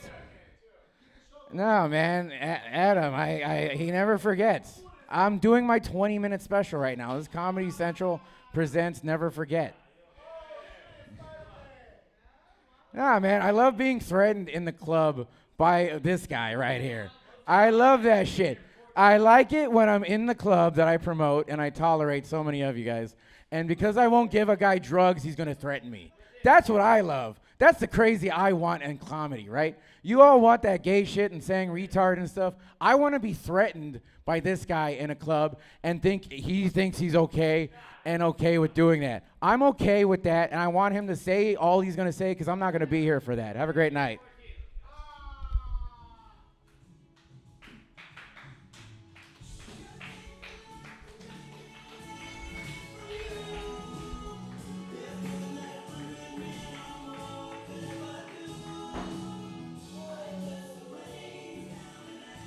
Africa. Bless the rain. Ah.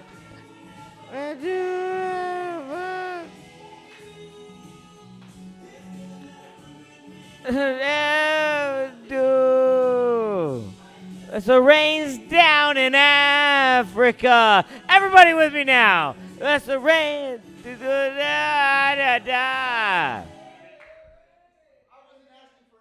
I don't care, Kenny. And you know why I don't care? Because you're funny and who cares? Who fucking cares? We're an open mic. Who fucking... God damn, dude. You know what I'm gonna be thinking when I'm on my deathbed is, you remember that one time there was that drama at that open mic that Alec was hosting? Gay, dude. Who cares? This next man coming to the stage. He's been waiting patiently all night. Give it up for Joseph Carter.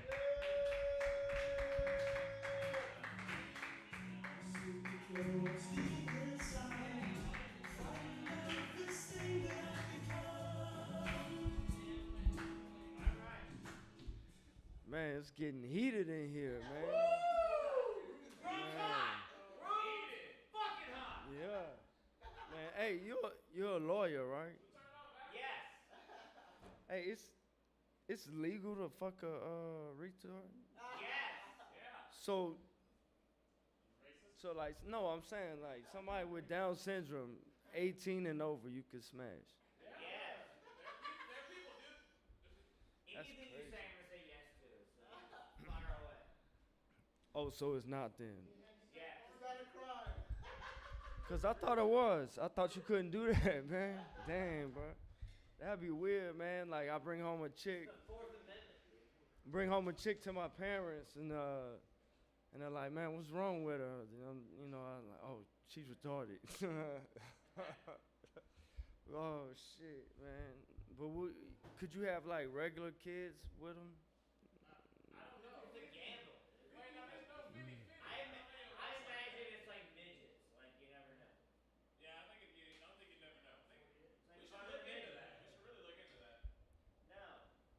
Man, we should. You would?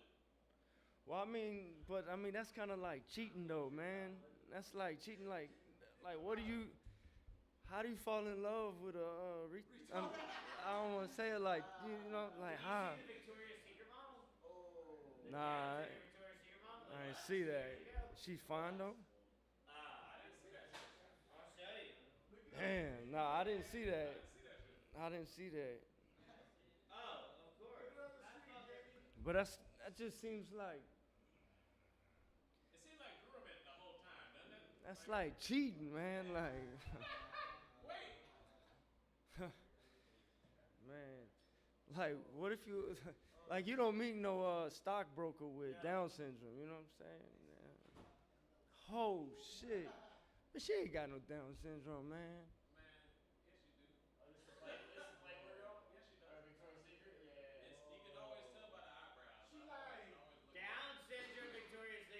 Oh, she got, no, she just got a little bit of Down syndrome. She ain't. Yeah, that's it. They all. Yeah, but she ain't got that much. I'm looking at her eyes. Wait, she has eyes? Why are you looking at her eyes? But. Look at her pretending how to smile. Hey, but I can fuck her then. Like, that's. Oh shit. Damn. I'd be mad as hell. Like I try to holler at her and then she's got like options or like preference. Damn, man. Yeah, exactly. Hey, but I wonder what.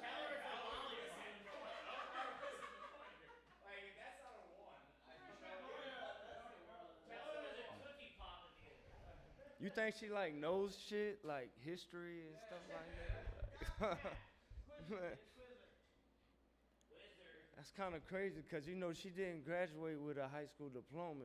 She graduated with a certificate. Nah, that's how it is, man. Like, yeah, it's a certificate of like participate or complete. Like, it's not that. Bro, it's different. Like special ed, they shit different, man. Oh shit, man. So wait, so you could go online and look up like Down syndrome pornography, right? So that is illegal. No, but I'm asking, is that legal or not legal? I'm not saying I would do it. Wow, that's crazy. But I'm saying, is it legal?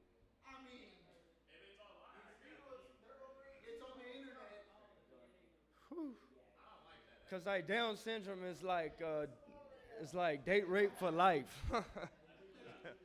It's just like eternal date rape. Hey, y'all saw that shit? That shit Adam does a good Heath Ledger in Brokeback Mountain when he's trying to holler at chicks, man. You saw that shit in there. Hey ladies. Who's fucking you tonight?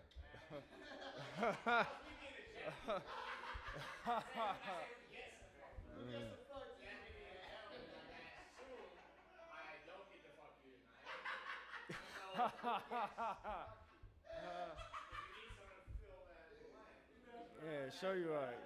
It works on all the guys, don't it? Man, damn, man. Damn. Fun night. Damn, that's crazy, man. Yeah, the room's hot. It's going retarded, man. Yeah. Nah, man. Man. It's more an observational thing. I was trying to walk them. That's why I was like, I tested it and I was like, all right, so if I call you a cunt and you leave, then you're a cunt. But that was my point. I was calling you a faggot. Oh man, I don't care, man. Damn shit, man. Hey, but if I was a fag though, like everybody would know it. You know what I'm saying? Yeah. I would know it. Yeah, shit. Damn, bro. Hey, what if I walk in here one night with like a Down syndrome bitch? Like, yeah, this is Lucy. Damn. She's a scientist. Damn. First female retarded astrophysicist. Damn, that's crazy, man. So why is like retarded so bad? It was just a word, like it just means retarded, right? Like, or it means a weird face in Spanish or something, right? Like, retarte, retarte, yeah.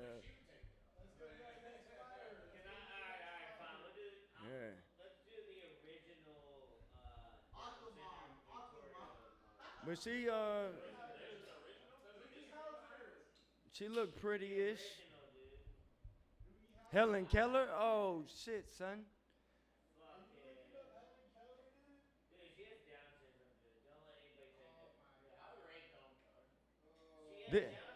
Did she have children? Did she ever have children?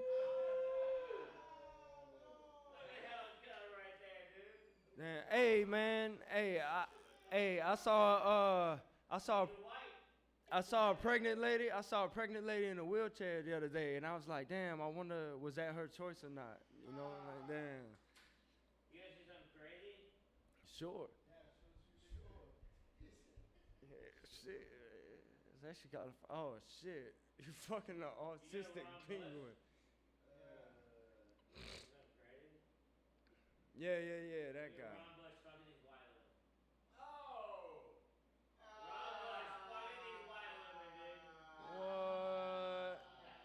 Wait. Ron Bush right there, dude. This is the opposite of blackface. He's in a white body. And I find Wait, so he's. He said he's gay, dude. So he's got. Gay at all. So what he's got. He's got. Gay at all, dude. He's got vitiligo. He's got vitiligo, man. A lot. Dang, that's crazy, man. Damn, bro. Probably got pretty decent credit. Dang, man. Hey, y'all's fight's coming up on the 31st, right? No, they didn't move it. Where's. Wait, what? We had to move it To when? a month. Holy shit, son. Damn, man. Oh shit. I'm about to do another one too, probably in like October, probably, man. Damn, bro. You don't got no backyard? You don't have a backyard? Why don't y'all just do it in the apartment, man? Like, seriously. We're looking for a proper venue.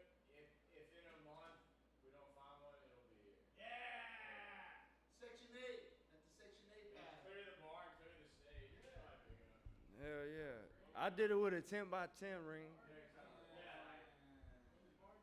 Yeah. Bro. Just move all the chairs except those.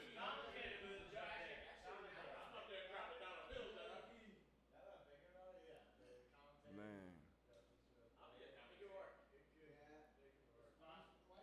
Damn, bro. I wonder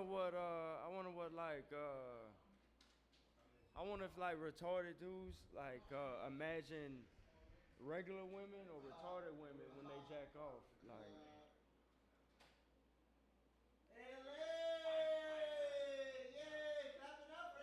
twisted fantasy.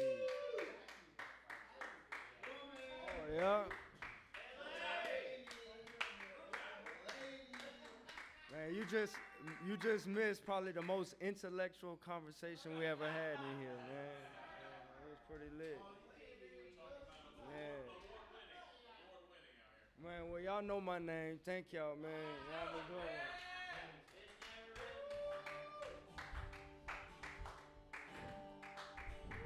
Give it up for Joseph Carter, everybody! Joseph motherfucking Carter! Just saying to Adam, dude, this mic never ends! Isn't that amazing? I love you, Kenny. That's hilarious you made Ray leave. That's amazing. Shit. Could you imagine if he would have tried, dude? If he would have tried, Ray'd have killed himself right in front of him. Kenny, like, possesses that kind of troll powder where he just, like, looks at Ray and he goes, man, if I tried to troll you, no telling. You kill yourself, dude. That's your super troll man.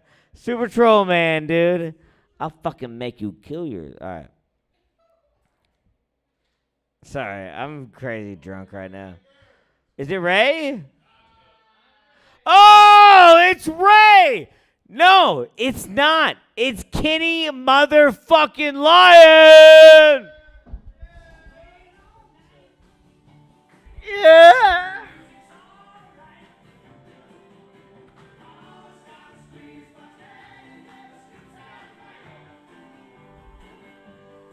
Yeah. Let's be honest, none of us like Ray, all right? So that's just how the fuck it is. Fucking finally got my Kanye West boots in the mail. Yeah. Yeezys. That's right, everybody. Been saving up all my fucking rent money to buy these shoes. Hey, yeah. They on sale, dog. They're regular fucking retail price. These aren't $1,000 or nothing like that, but they used to be.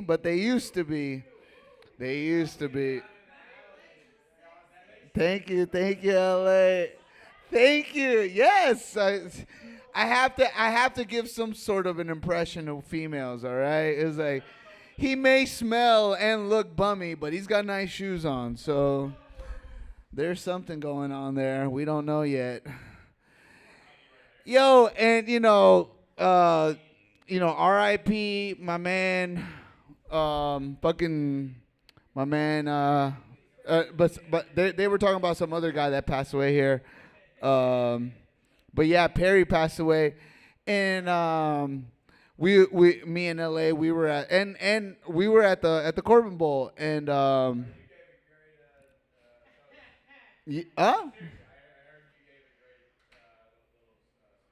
yeah, I mean, it was fun. Then they said that if you wanted to pay tribute to Perry, you could cross the street to the karaoke spot that he unfortunately died crossing the street for. And I went over and did a little song at the Fuego. And I'm like, man, I'm getting the karaoke bug. So I fucking drove over to the last call. I think I took Alec, and I think I took Tom there one time. Right, Alec? We went to the last call. Yeah, we went to the karaoke. We went over there. And guys, everything happens for a fucking reason, dog. I was at the fucking last call and found $100 on the fucking ground in the fucking bathroom, dog. $100, bro. $100 in the fucking ground at the last call, dude. That was insane. I'm like, bro, if I had come here immediately, I would have never got these damn $100. So it was all meant to be, bro. Not yet, but soon. Yo.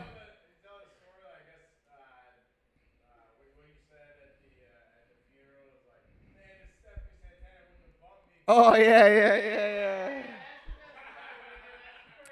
So that was a real fucked up night. The energy was all fucked up that night, and I had shown up early. I'm like, man, let me fucking come up here early because I was trying to get to Room is Hot soon. And Stephanie Santana, she's been here once or twice or whatever, and I don't know what possessed this fucking girl, but she just started bumping me and fucking bumping me like 4 fucking times. And I was like, man, I ain't trying to cause a scene in here. It's a bowling alley. It's a fucking family establishment, right? I got to keep my cool. Then finally, she's like, oh, yeah, I forgot. I got to put you up, right? Yeah. I'm like, okay, all right, I see how it is. She finally puts me up, right? And I was just fucking upset, so I had left. And I'm like, man, bitch, if you would have fucking put me up on stage on time, maybe I would have been the one to save Perry, all right? Maybe I would have been fucking standing outside watching him as he was crossing the road, and maybe I would have pulled him away from that fucking 18-year-old fucking driving 20 miles an hour. I don't know how fast that 18-year-old was driving, but they say that motherfucker flew like 60 fucking feet up in the air or something like that. Yeah. But, he was 4 feet tall, so it didn't take that much. It was just a little fucking small man. Nah, it was fucked up, man. Yeah. We should do a fucking car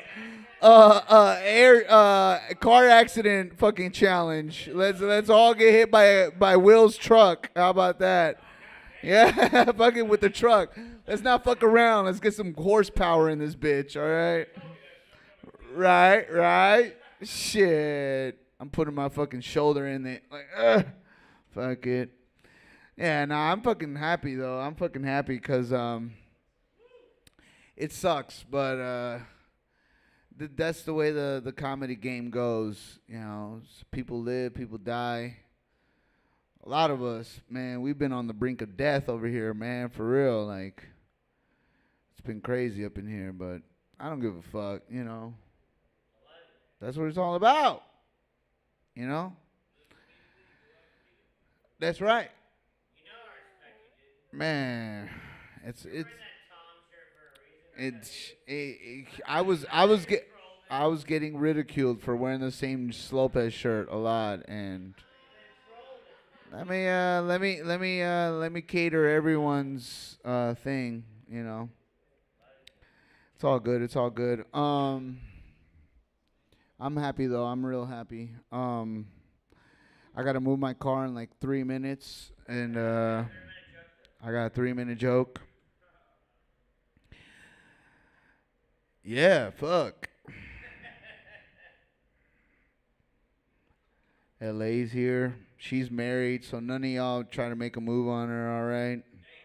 She's got a white husband who's not mentally ill, So,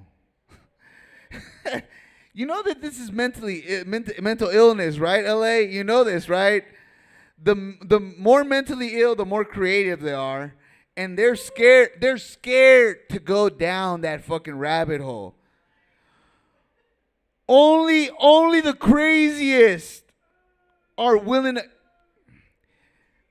See, you're laughing, LA, because she's laughing at me, not at you, hot dog boy over there in the back. All right, that guy right there is not a comedian whatsoever.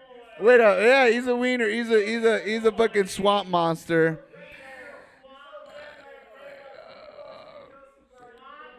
No, I haven't. I haven't. Has anyone died? Has anyone died here in this room? Has anyone died here? No. Thank you very much. See, this is what I'm saying. This guy, he has the audacity. He has the audacity to try to act like he's a comedian, right? And then bro, you're the dude that has used my image. You're the one that has used my image to make other accounts. You're using my image, my brand, bro. You have no fucking creativity. You have no originality, bro. You're not a comedian. You're living with your parents and you're 40 years old, bro. I live in Section 8. I live by myself, bro. I live by myself, bro. I don't live with my parents. I just want everybody to know I don't live with my parents. That 40-year-old dude does. And I never used any of his images for my merch. He used my fucking image, my brand for the merch. This guy was never a fucking comedian. He's a fraud and a loser. Give it up for Kenny Lyon! Kenny Lyon, dude! He doesn't live with his parents. All right, that was weird, everybody. What? I like that, dude. That's gonna be the name of my first comedy special. Is Kenny had real good parents. That's such a good name of a special. And now you're saying, let's go. Kenny's parents had a good marriage. I know, dude. It's amazing, dude. What?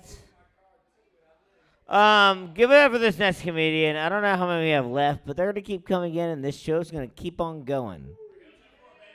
After on deck is Will Martinez, and coming to the stage right now. Give it up for LA, everybody.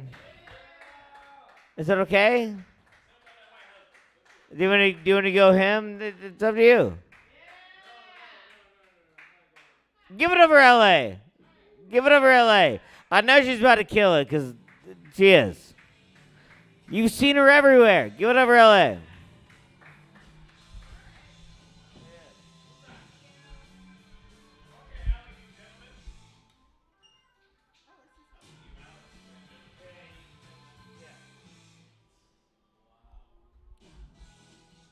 Literally put the gummy in my mouth. Okay. So it's leadership. But I'm practicing, so I have this show. It's like my first show. Woo! It's like a ladies show. It's not. There you go. I don't like to get too close. It's all you nasty men. So yeah, it's a ladies show. And I was looking up the Instagrams of the other ladies on the show. It really humbled a bitch, for real. I was like, oh my God. Like, if their Instagrams was the Olympics, they would be like the U.S. women's and men's basketball teams. And I would be like Ray Gun, you know, the white bitch that, like, ruined it. Ruined breakdancing for everyone. But you know what? I'm new at this shit. So, you know, I'm just leaning in. But you know what I do have them on? Where I got them? I got them on my wingspan. I got a big-ass wingspan. Like, if I had a ball, I would hold it up. None of them little bitches could get it. But no, my name is LA. I come from a long line of black people given nicknames. Yeah. I fucking hated my nickname. I've had it since I was a little kid. Literally, it's Boo Boo Baby. Yeah, that's ridiculous, right? Babies do 3 things. They sleep, eat, and shit. But they decided to bestow upon me the worst part of babydom, the shit part. I'm a shit baby. I know, Boo Boo Baby. I could have been, literally, I could have been like sleep baby, or nighty night baby, cry baby, you know, but no. So I decided I was gonna change my name. I'm LA, that's how I put myself out there. And everything was cool until I went to a comedy show, and there was another fucking LA. And I was like, God damn it. But she gets up there and she's like, my name's La. So I was really excited because, like, clearly that's not LA. And she couldn't be any more different than me because she's a little Asian lesbian. And I'm a big black dick sucker. Yeah. And for those of you that don't know, Kenny kind of let the cat out of the bag. When I say big black, like that's more a description of me, myself, not so much the dicks. So, yeah. Yeah, you guys know. You guys know. But, I'm practicing the set, guys, or whatever, okay? I know you guys have probably already heard this shit, but so yeah, my husband, he plays this little games or whatever, and I used to be an NFL Madden wife. I would sit at home and like encourage him to win. I'd be like, ooh, daddy, converted that 4th and 2. Look at my man, ooh, did he just get a pick 6? Not a pick 6. Anything to make him go down to me and stay down there longer. He feels like a man when he wins, so the sex is better. We're all winning. Right? So when he told me I was a bad luck charm, it fucked with me pretty hard. That's actually how I started to do this comedy thing. Like, I had to get away. Yeah, it's crazy. Now look at me. Got a show and everything. Fuck. It's great. But I talked a little bit about, you know, not wanting kids and everything. You guys all know that part. But, like, obviously, I have them. Cat's out of the bag. So I'm fully embracing myself, like embracing this married with children era that I'm in right now. You guys remember that show? Any 90s kids around here? Yeah? Yeah, I'm the Black Peggy Bundy. Yeah. I'm here for it, you know? I stay suctioned up, like I want an hourglass figure. I want my ass like high and available.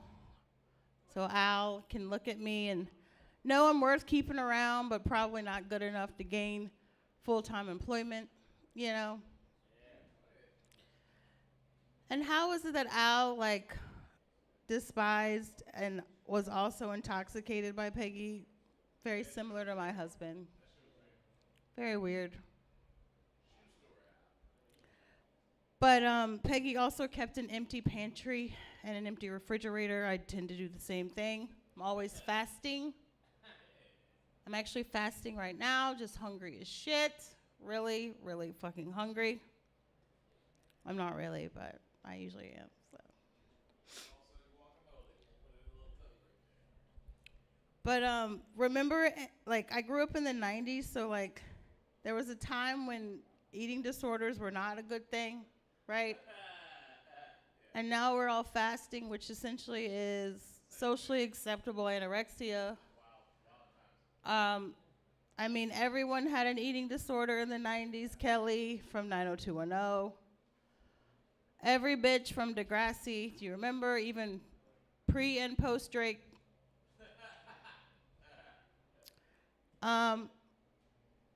Even cartoons. You guys remember Doug? Doug Funny? Yeah. Yes, his pumpkin queen, Patty Mayonnaise. Bitch had anorexia. Yeah. Seriously, they taught us not to do that shit. There was a monologue and everything at the end telling you not to do it. Now, if you're not doing it, why are you here? But the best part about fasting, my husband really loves it because I can't eat food, but I definitely can eat dick.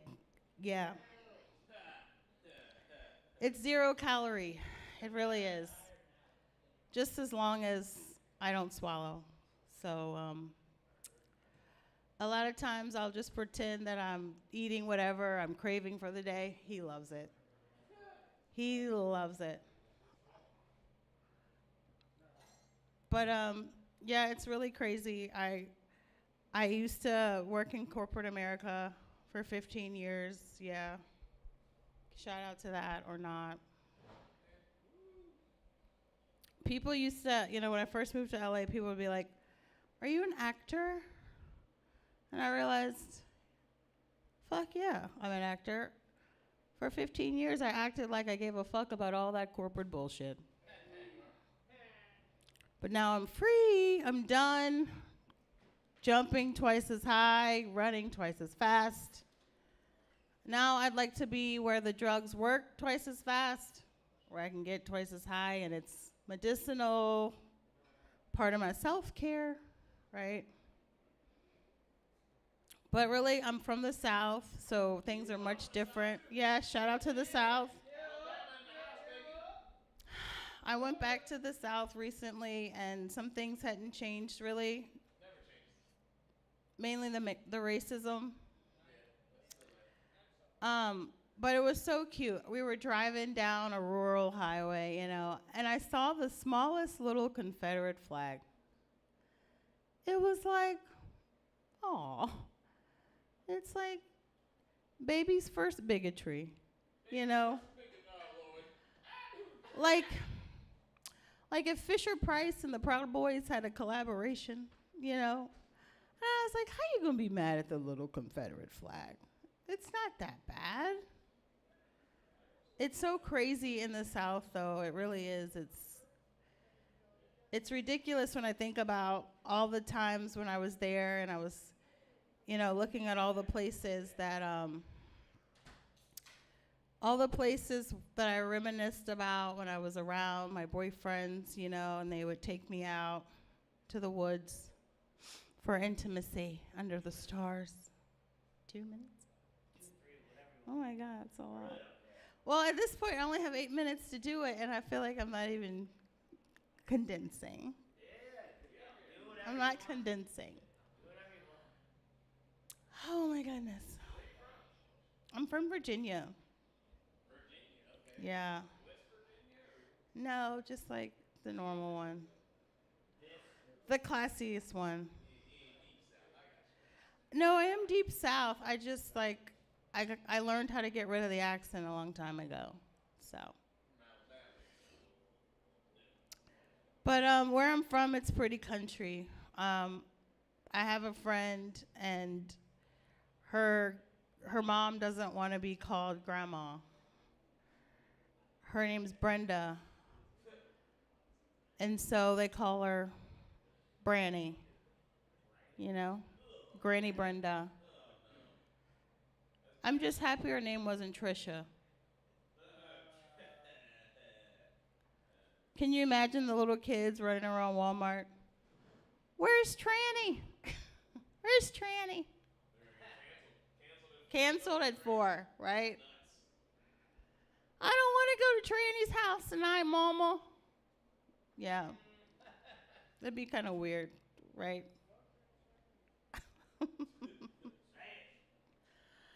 But it's something else I've been thinking about too. Like, everyone, check your old people.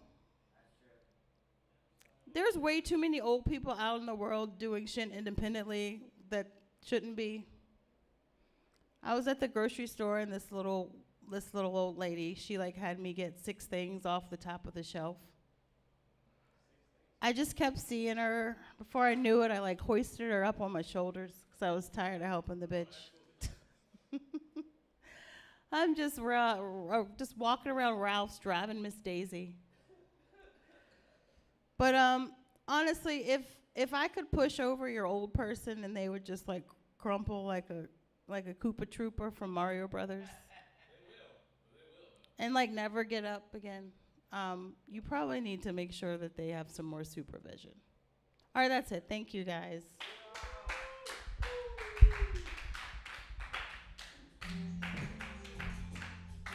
Give it up for LA. All right, I think that's it. But I'm going to say some things. I like saying things, dude.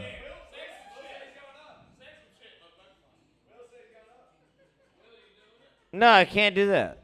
I've already thought about this, Adam. And my message to Will is I'm going to do my set. And if you think you can do a better set than I do, then you can go up. They can go up. If you can do a better set than this.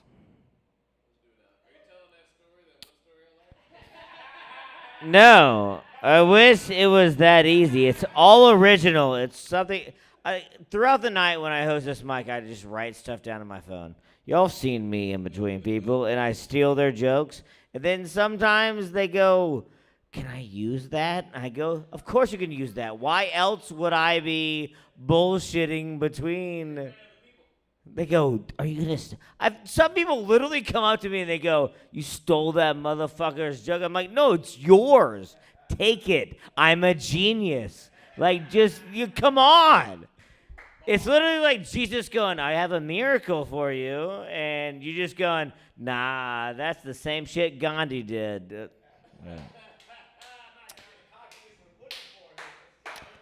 But this is, yeah, right? But like Miles reminded me of this. It's the whole idea of I've been doing this thing and it's pranking a whole race. I'm not Hitler. It's not genocide, and I'm not gonna kill a whole race. I'm just tricking a whole race. If you were tricked a whole race, it's black people. Black people, it's so easy. I've been tricking them by just going so white that it confuses them. I've been intentionally mishandling dapping up black guys. Dude, for fucking years, dude. It fucking gets them off their rocker. As soon as you go, and you fumble it, they go, what? I'm a terrorist, dude, of black people. It's so easy. You literally just go, and they go, ugh. They pull out hand sanitizer and cocoa butter and rub it on their hands. They go, "Oh my God, how white are you?" And I go, "Gotcha." Miles saw it last night. We were playing dominoes. And when I walked up, and I already played a game, and I walked up, and there was some other black guy and Miles and a black girl. And I go, I want back in this game. And she goes, "You don't know how to play fucking dominoes." I go, "Well, I just opened up the round just a second ago." And she goes, "Ooh." I go, "This is great. I know how to play dominoes." And when we were sitting there, to me, it's just like all three of y'all this is the blackest thing I've ever seen in my entire life. They were literally sharing Denzel Washington quotes. And they were literally sharing them between each other. Go, "You know what my favorite Denzel Washington quote is?" I go, "This rocks, dude. Black guys are awesome." And then I threw down a domino. I was like, 15. Woo! Leading the game. It was crazy. And then I go, because remember, I'm a terrorist of the black culture. I like ruining, just whiting up all of the black culture. And they're sharing them. I go, I got a Denzel Washington quote. And they go, all right, let me hear it. And I go, all these motherfucking snakes on this motherfucking plane. Oh, dude, immediately they looked at me and they go, that's not Denzel Washington. Dude, he started doing backflip. They punched me. They literally, Miles literally looked and goes, kick his ass right now. They threw me to the ground and they were stomping on me. And they go, that's not Denzel Washington. I go, it's Samuel Jackson. Gotcha. And they go, oh, cousin, brother, get up, brother. Yeah. It was so easy.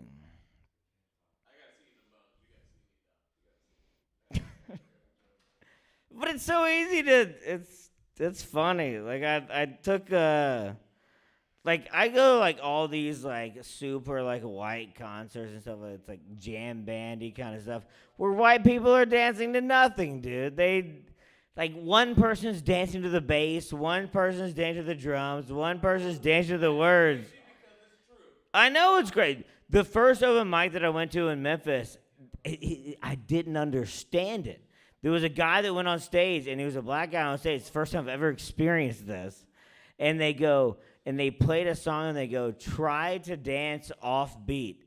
And he couldn't do it, and that made no sense to me. I didn't understand how that was possible at all. He literally goes, it's still on. And I was like, God, I don't understand. I have to try.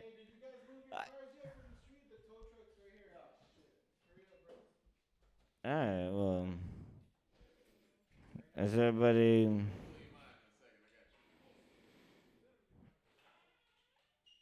I think that's about it anyway. Yeah, it's funny. All right, that's the mic. Goodbye.